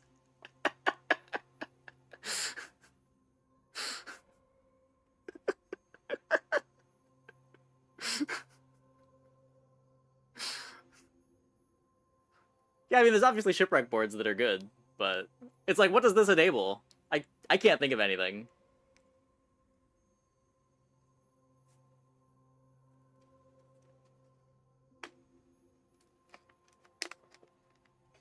It's something that's really fun to think about, but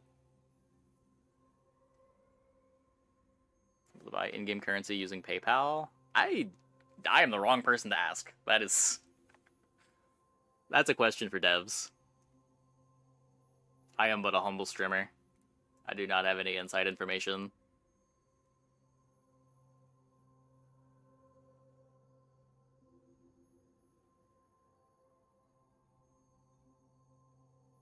Aquatic healer bird that scales with property.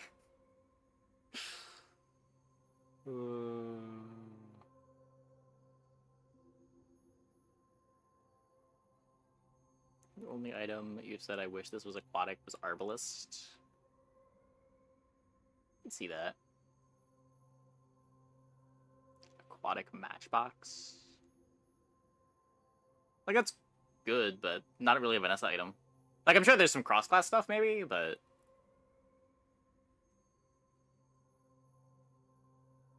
I don't think it's worth Helmet for Shipwreck. You think it's something that lets you get away with more mid-game aquatic synergy? Yeah, maybe. Maybe.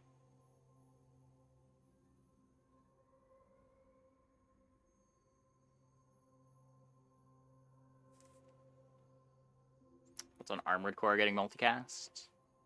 Yeah, New Bunker is interesting. Combat Core, too.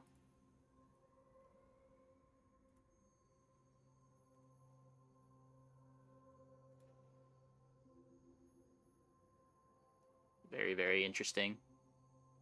All items run BazaarDB. Are they? I tried to search earlier. And they weren't there yet. Um...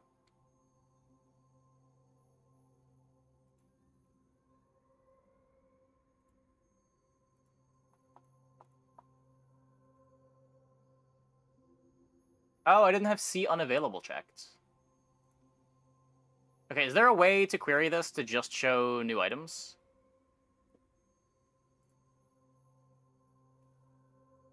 Hold up.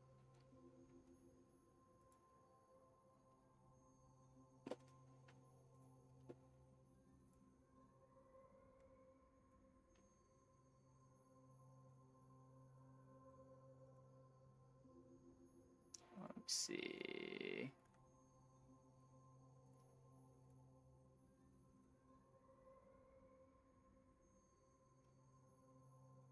Oh, there are actually just a link. Okay, 1 second. Oh, perfect. Okay. We're gonna go over this. Before we do, I really need to take a bathroom break. I'll be back in like 2 minutes. When we get back, we get to look over all the new cool shit.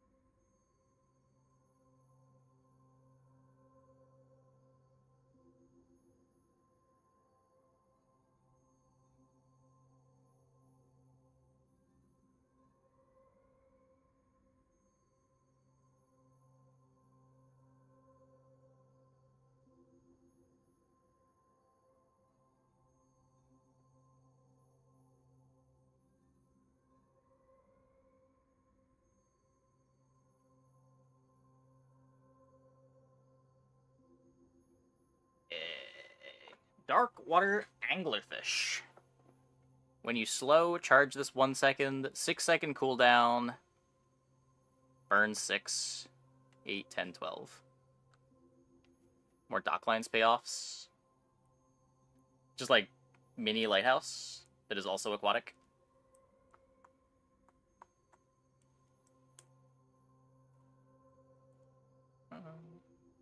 Yeah, yeah. I kind of like having redundancy pieces like this. They're just like more on-ramps into stuff like Lighthouse.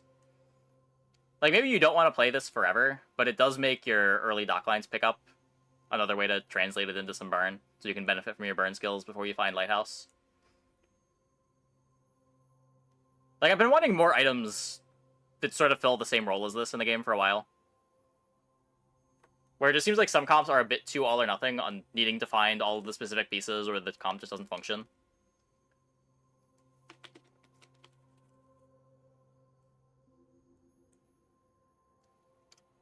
Mantis Shrimp. Deal 20 damage, burn 2, 8-second cooldown.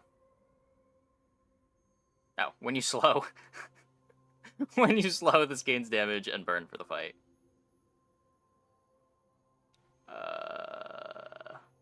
That scales pretty fast with docklines.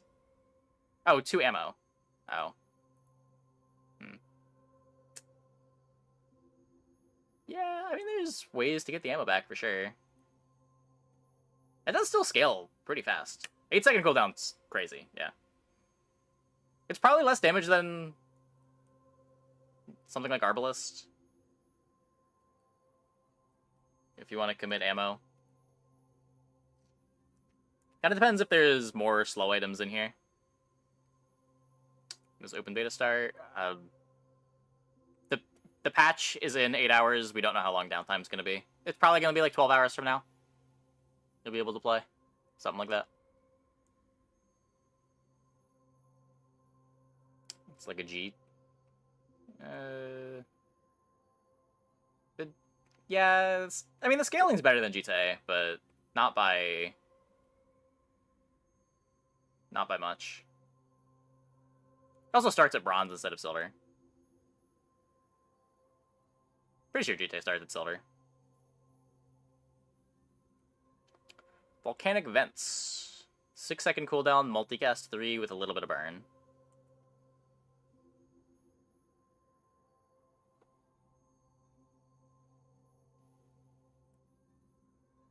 I mean, it's better for your small burn item to be applying its burn all at once, rather than, like, every 2 seconds. Because it lets you stack the burn on the activation.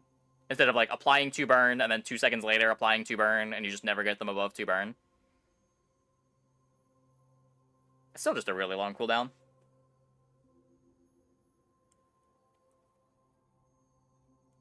Kind of just seems like a bad weather glass. But it's aquatic. Maybe that matters. Yeti Crab. Freeze a small item for some amount of time. When you freeze, adjacent poison items gain poison for the fight. Huh. A way to scale poison with other mechanics is big. Yeah, it's a weather glass enabler.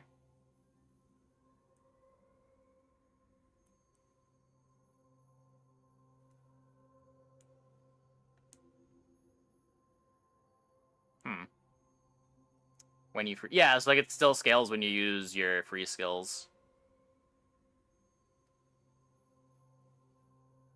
You wouldn't want this as your only freeze if you want it for scaling, because not every opponent is going to have a freezable small item. And it's pretty slow, but I don't know, if you've got like crit freeze, poison freeze, you get this thing at gold, it's like +6 poison on your poison item, that's often going to be worth the space. Maybe.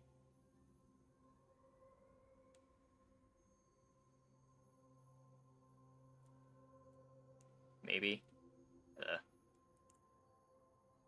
Poison boards are really taxed for space, though.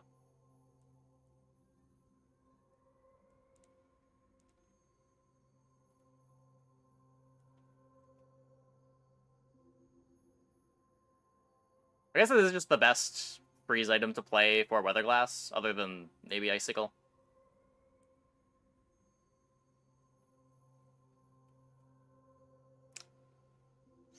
Zorsid. Deal some damage, haste adjacent items, when you burn, charge.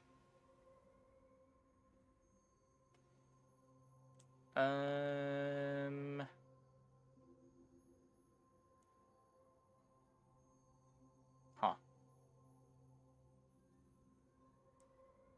Yeah. Good with Treb. 6-second cooldown's a lot, but you're probably cheating on the cooldown. It's probably like effectively a 3 or 4-second cooldown on most boards that are gonna play it. It is a weatherless item. True. Starts at bronze too, so you can lean into it from the early game. Is an anglerfish a better lighthouse? No, it charges way slower.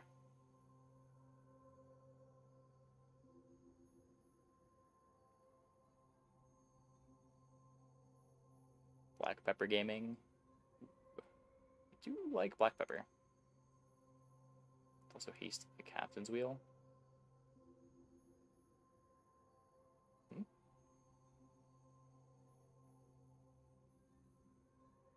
Slap this in instead of a captain's wheel. Yeah, yeah. Wait, why do you want it with captain's wheel?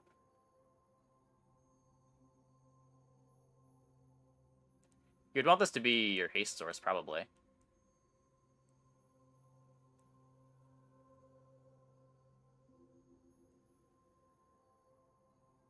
More Treb triggers. Oh, sure, if you're doing Treb. If you're doing Treb.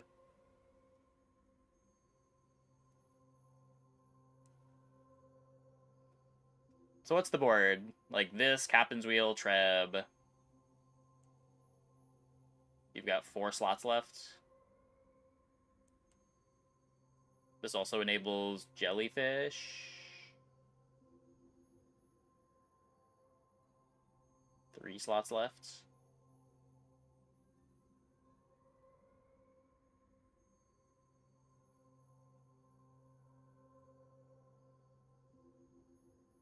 Random small weapons. Yeah, maybe.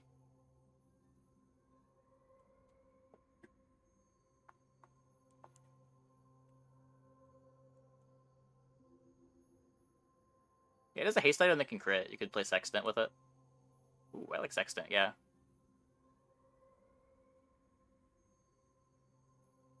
Yeah. I can see that being a piece of a Treb board. Whether Treb is good enough even with it, I'm not sure, but... Bring the items from the video. Yeah, apparently you can see them on BazaarDB.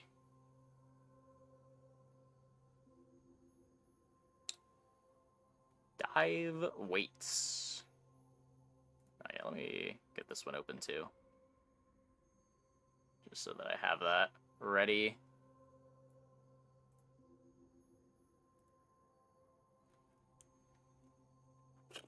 Haste 1 item for 1, 2, 3 seconds. Starts at silver.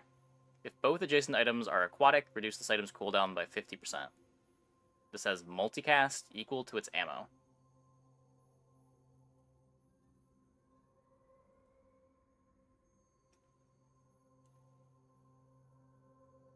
This just reads like, I guess it's 1 space. But it's not really 1 space because it has ammo.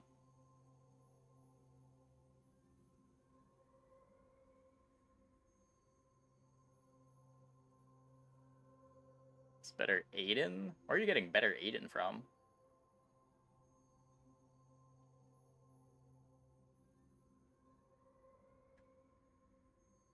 A bunch of gunpowder on it. Yeah, if you can get a lot of max ammo on it.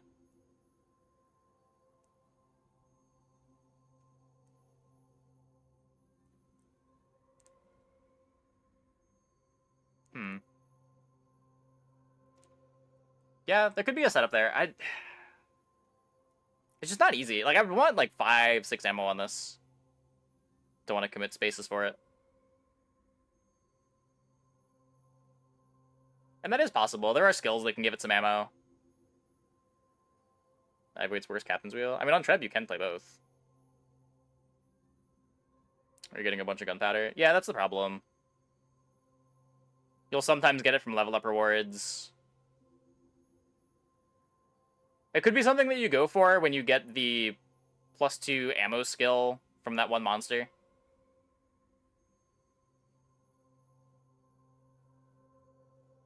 Yeah, there's also potentially way more haste than Captain's Wheel. Or, like, way more haste instances than Captain's Wheel. Like, if you've got 5 ammo on it, at 3 seconds, you haste 5 times. You get 5 trebuchet triggers. Or 5 trebuchet charges.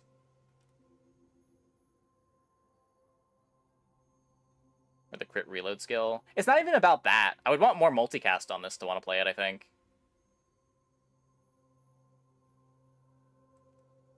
Because you're going to want to reload it. So it's effectively going to be taking up 2 spaces on your board.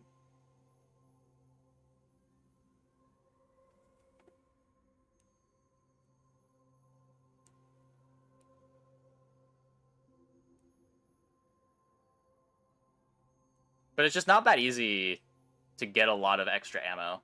It's easy to refill ammo. But most games you're not going to get more than, like, +2. Use the rod thing. The rod doesn't give extra ammo. It refills it. But it's not giving you more multicast.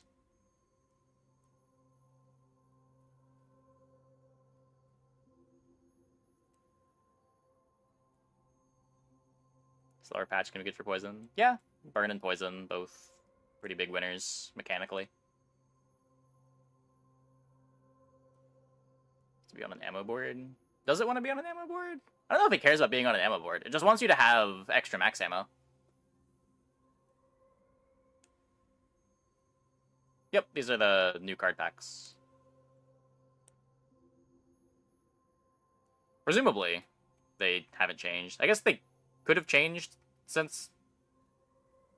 I don't know when this updated, but... Yep. Go into open beta tomorrow.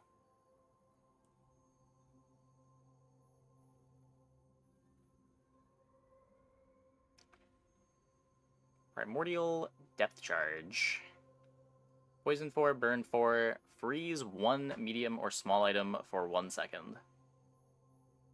It says +1 multicast for each other aquatic item you have. And the cooldown goes down as you upgrade it. Oh, 1 ammo. 1 ammo.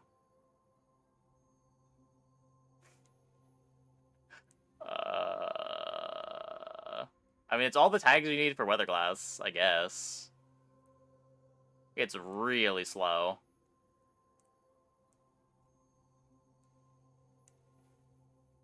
Like, even a diamond, it's really slow. Does potentially freeze the whole board for a second.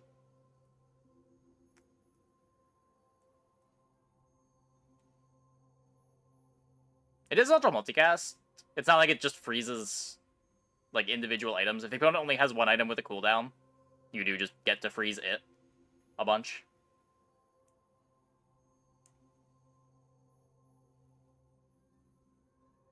Yeah, I'm not sure what type of board wants to play that.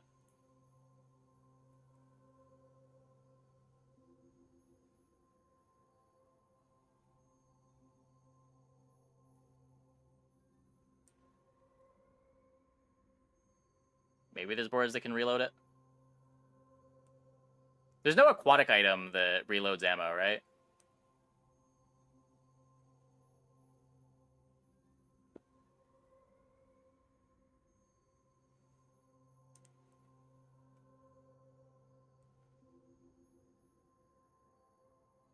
Class Rainbow Potion for glass, not terrible. Yeah, I just have very little respect for Weatherglass as an item. Oh, port, yeah. So you could play a large item to do it.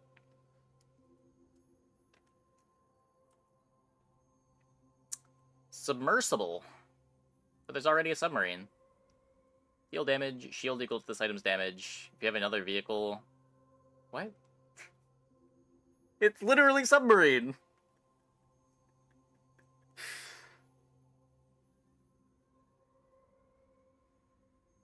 What? There's no way that this is how it actually ends up in the game. This has to be placeholder. Oh, it is medium. It is medium.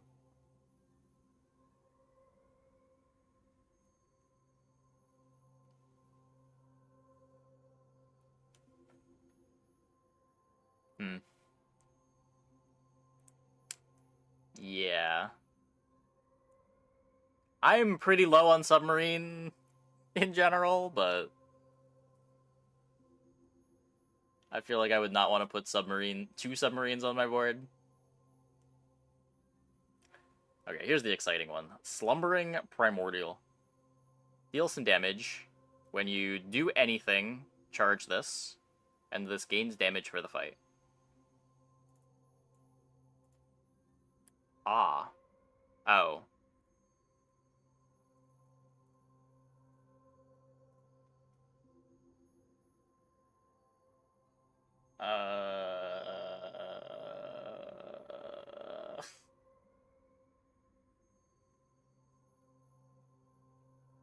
Okay, you don't not hazed or slow, just the offensive statuses.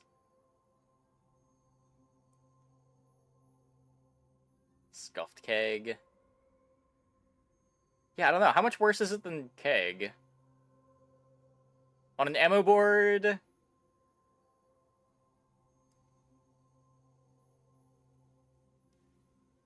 it's what, like 5 seconds? You get 2 double barrel shots, 4 double barrel shots, 2 revolver shots.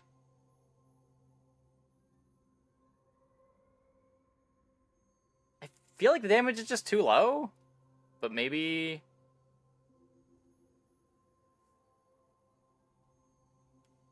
This just goes in Puffer. Can Puffer afford to play something like this? Like, it's a large item that's not contributing to your engine. Like, shouldn't you just not play Puffer and play a real damage source?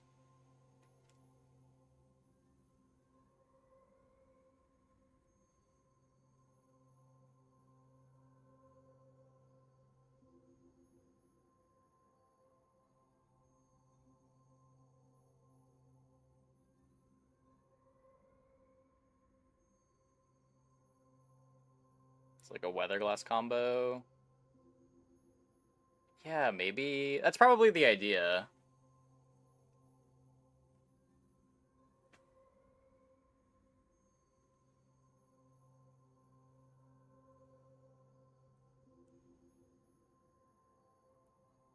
Weatherglass depth charge this thing.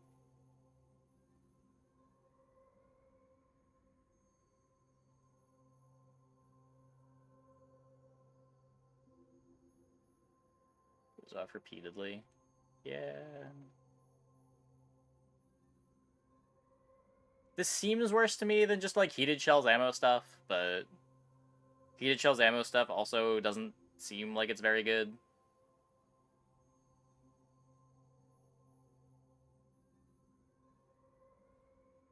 Also has to be diamond. This is not going on your board before it's diamond.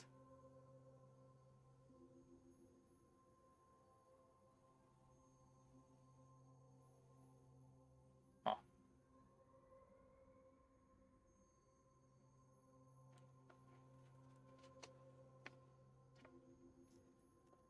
Shell got in there. Oh, true. The great bonkening.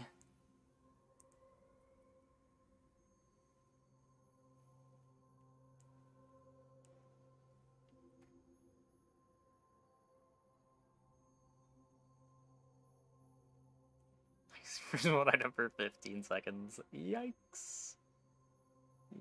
Yikes. I guess... I mean, the enchants are pretty spicy.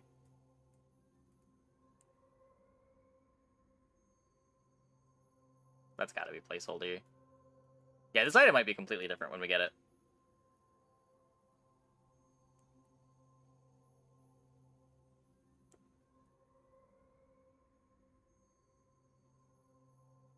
While you look at it, it's kind of goated. Really? The more I think about it, the worse it seems, but... maybe I'm thinking about it wrong.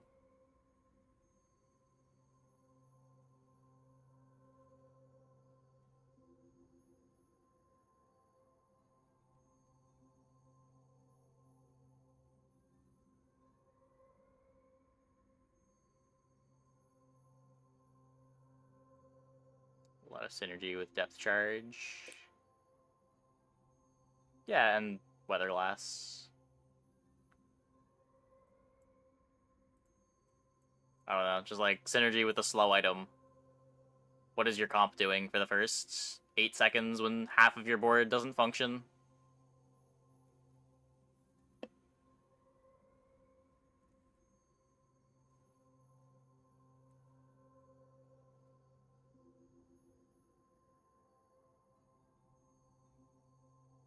I guess you get to play Captain's Wheel because you have a large item, but...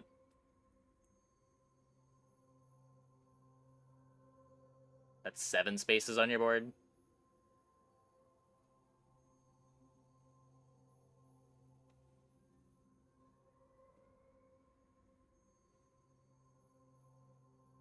And, like, even if this goes off, does that even kill the opponent?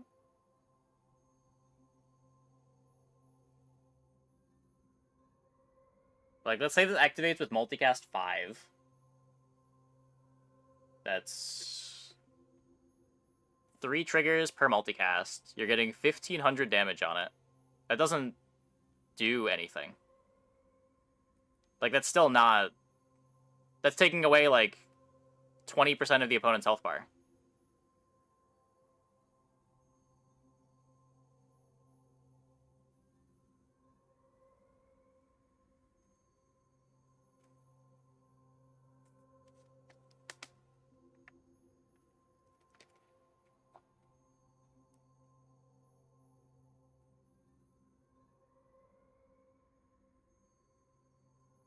I do get Crane vibes.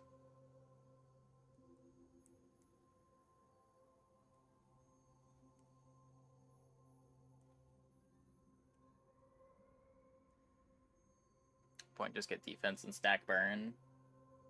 Yeah. I don't know.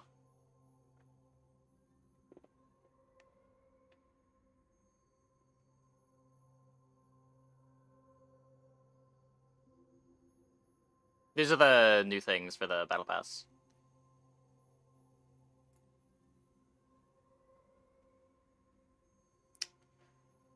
Captain's Wheel with Burn Enchant. Okay. Okay, now the pig items. Frozen assets. 5-second item gives some burn and some regen.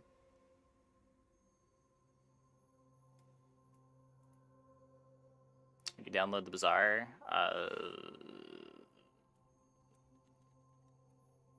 Here? I think that link still works.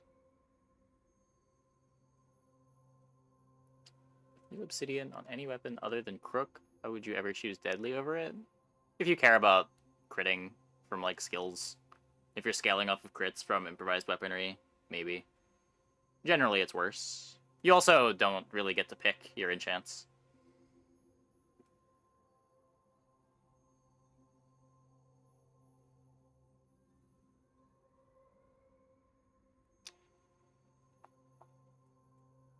This looks like a very filler item to me. Time to play hot stones. You want regen, pick to work.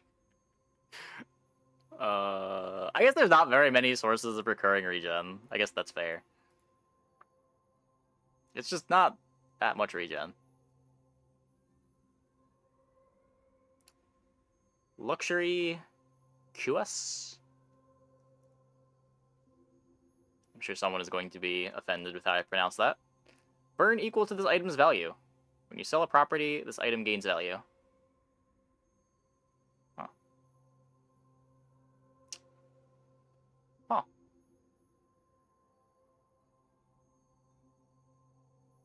Yep. Cold room. Freeze all items for 1 second. When you freeze, gain regen.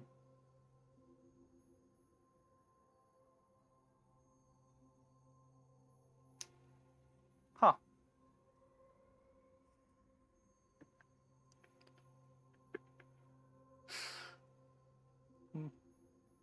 They sure do fit into the average Pygmalion item. Sauna. Burn. When you burn, heal and gain regen. Okay, this one's cool with Matchbox. I like this one. I don't know if it's worth 2 spaces, but that's cool.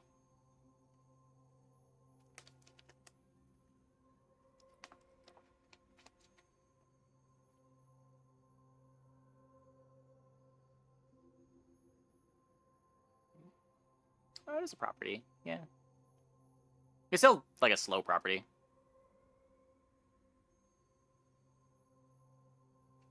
Might be busted with Matchbox Dupe.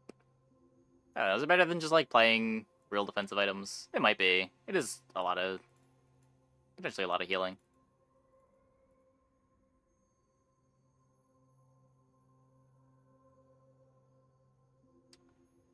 Snowmobile. Okay, so this is the same one that was in the video, right? I don't think anything changed here. Oh, it got nerfed. It got hit by the Great Bonkening. There's a pretty big difference between 6 and 7 seconds here, too. Hmm.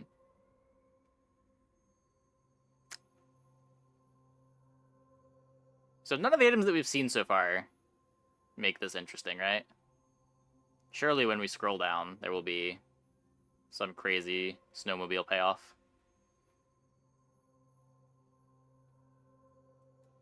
Another 3-second cooldown item. That's exciting. A little bit of burn. A little bit of slow. Just a super lighter. What? What? Wait. Oh yeah, I guess this will probably be 4 seconds, right?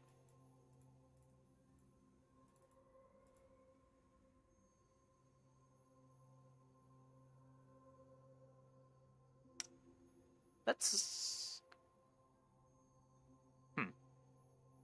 It's a tool. It is a tool.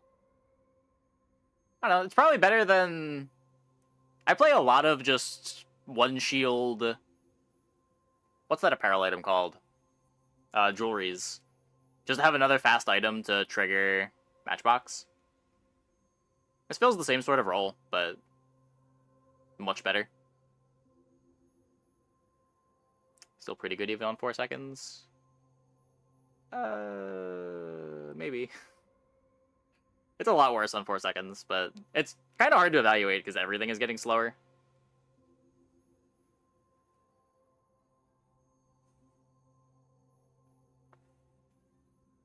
Base is way too low, and you can't buff it with Pig. Yeah, like, it's good because it's fast.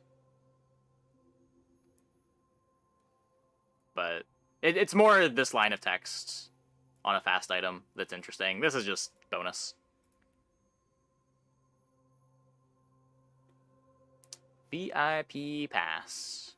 Haste adjacent properties. When you use an adjacent property, increase its value and this item's value by 1. What?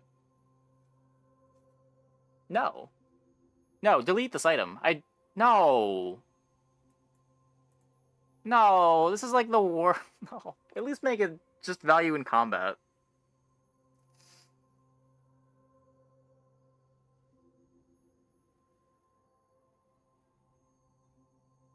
Why?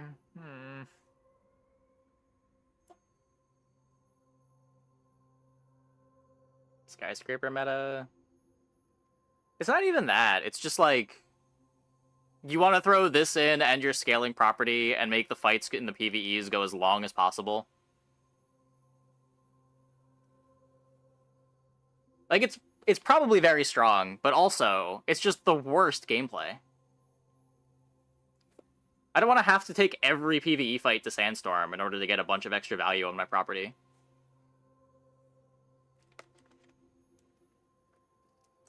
Like, Pig is already tedious enough. Do we really need this too?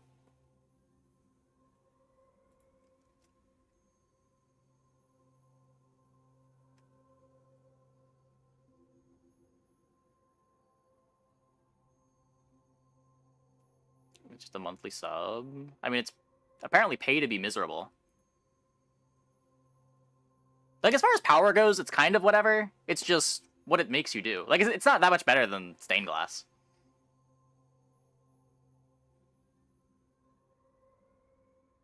It's just making you want to make fights go longer.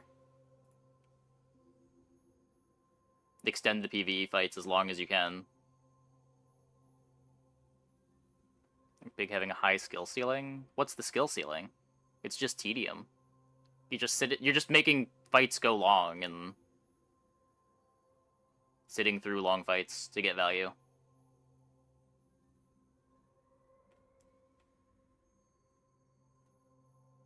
Yeah, the skill of patience.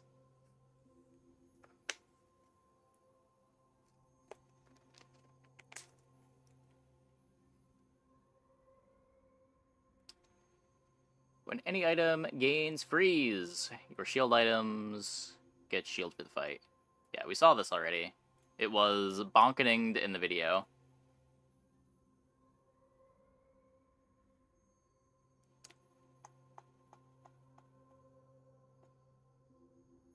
Skill ceiling, we had to set up your build to do no damage. I mean, usually that's pretty easy. Ice Luge. Freeze adjacent items for 1 second. When an adjacent item gains freeze, reduce its cooldown by 1 or 2 seconds for the fight. That's a cool way to scale.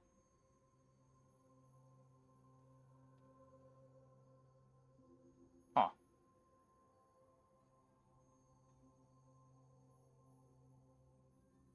So it doesn't speed up your first activation. I guess at Diamond it speeds up your first activation of it.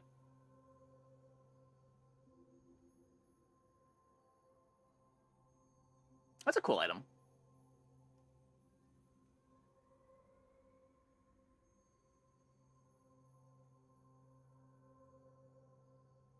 VIP Luge meta. It's no longer a cool item. I hope this isn't what actually goes live.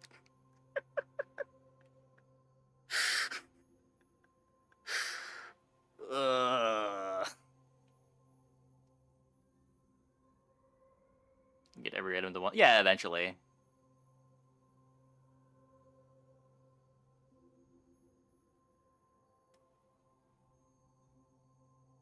Can we go below 1 second somehow? Nah, I'm sure it won't.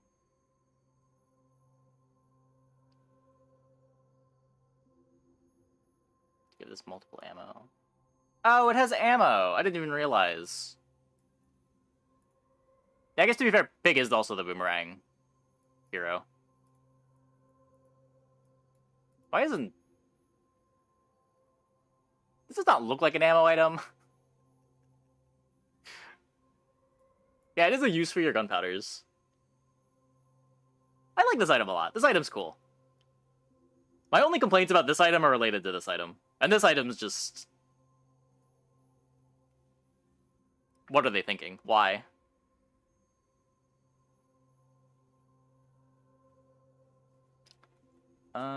Yeah, probably. I'm not sure exactly how the system's gonna work. Private Hot Springs. Burn 2, gain 2 regen. First time you fall below half health, freeze all items for 4 seconds. When you freeze, charge this.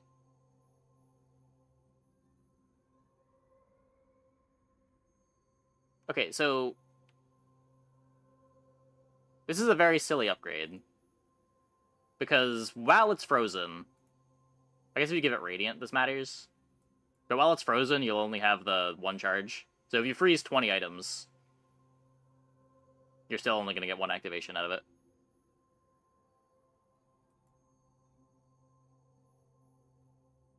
Also, it's not like you care about the activation on this. What is this item?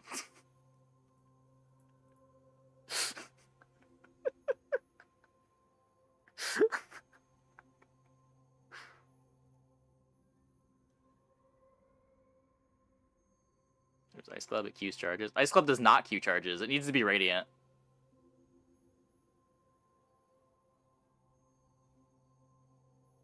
Or you're applying so many freezes that the ICDs on it go over the freeze duration. Like, you don't want to... The freeze is too long for it to be good with Ice Club.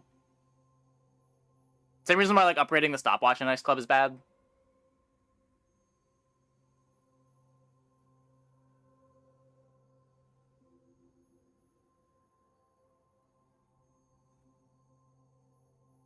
This might not be the final version of the items. Yeah, yeah.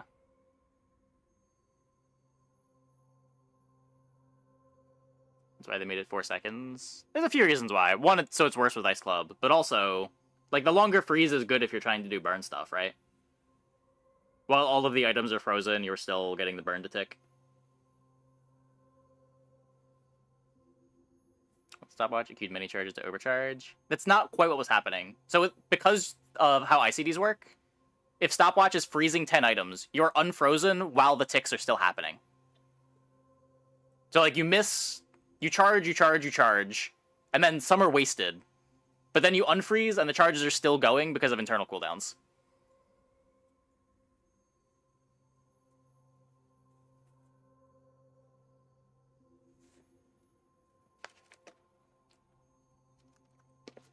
Yeah, just that won't work when you're freezing for 4 seconds.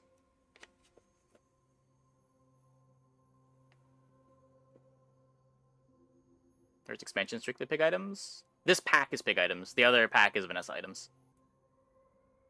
There is no dually pack this month.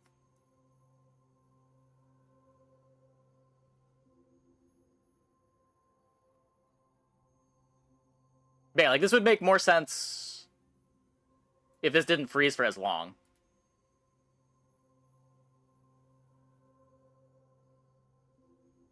Sludge passives when adjacent is frozen, not when it freezes something. Yeah, this item's sick. I love this item. I hate this item.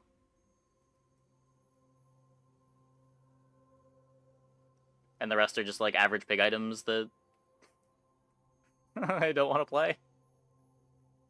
This one's cool.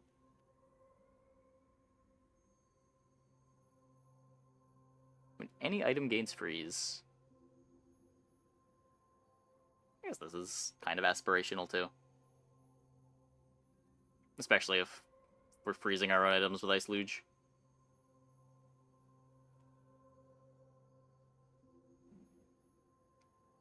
Take freeze burn. Isn't freeze burn just when the opponent freezes you? I don't think that skill works the way you want it to.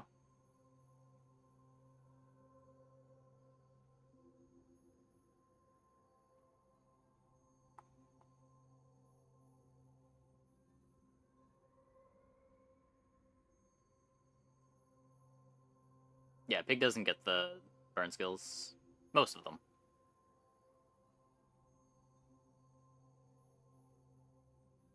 Items gain freeze? I thought it was not that, but... What is it called?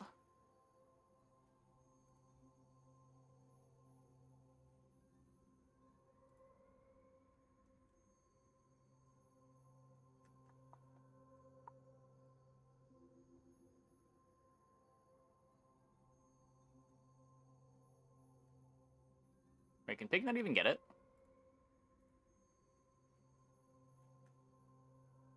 Or is freeze reference, maybe? Okay, there it is. There it is, when your items gain freeze.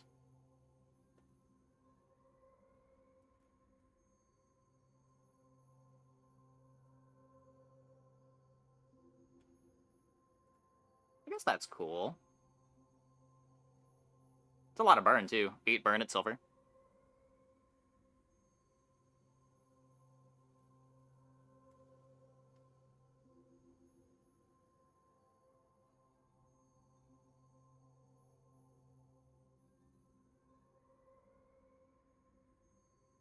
Ice Luge, Hot Springs.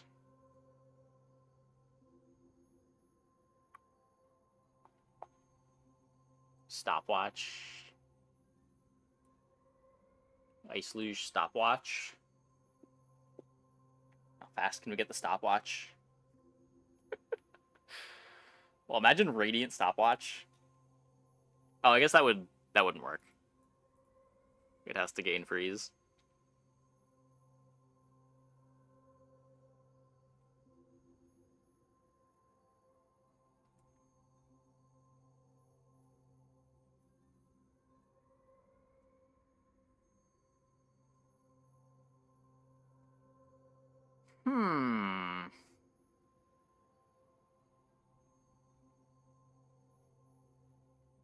There's an item that freezes all items for 1 second in the first row. Yeah, 10-second cooldown. Just like another stopwatch.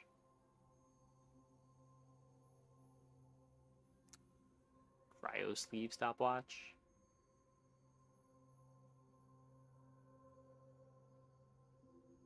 Is it day 3? Double duct tape Ganjo pig. Welp.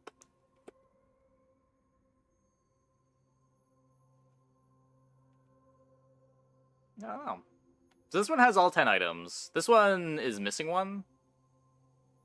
Oh, but it's missing the one that we know about, right? The thing that turns things into aquatics.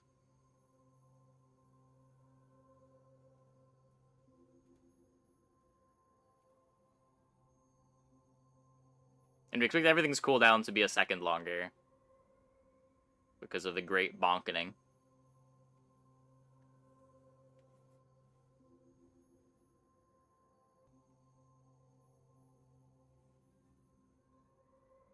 We'll probably be able to play it in like 12 hours. Deadly VIP.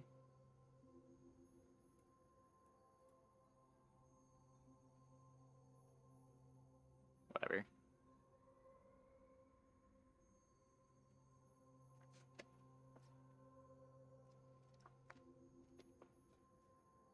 Pretty much what I expected it to do.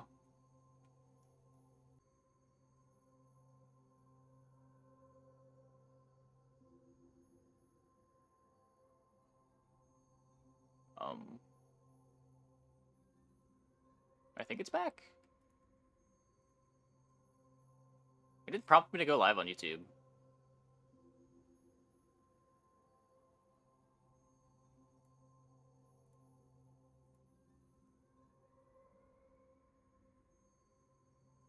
Oh, apparently it's back on YouTube too. Okay.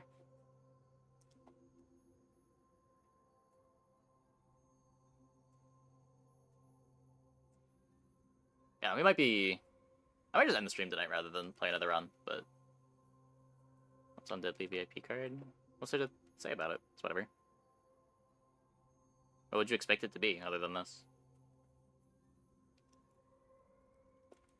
Shooting the bed? It's been fine the last, like, week.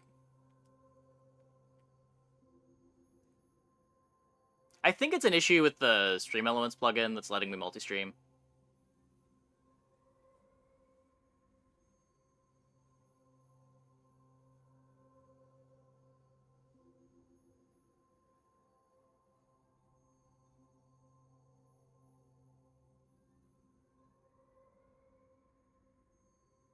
Tape on Banana Ball, upgrade hammer, day 2, another tape in the mushroom. I feel like it's probably more likely that it was just Banana Ball and then shipment, but...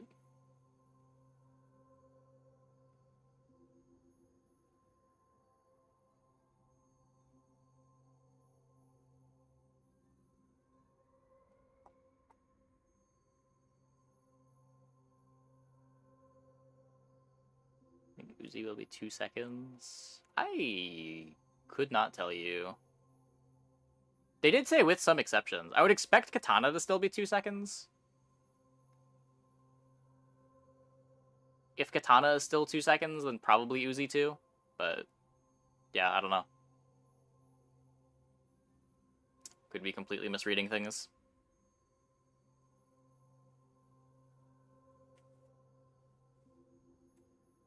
Increase Matchbox. Matchbox is almost certainly getting bonked.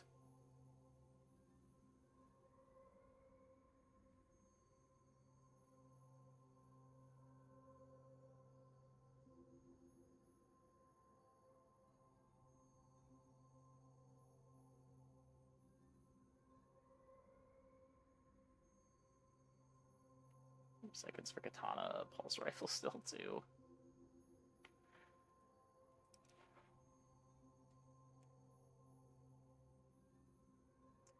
They don't bonk Yo-Yo. They probably will, and yeah, that does kind of ruin the Yo-Yo boards. If they don't change how much it charges to.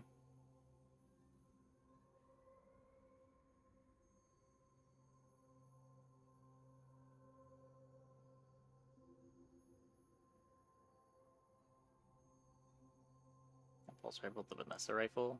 Oh, sure. Just have the cooldown be an upside for pulse rifle. Maybe.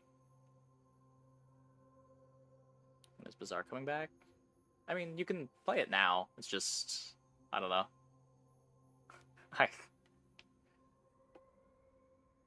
don't really want to play a run of current patch right now. A little too excited for the new stuff. Can't search for stuff. You need to check C unavailable.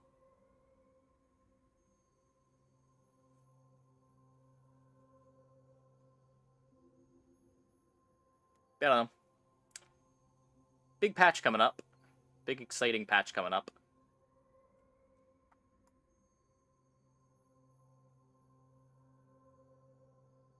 Down for a day? Nah, probably just a couple hours. It's usually like 3 hours of downtime for a patch. I'm missing my chance to play this Obsidian Silencer gameplay. Chat almost baited me into Obsidian Silencer a couple days ago. If I had read the chat message before putting Obsidian down, I might have ended up with an Obsidian Silencer and bricked my board. I was unaware.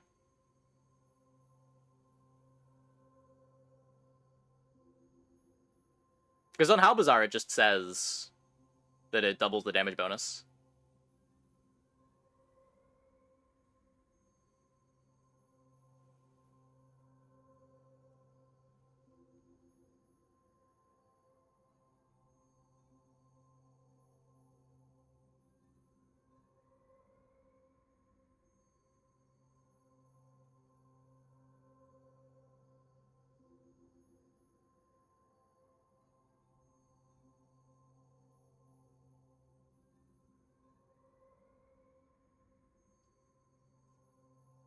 Yeah.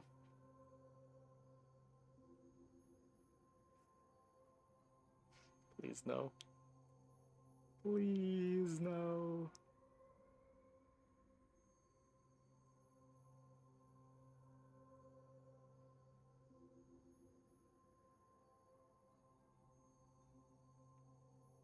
There's so much value too. You stall out fights with it.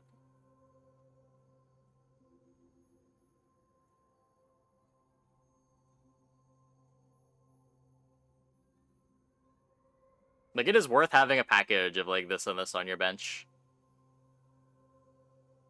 The stack value on your fixer-upper.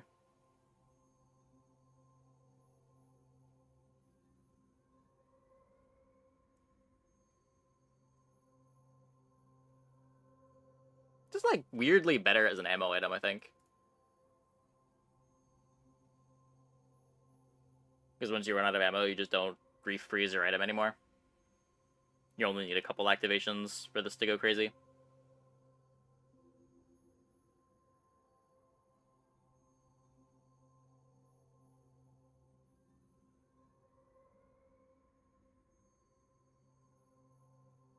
Like, this at 1 ammo on your fixer-upper, well, probably gets to 2 seconds. So what? You put 1 extra ammo on Ice Luge with whatever boomeranged gunpowder that you found. You get your fixer-upper to a 1-second cooldown with VIP pass. After 8 seconds into the fight, fixer-upper activates once a second. Gains a value every second until Sandstorm kills the opponent. It's like 20 value per fight. That can't be okay. That's so much value. That's more than a diamond customer card for a full day's worth of value.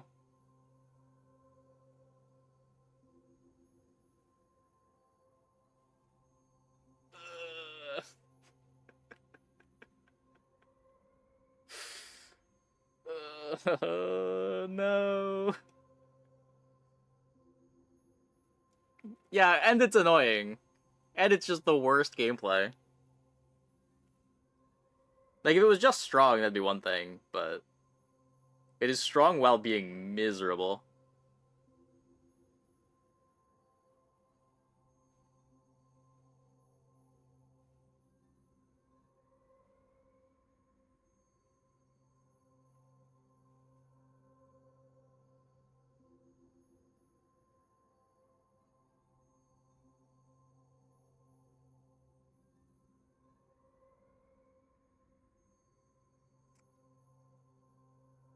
Well, if there's nothing else to talk, call the stream a bit early tonight. I do have a bit of a headache, but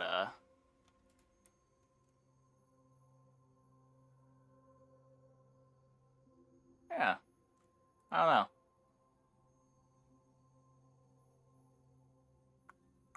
The name of Duel's expansion? Duel's expansion, there isn't a Duel expansion this month.